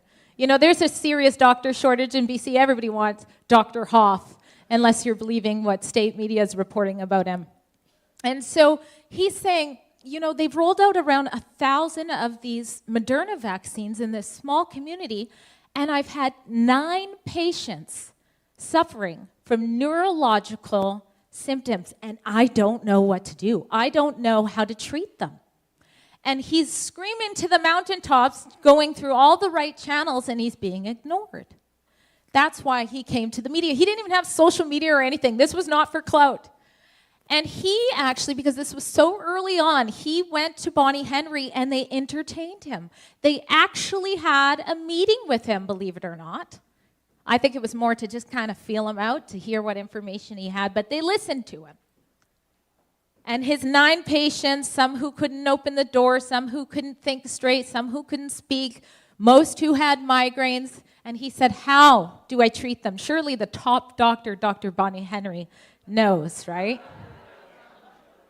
If she knows, she won't tell you. He was basically told, it's a coincidence. And he's paid the price ever since. He's still getting persecuted to this day. He's still facing a disciplinary hearing coming up. I don't know when the date is. He's still not able to practice freely like he should be. Why did he choose to do? And why did so many other doctors not? I've come across politicians that have ran into me in public, and they'll shake my hand and they'll say like, oh, you know, like, thank you so much for what you do. Don't tell anybody, but I'm a subscriber. I'm sorry, am I a porn star or a journalist? Why am I your dirty secret? More than once that's happened. But then we had some politicians speaking out. Derek Sloan, remember that? Another round of applause. Very early speaking out, paid a heavy price politically, professionally. Why did he choose to do? And why did so many others not?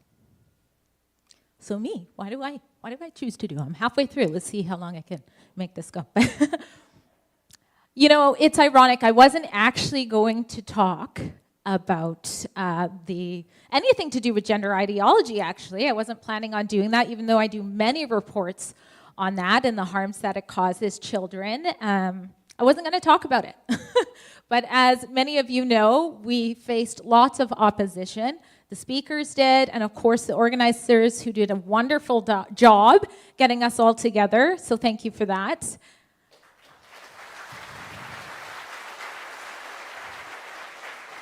So I wasn't going to talk, but I'm going to talk just a couple of minutes because, you know, I got to do what I got to do. So I went out there to try to cover their side of the story, and I went out there today, and I had my other security, and Julia, who's in the room, was recording with me.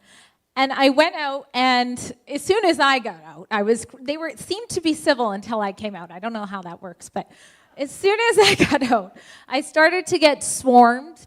Been in that situation before. And one of them approached me, a biological male who appears to dress like a woman. Didn't tell me their pronouns, so I'm going to go with an educated guess that it's a he. And he said to me, why are your hands shaking? And I said, because I'm scared. You're intimidating, the way he was surrounding me. And that's the truth. I was scared, but I'm still doing. Many people come up to me when they meet me and they say, oh my gosh, Drea, you're so brave, thank you. No, I'm not. I'm not brave, trust me. It's funny every time. And it's funny that they said I'm dangerous, because I'm not. I'm still scared. It's still scary to stand in truth and say that young kids, many who are suffering from mental health issues, being told that it's possible to be born wrong, being told that they are able to make a decision that could make them sterile for the rest of their life, or mutilate healthy body parts off of themselves, or destroy their future sex life before their frontal cortex, which is for reasoning and decision making, being told that's okay and not saying anything against it. That's not okay. That's not transphobic. The people who are telling these children the truth, that there's hope for you, that you're beautiful just the way you are, that you have your whole life to figure your future out, let's just wait on this important issue. Those are the people that care about trans kids the most.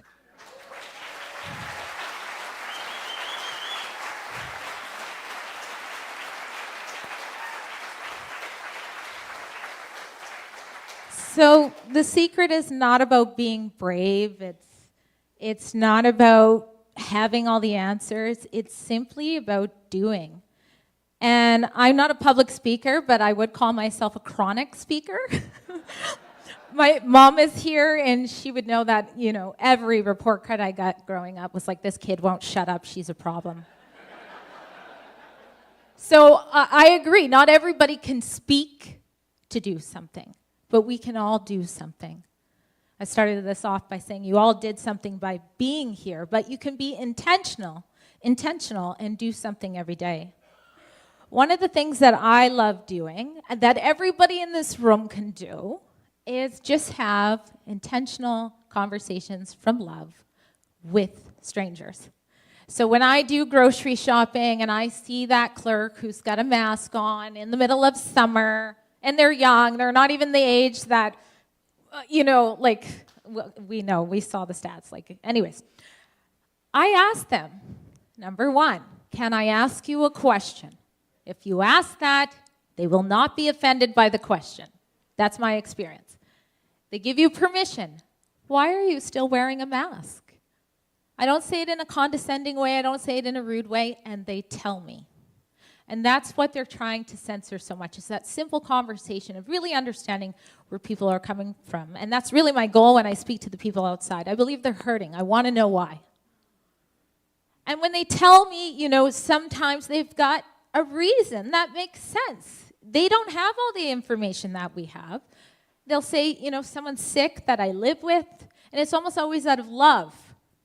But every once in a while, I notice that the person who answers, it's almost like they were waiting for this moment because they don't know why they're wearing it too. And I wonder, maybe they're not even wearing it anymore after that simple, intentional discussion, and it usually leads to elsewhere. We can all do little steps like that. And if we had, and we did right up, if the people didn't self-censor, the trouble that we saw with our freedoms, our liberties, our relationships, it simply wouldn't have happened. It wouldn't have had power. Just going back to reporting on vaccine injuries, after that interview with Dr. Hoff, as journalists do when they do a story, I got way more tips coming in about vaccine injuries. And again, this is right after the first rollout. And a lot of them with Moderna had the same type of neurological things. And they said, I saw that report. Oh my gosh, my husband, my sister, my whoever, they are going through the same thing. Can you call them? And I would call these people, and I would spend hours on the phone with these people, trying to convince them to tell their story. And they wouldn't. They would not budge. These were people who were bedridden, some couldn't walk, some, they were the breadwinners of their family, and they wouldn't tell, not just the public, they wouldn't tell their extended family, they wouldn't tell their neighbors. And it was all out of fear, which of course was a big driving force for self-censorship. Fear of causing vaccine hesitancy. And that term, I mean, we know what the two words together mean, we always did, but it was birthed, it was given life during the COVID era by the unelected health lords that have been ruling us, but it was given power by the people through self-censorship, avoiding the truth. One man, like I said, he couldn't get out of his bed, and he had troubles talking. He was embarrassed about talking because he couldn't talk properly ever since. Imagine if he had simply told his neighbors and they saw the drastic change. Choose to do. So that's the message I want to leave you guys with. I hope it's a nugget that every day we have a choice. We might not always know whether or not, no, I'm going to change that. We do get faced with the option of deciding to be a good Samaritan like Sophia Farhar, the 70-year-old elderly woman, or a bystander. So I want all of us, if we believe we are hearing the cries of help for our nation that is worth fighting for, the help me. And even though we don't fully understand what the danger is, we know there is a danger. Let's choose to be the Good Samaritan like Miss Farhar. Thank you.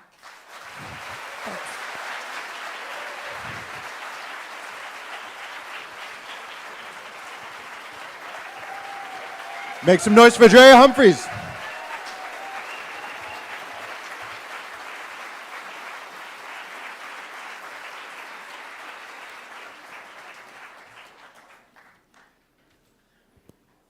Shout out to all of the speakers at this conference. Everyone has been absolutely fantastic.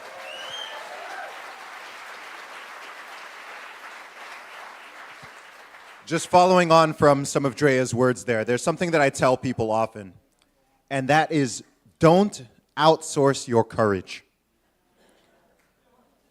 One of the things people tell me most often as I travel around the world far too much and talk to too many people, but I love it. The thing most people say to me is, thanks for your courage. Thank you for speaking up. I wish I could, but I can't because insert reason. And what's interesting is everyone thinks that their reason is unique. The two typical ones are, I would speak up, but I have a family. Which I get, but it's not exactly special and unique. Like, we've all got a family to some degree. The second one is also not very unique. It's, I would speak up, but I have a job. I'm assuming the people who are protesting outside, perhaps they don't have jobs, but most people have a job. So while I can understand and empathize with that on a human level, I do fully understand why people feel that sense of fear and not wanting to put their head above the parapet. It's important that people realize that it's not enough to just rely on other people, sometimes people who are across the world, to speak up and voice your concerns for you. I'm blessed that I'm in a position where there are many people who value what I have to say and who I can help and inspire and motivate in various ways. And I tell people, you don't have to go full ZUBY, okay? And there's people who go way harder than I do. But I truly believe that if every single person who is concerned about this stuff, which is most people to varying degrees, if each person could just be 10% or 20% more bold and courageous in their own unique way, you don't need to go and start a podcast or a YouTube channel or create a massive social media following. You don't have to do that. Just in your everyday life, if each person can just be a little bit, just that extra 20% more bold, courageous when you are being faced with some type of nonsense or some type of authoritarian threat, then I think that is really how we fundamentally change our countries. Because people, like I said before, people worry about what the globalists are up to or what's happening in Justin Trudeau's cabinet or Joe Biden or the Tories or Labour in the UK, whatever it is. These people are like 0% of the population. For every one of these individuals, there are thousands upon thousands of normal, decent people. And I'm sure you found this as well, is when you talk to people one-on-one, when you speak to people privately, even people who you may think you have very little in common with, or you're on complete opposite ends of the issue, and you're awake and they're brainwashed, whatever it is, when you just start asking simple questions. Hey, why are you wearing a mask outside? Hey, how come you're doing that? Have you thought about this? You'll find that what I found is that a lot of people just haven't even thought about it. They've just been running on autopilot for so long, and no one, from 2020 till now, no one has asked them a question. Hey, why are you wearing a mask? No one's ever asked them. And when you do, as Drea said, some people may have an answer, but I've had situations where I ask that and they're just, I don't know, I'm just used to it. And I was like, all right, when did you start doing that? Did you do that in 2019? 2018, 2017? When did you start to do that? No, like in 2020. It's like, okay, what would it take for you to stop? And you see the wheels turning. And I think it's important to, Drea made another really fantastic point, which is the importance of leading with kindness. Because if you come in with aggression or insults or some type of attack, what happens 90% of the time is people get very defensive.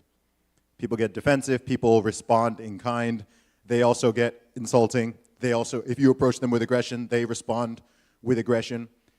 And I truly believe that the vast majority of people, well over 90% of the population, you can actually reason with. There is a very small actual fringe minority who you cannot reason with, okay?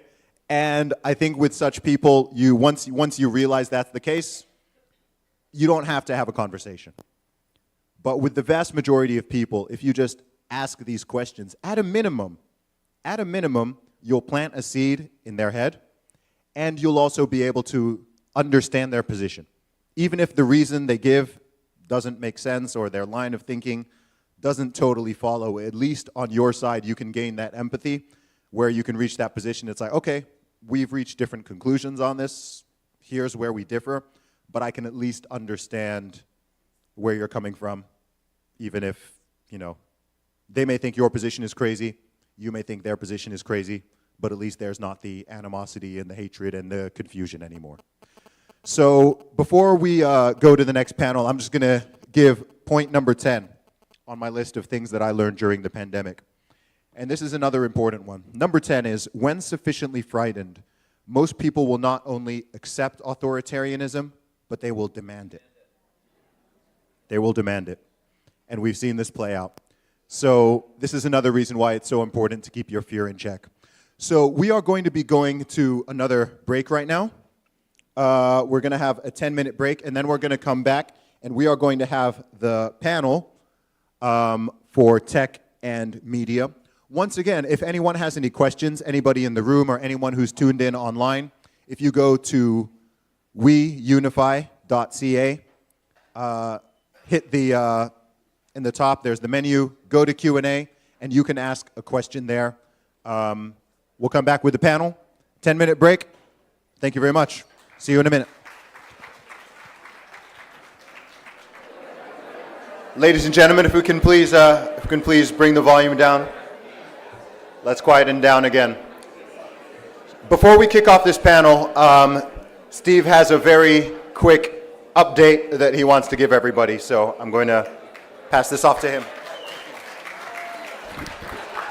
Okay, I have some groundbreaking news. This has never happened before in my life. I just checked my email and I got a response from the Santa Clara County Department of Public Health.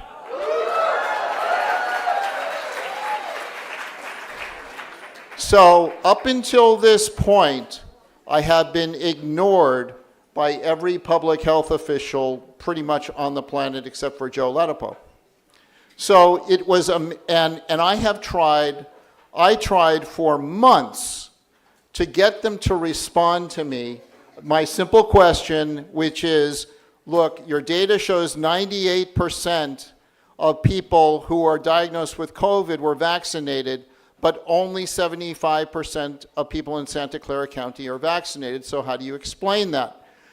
They ignored me for months. So I finally pestered Joe Samidian, who's my supervisor, and he had his staffer write them an email, and this is from her to them saying, please see below email, please provide a response with a CC to our office, thank you. I now have the response.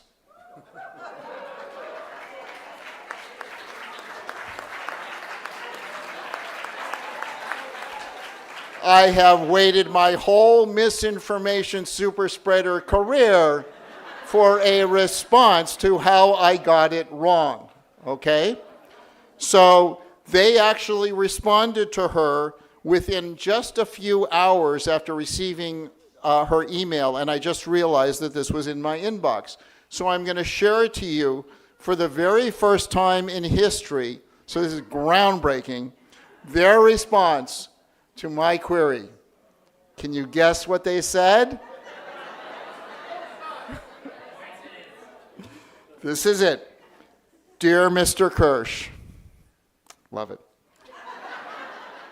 We have received your inquiry and it has been shared with appropriate public health leadership. The Public Health Department declines to comment. You cannot make this stuff up. Thank you.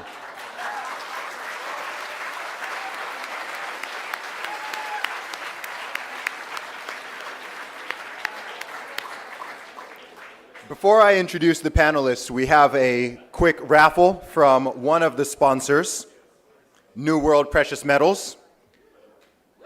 So, welcome Bryce from New World Precious Metals. And do you want to explain how we're doing this? Yeah. Two more. Okay. Hey everybody, so you've probably noticed us outside. We have a booth up there. So I got into gold and silver because I very much recognize all of the nonsense that's happening in the economy and the world. And so if you guys want to come and talk to us about any of this, feel free. We'll be here all weekend. And so what we're doing is we're raffling off 3 ounces of silver today and 3 ounces of silver tomorrow. So if you didn't get in today, you can get in tomorrow. And all that's required is your phone number, name, and email. And we're just going to add you to the newsletter that we have, so you can get updates on what's happening. And just so everybody knows, silver is up 20% already this year. So really good. And we'll have somebody better looking than me do it. So Zuby, if you could pick 3 people out of here. Do you need to be vaccinated? Yes. May or may not have a card. Okay, the first winner. The first winner is Susan Raby Dunn. Yeah, so we have your information. So if you're on the, just come and see me after. But we're gonna reach out to anybody that wins. So guaranteed you get the ounce. Okay, second one. No cheating. The winner is Shelley Mickerson. Nice. Yep.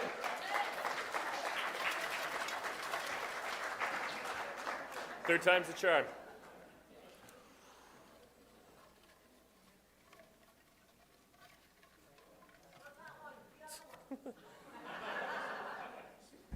Robert Thompson. Congratulations to the 3 winners. So just come and see me afterwards, and we'll hook you up. Bryce, once you've put that down, do you want to take your seat? Okay. So we have some returning speakers, as well as some brand new panelists who are coming up here for the first time. So I would like to welcome back to the stage CLYDE Do Something.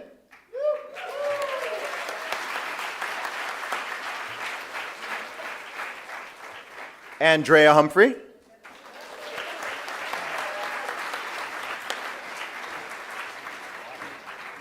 I would like to introduce TAMARA LICH. Big round of applause.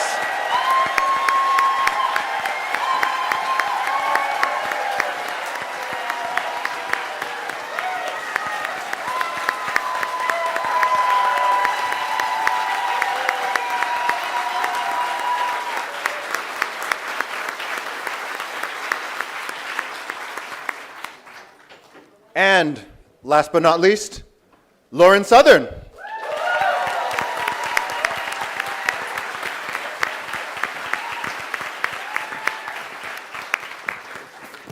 Once again, this is a reminder that you can submit questions for the Q&A at the end at weunify.ca, so get your questions in. I don't know if there's going to be another prize for the best question, but we'll see what we can work out.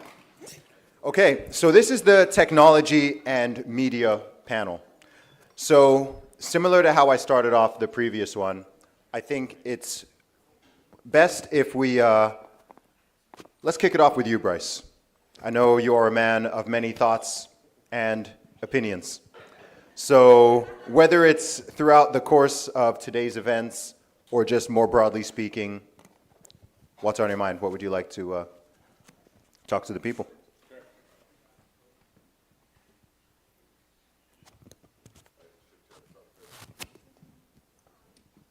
AV, are we all good with the mics?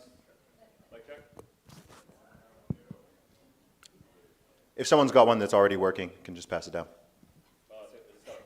The technology and media panel, people. Yeah. Mic check. There we go. So first of all, I want to say a big thank you to the event organizers. This was a fantastic event that I wanted to come to because there's a really core thing that I want to get across. I am sick and tired of being lied to, and I'm sure you guys all agree with that. And yeah, I am sick and tired of being lied to, and I've had enough. So enough is enough, okay?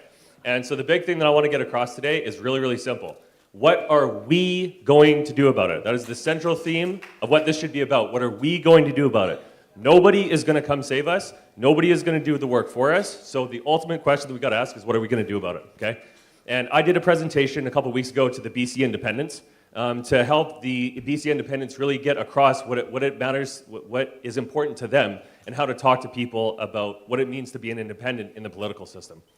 And the thing that I want to get across is really simple, okay? So the core to change is 5 things, okay? If we want to make a change, what is the change that we want to make? Or what do we want to move away from? Or what do we want to move to? Okay, and that's a very simple process, and that's questions, answers, actions, results, choices, right? And so I used to do business consulting, and when I talked to my clients, we would start with the goal, right? The goal is whatever the goal is, right? So you pick a goal, how do we get to whatever that is, okay? And so you have to work backwards from whatever that is. Either you pick a result that you don't want and you want to get rid of, or you pick a result that you want and you want to get to. And so what actions are required to get there? That requires answers to questions. And so this you can take home. The quality of your questions dictate the quality of your life. So you can look at literally anything in society right now and see that there is a problem somewhere, right? Trudeau, communism, the economy, war, famine, I could go on, and we all have about all the problems in the world.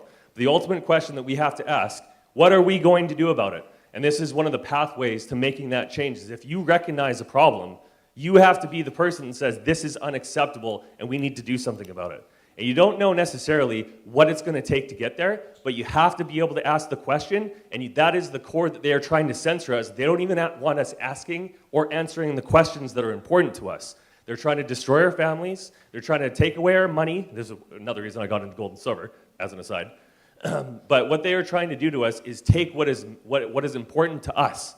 And so if you don't take actions, nothing will happen. If you do nothing, nothing happens. And so my message for you today is very simple. Questions, answers, actions, results, choices. That is the pathway to change. Thanks.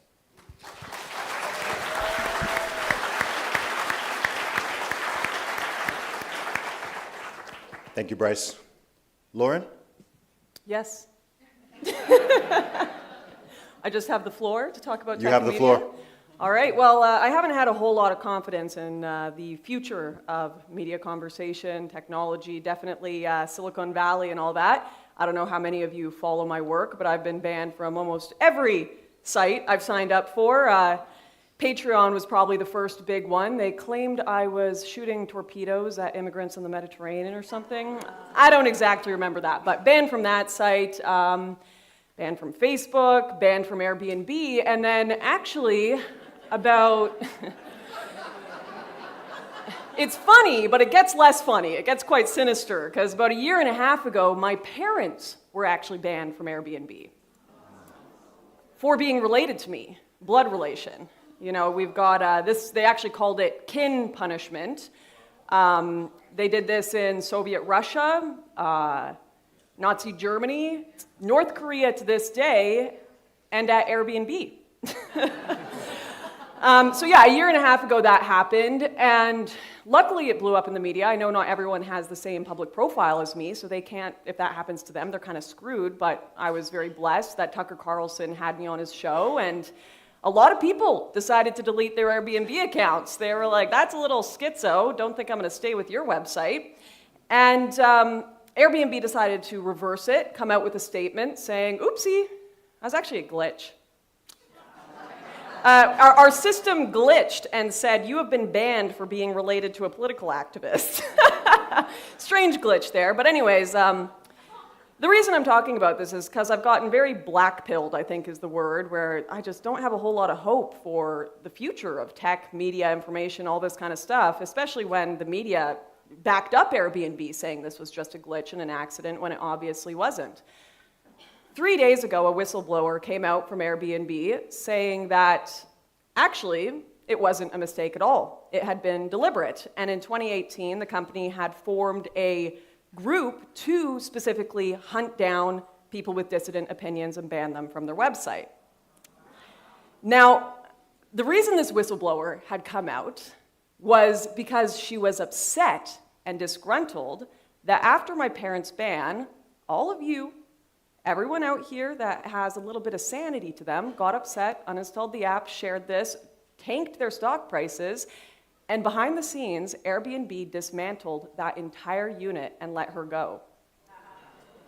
So I have been real black-pilled lately, but in reality, we have a lot more power than we think. They're hiding it. They don't want us to know. They wanted us to think that was a glitch, and they wanted no one to find out that they dismantled that whole unit. We did that. We did that. Companies like Airbnb are afraid of us. Bud Light, all of them, definitely the Trudeau government, we have a lot more power than we give ourselves credit for. So I think there is absolutely hope in changing the tech and media space. And you guys have already done it just 3 days ago. My parents, all of it, vindicated. They changed the entire policy, and I think that's amazing. Keep pushing, keep pressing, keep scaring them.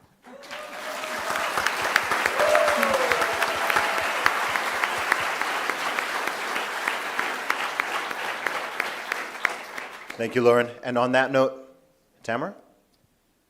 Check. Oh, good. Come on, come on. You sound like a bit of a domestic terrorist. You must be on a list somewhere. You would know, wouldn't you? I'm at the top of the list. Well, maybe second from the top. See you in a cell in a few years. That's right, exactly. Be the coolest place in Canada. Well, I think I'm here to talk a little bit about misinformation and disinformation that we're hearing from our media. I do have a little bit of experience with that, and I just love how they just make up words, right? They just make these words up. Like, I'm not just a terrorist. I'm an ideologically motivated, violent extremist. Thank you very much. Very fancy, very scary. And I mean, it was crazy coming across the country. I mean, this started in our case before I even shook Chris Barber's hand. We have text messages between the PMO and I believe it was Global News, instructing them how to frame the narrative that we were January 6th style insurrectionists. So these are the people that we're dealing with, and I loved what you said because we scared the living daylights out of them. And every decision that they could make was the wrong decision.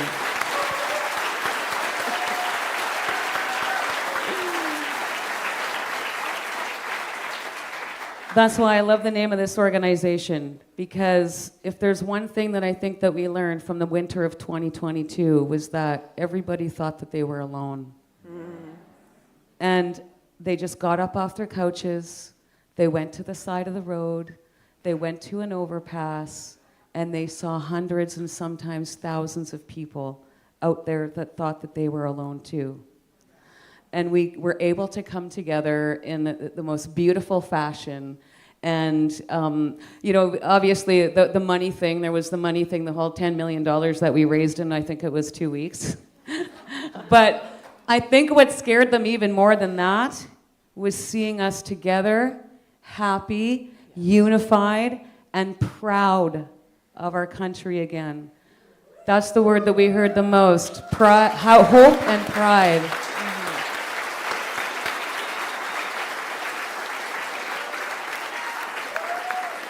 And so what we were seeing on the ground in Ottawa and what we were watching on TV were two completely different things. And I remember that the day that Chris Barber made a joke TikTok about we were going to send trucks to Toronto. And so they had the whole Toronto police turn around and head back to Toronto and block Queen's Park. But on the news later that night. And we might have even been with Mr. Peckford that evening. I can't remember. But anyways, we were watching the news and CTV was like, they seem to have some sort of sophisticated intelligence operation going on here. Yeah, anyways, it was hilarious. So, you know, it was thanks to people like the folks at Rebel News, the CLYDE Do Somethings, the citizen journalists, the independent journalists that went out there and told the real story. Can you imagine where we would be if there was no cell phones, and there was no lives, and there was no citizen journalists? You would all think that I was a domestic terrorist, too. And so it's a credit to these journalists who were very brave and who came out there. A lot of them were hearing stuff on the news and on the radio, and they just came to see for themselves. I talked to people that came as far away from BC just because of what they were seeing on CBC, to go and see for themselves. And then imagine what it was like when they got there. You know? So, thank you. Awesome.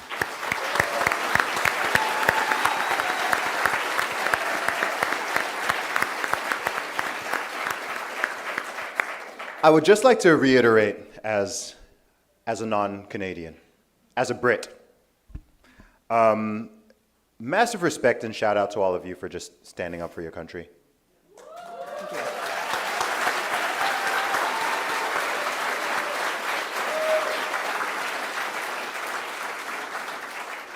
So, of course, this is a panel on technology and media. I've made the point before, and it's not a point that very many people make or I think about. And when you consider this whole time period from 2020 to 2022, and everything from the lockdowns to the mandates, I recognize that it was technology that made it possible. They would not have been able to do that even in the year 2000. Everyone stay home, do remote learning, do Zoom meetings, Zoom calls. What? It wouldn't have been possible. The thing that actually made it possible and allowed it to be so prolonged was technology itself. If I look at my original home continent of Africa, where you have over 50 countries and they're not as developed as Europe and North America and certain other parts of the world, the idea of a lockdown was dead in the water. It was DOA, right? It's like people are like, nope, we got to go to work, right? Kids got to go to school, I got to go to work. Across African countries, I think maybe South Africa was like an exception because it's a bit more developed and it works more in tandem with the West. Every other country, I mean, to this day, people in Nigeria are just like, they don't even believe the whole COVID thing. They're just like, whatever, we've got malaria, this is nonsense, right? Like, really, they were like, oh no, that's a European thing, that's an American thing. Like, people just carry it on as normal. I think across the entire continent, the vax rate to this day is under 10%. And they have the highest survival rates in the world.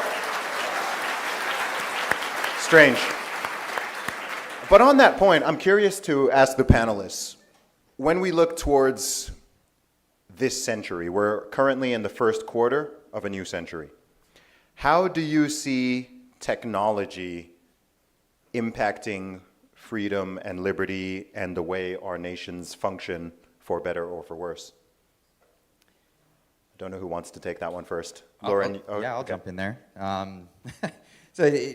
Technology is a double-edged sword. They can be used against you to limit your liberties, to take away your freedoms and lock you up in your homes and tell you that you can go to work in your PJs, essentially, as well. But it's also something that we can use to fight against that entirely. I mean, look at me, I said this before, a dyslexic mechanic from Squamish, British Columbia, and I'm on there every day telling people about what's actually happening in the news.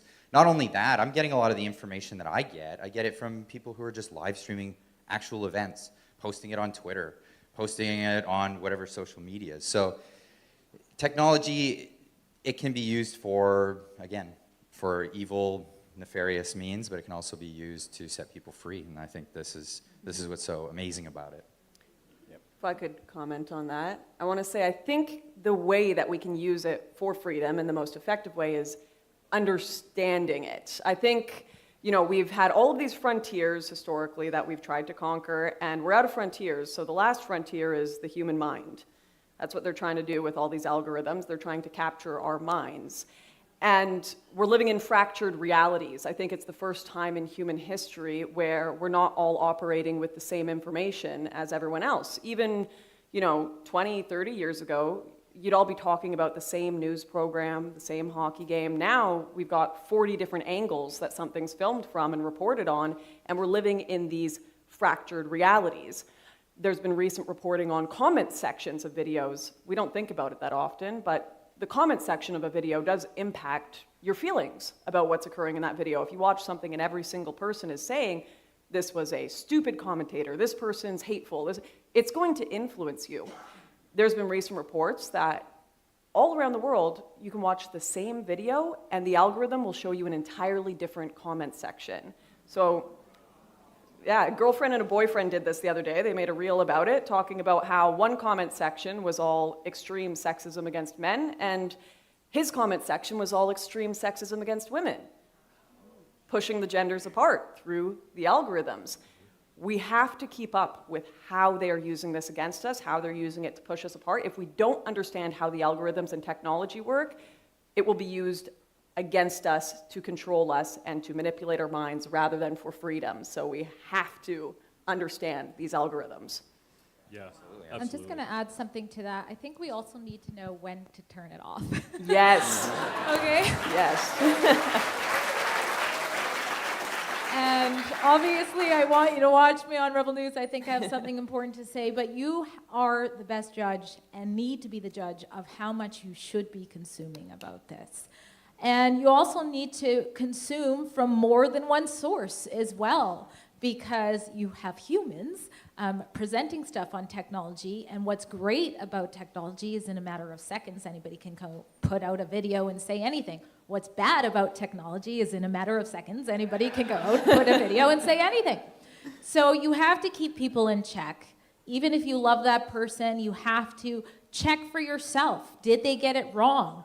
And I have the torturous job of listening to mainstream media to be able to know what's going on. But I think it's important that we don't get stuck in those bubbles.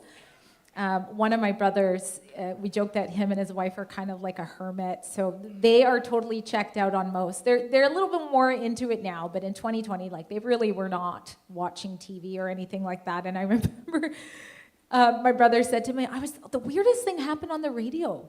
And so this was around George Floyd and the revival of the Black Lives Matter movement. And he's like, I was driving to work and they were talking about racism. And he's like, and this guy called in, he was clearly like a white guy, and he was talking about how he experienced racism in Surrey, BC, because he was like the only white guy on his hockey team, and this and that. And he's like, and they cut him off halfway, and they were like, whoa, whoa, whoa, no, this is not what we're gonna talk about. And I was like, well, yeah, it's because of Black Lives Matter and George Floyd. And my brother's like, what, who? And I was like, oh yeah. You get to live life the way you want to live life. There's no narratives being pushed at you. Of course, I filled him in with my narrative. But so just being vigilant about what you're consuming from technology, when you need to shut it off, and having in-person relationships and connection, reading books, all of those things. I think we need to stay doing that and teach our young generations to do that too.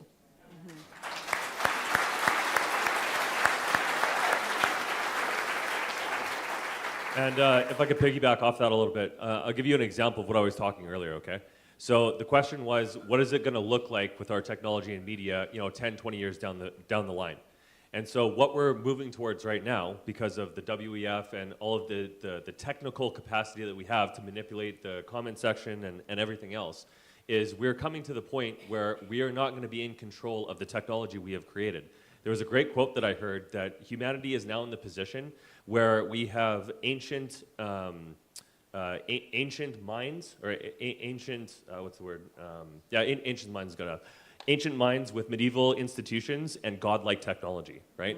And so what that really means and what we're moving towards is, especially with AI as an example, if you have a group of people like the oligarchy that can control absolutely everything without having to do the actual labor physically there, you have increased the ability for people to control other people by an order of magnitude. And so what this means for our technology is that if you're not actively being a part of the technology that's going to keep us free, we are moving towards enslavement. And what that looks like is very, very, very specific things that they're trying to do. And it's these 4 things that we really have to defend ourselves against in regards to technology. And that's number 1, digital IDs. Number 2, central bank digital currencies. Number 3, microchips in your hand. And number 4, 15-minute cities. If you have those 4 things that are pillars of our society, everyone in here and everybody that's a part of that system is a slave, not just for our lifetime, but permanently. Because if you are born into that system, you will never be able to accept, because this isn't something that I don't think anybody's thought of. But what if they put a kill switch in that microchip, just like they have in all sorts of technology now? This is something that the biomedical and physical convergence is what they're calling this. And when that happens, and Neuralink is a really good example of that. That is a connection of our biology to physical technology, right? And if you don't want to be a part of that, or if you want to be able to defend yourself against it, you have to, like Drea was saying, is understand that and utilize it so that it is an avenue of freedom and not an avenue of enslavement. Mm.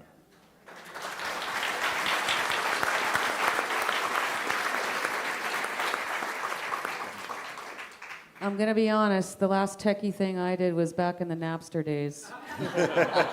So I don't have too much to add about that other than, seconding what everyone has said here tonight. It is a double-edged sword. I hear about AI, I see a little bit about it, but I haven't even dabbled in it yet. So, yeah.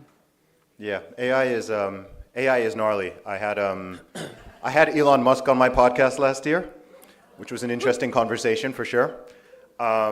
I'm a big Elon fan. I like most of what he does. I did raise my concerns with him about Neuralink, though. You can watch that on YouTube or listen to it wherever. Yeah, because I think once you start integrating technology into human beings, I think we're totally crossing a threshold. And I don't think the initial plans for it are particularly scary or sinister, right? Helping blind people to see, helping injured people to walk, that kind of thing, restoring basic functionality. But once you start having people who already have full functionality and are able-bodied, but they think that's not good enough for them and they want to become, superhuman and quite literally plugged into the matrix, then that's when we start deviating, I think, into a different species. And any notion of human beings playing God to that kind of level, firstly, I don't think God likes it. I believe in God, and I don't think God is gonna. I think God will deal with us. Yeah, I don't think He looks favorably upon that. So, look, we'll see how this all plays out. But coming back to the question of media, though, we've seen a massive shift in the media landscape, particularly over the last decade. I think it's actually remarkable just how much and how quickly it's changed. The viewership of traditional media and traditional news is declining. They're on their deathbed. Every single year. I believe probably the most listened to person in the entire world is my friend Joe Rogan. Woo! I think he's the most listened to man in the entire world, which is completely insane if you think about it. That one comedian, an MMA commentator with a mic, and he's got a really small team. It's like him and 4 people. That is getting more views and listens to these giant multi-billion-dollar corporations. And then, we have people in independent media right here. I guess I'm in it to some degree. And this power shift is just changing. So rather than just asking what the future is going to be, let me ask a question that I think is intriguing, and maybe you've thought about this, maybe you haven't, but as this shift changes towards more decentralization and more independent media, how do we avoid turning into what we've been fighting against all this time? Oh, I'll take that first. Because this is my jam. So there's a concept that I want everybody to understand. When you have somebody that is a leader, they have a requirement. And there's 3 aspects to that. There's accountability, number 1. Responsibility, number 2. and accountability, responsibility, and authority, number 3, right? And what we have and what we're suffering from is all of the authority and no accountability, right? And so the thing that everybody needs to internalize is that when you're in a group of people, there's somebody that's a leader, there's somebody who's in charge, and if you're a follower of that, and there's no problem being a follower, but you have the responsibility of holding your leader accountable. And the reason that our society is breaking apart is that there is no accountability when our leaders screw us over. And that is the mechanism that is missing from our society, and in media specifically. Oh, sorry.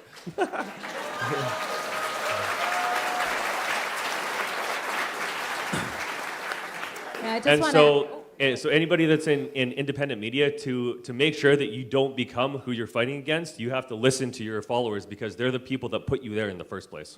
Absolutely,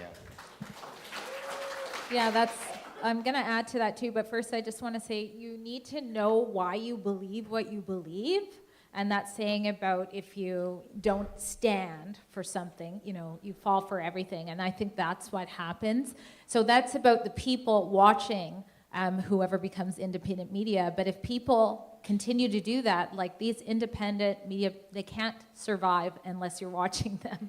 So when they start to go sideways, you have to hold them accountable. You have to communicate those things. And the other thing I just wanted to say about leadership is a lot of people are hinging on the elections. Provincial, we have ours in 4 months, oh my goodness, and then federally next year. And that's great. I think obviously we have to talk about it. Obviously it's important, but we have to understand that it's not all of the answers. No matter who gets into power, the people have to hold the leaders accountable, and that's going to be hugely important, even if it is the conservatives. So.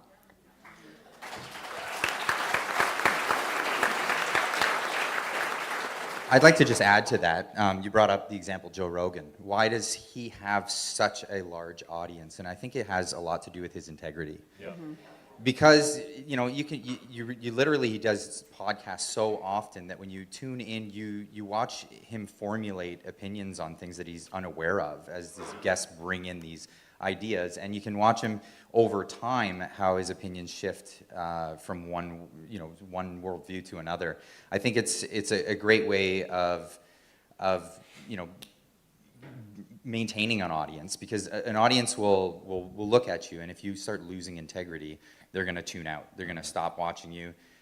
So this brings that level of accountability to a lot of people in the tech space right now. If you don't want accountability, then you can turn to Justin Trudeau and say, hey, can we get $1.4 billion a year to keep our organization going? Because that's exactly what's happening with traditional media. Yeah, I think accountability is a massive part of this new media. Yeah. And he doesn't lie to us. Yep. And I was just going to say that too. I mean, I think the number one thing is not to take government money. I mean, the writing was on the wall as soon as he made that announcement. Everybody that I talked to knew exactly what was going to happen to the media.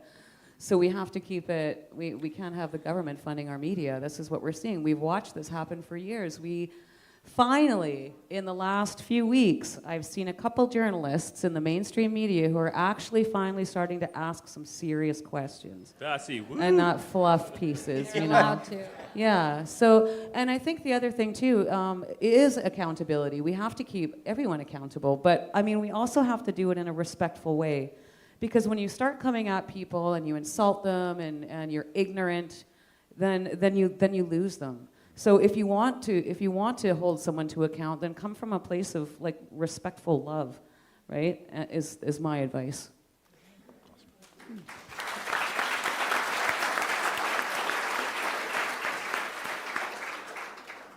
I think everyone here has made really good points on how do we not become the mainstream media. But I think an interesting side to that is perhaps the bigger threat. How do we stop the mainstream media from becoming us? And what I mean in that is people can smell integrity. They can feel it. There's no one in the mainstream media getting arrested like yourself, right? People can watch that and be like, okay, she's not bought out. Like, you can see that, right? But a phenomenon we're seeing more and more is not only corporations, governments, private contractors, all these different people realizing you all crave authenticity. You don't want to be barked at from a person behind a desk on CNN or BBC, right? And so they've begun to hire people on TikTok. There was OnlyFans stars like Farah Khalidi that have been offered money by the Biden administration. Harry Sisson, who makes TikTok videos dancing, saying, he's just a cool young Gen Z guy that loves Joe Biden, as if that's authentic and any Gen Z people actually love the Democrats. But I think there are a lot more people pretending to be part of grassroots movements that are being paid by foreign governments, by our own governments, than we give credit for. I think the worst thing that we can do is think that our enemies are stupid. They're not. They know we like authenticity. They know we crave that and want that. And I think they're more interested in trying to look authentic than we are in trying to look mainstream. So we need to be looking out for that. That's a very good point. Well, I think Cat Canada, I know she's been helping a lot and volunteering here, but I know she shared on her Twitter that she ended up sitting beside Freeland and said she works in social media, and Christy Freeland's like, can I have your contact, right? So it's happening, what you're saying. Yeah. Also, don't be so hyper paranoid that you start to think that like literally everyone is funded by the Illuminati or foreign governments. Like I think over the past couple of years I've been accused of being funded by pretty much like they contradict, right? Like I've been. Yes, I'm not saying that. Yeah, every single one. My favorite conspiracy theory about myself personally is that I'm an AI. So there's a group of people on the internet who believe I'm an artificial intelligence and I don't exist. So I don't know, all my songs, podcasts, public speaking, all the photos I've taken, you're all in on it. Like everybody, like, so yeah. No, we really got the hologram good tonight. Yeah. I think. You guys like the hologram? This is technology. This is the technology. Big shout out to the text guys over the front. So yeah, I think be discerning, but there's a line between discerning and like paranoid, to the point you think everyone's a controlled op, and you know, there's people who think Alex Jones is a controlled op. I mean, if that's how they treat controlled op, then you know. Anyway, there's a question that came through on the Q&A, which I think I'm going to rephrase it slightly. Well, the headline is, how does this conference plan to unify people? So I think a wider question about unity is important. After all, this organization is called We Unify. So we've all lived through an incredibly divisive period. It's been divisive in this nation, divisive in my nation, divisive across the world. And as I alluded to earlier, I don't think that people on quote unquote either side of it have really healed and reconciled. Part of that is because of the lack of accountability. But given where we are now, a few years past the main event, how do we unify people? How do we bring people together, and to what degree do you each think that's even possible? I'll just comment on that quickly, and then let the more intelligent people here comment on it after. But I think this, I've been saying this a lot to people because I think it's really important. Evil has been organized for centuries, and good people aren't organized at all, right? And so the core, the idea of unity is that we're working together. Well, what is it that we care about that's going to unite us, right? Truth, life, survival, right? Freedom. Those are all good things, right? But you have to have a goal. What is the goal? Where do we want our civilization to be? And where are they taking us that we don't want to be? You have to be cognizant of where we're going to go, because that's the only way that we can go there together.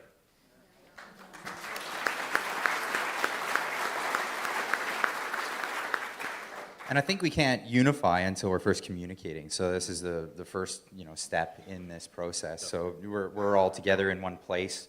I know I saw a lot of people running up and giving me hugs today. That was something. I love it. I love it. By the way, if afterwards you want to come do that. Give me a hug right now, bro.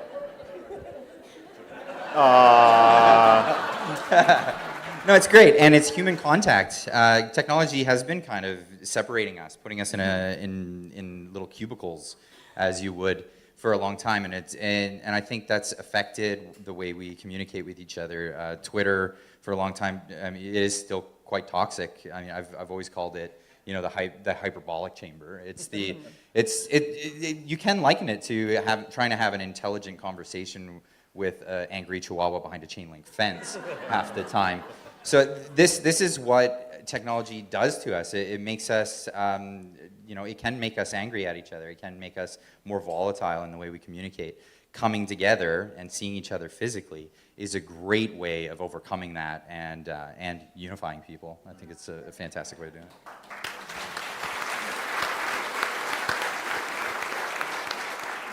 The word forgiveness comes to mind. Not to forget, but to forgive. And as a Christian, I'm called to do that, and it's certainly not easy to do, especially when you consider what we have, what we have gone through and how divisive it's been. But so many of us have been hurt over this last time, and I'm talking about forgiving the people that should matter and matter to you before all of that, your family members, your friends.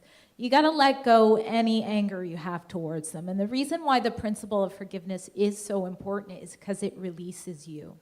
That's going to make you a stronger, healthier person. And when they feel that forgiveness, when you bury that, you can come together, be united again, and have the discussions that we need to have from a different place.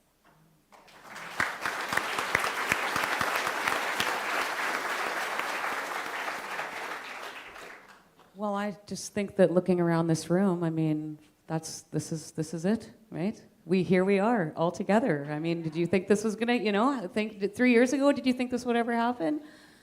I think the most important thing, yes, like Drea just said, is forgiveness. But we can always find common ground.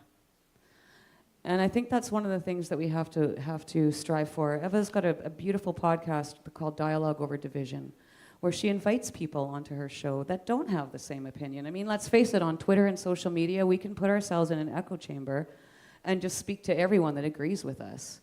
But to have the courage to have these hard conversations and to try to find a common ground. Like, my dad always told me 10% of the people on this planet are not gonna like you just because, so don't worry about them.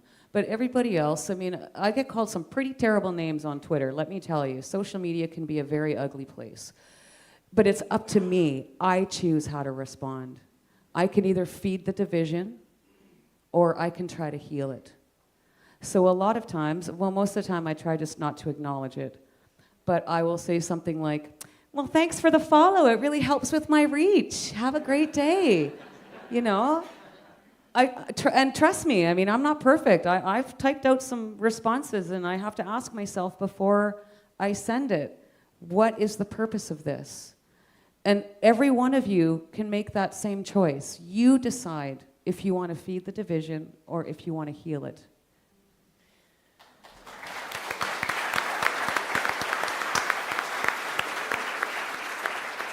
Lauren with the final comment. All right, I'm so glad there are final comments because I actually had a point to everything I was saying before and realized as I was talking about the Lovecraftian horror beyond human comprehension that technology is, I just forgot what my end point was, which there is a positive, and that's that reality exists, like the real world. You can't be deceived when you are witnessing something with your own eyes. I can't be told that there's no one in this country that supports me when I'm sitting in this room looking at people that have the same views as me. And it is the return to reality, the return to family, the return to community that's going to save us. I walked outside and I spoke to some of the protesters earlier, and a few of them jumped up and down screaming, and then I had a few come and speak to me, and I was like, okay, why are you guys here? And they said, well, we're protesting hate. And I was like, oh, okay, well, what's like the hate in the conference that's upsetting you? They're like, well, I mean, I haven't done my research, but I saw an article that said that there's some very bad people here. And I was like, oh, very bad people? Like what kind of people? And they're like, oh, they get up the list and start reading out the names. And they're like, wait, what's your name? And I'm like, my name's Lauren. And they're like, Lauren Chen? I'm like, yes, I'm Lauren Chen. And we started having a conversation about Lauren Southern, this horrible person. And they were saying that she was this alt-right activist that hates trans people and has been banned from countries. And I was like, well, I've heard that Lauren Southern got banned from the UK for holding a pride parade. Yes, it wasn't a Muslim area, but that's beside the point. And we were having this whole conversation. They were there protesting me because they thought I was hateful. They didn't even know who I was. They thought I was Lauren Chen.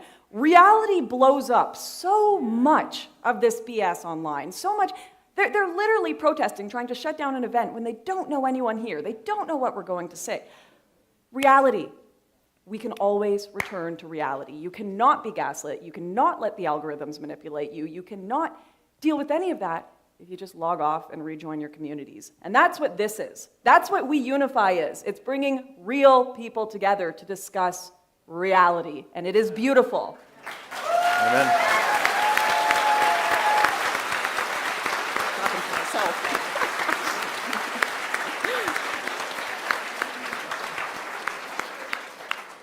Only thing I'm going to add to the beautiful words that everyone has just said is just to always, especially when you're on those screens, always just remember that everyone is just a human being. I know when you're on the internet and you're just seeing those little avatars and words and photos and videos whizzing by, you forget who is on the other end of the communication and the messaging. And sometimes they forget as well.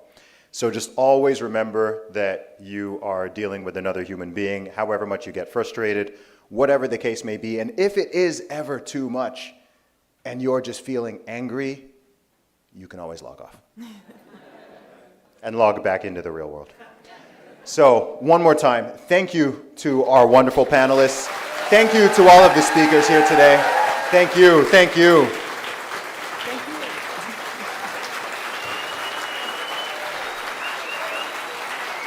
Can we get a selfie? Can we get a selfie with the audience? All right, I'm going to try something crazy here. I think I can get everyone in a selfie. I'm going to try to get this entire room. Okay.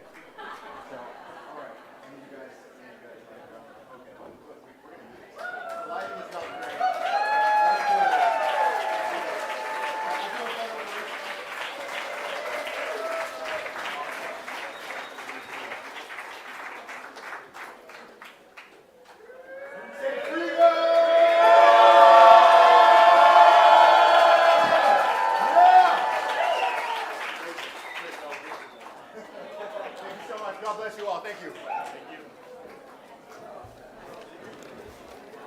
Boom, boom, boom.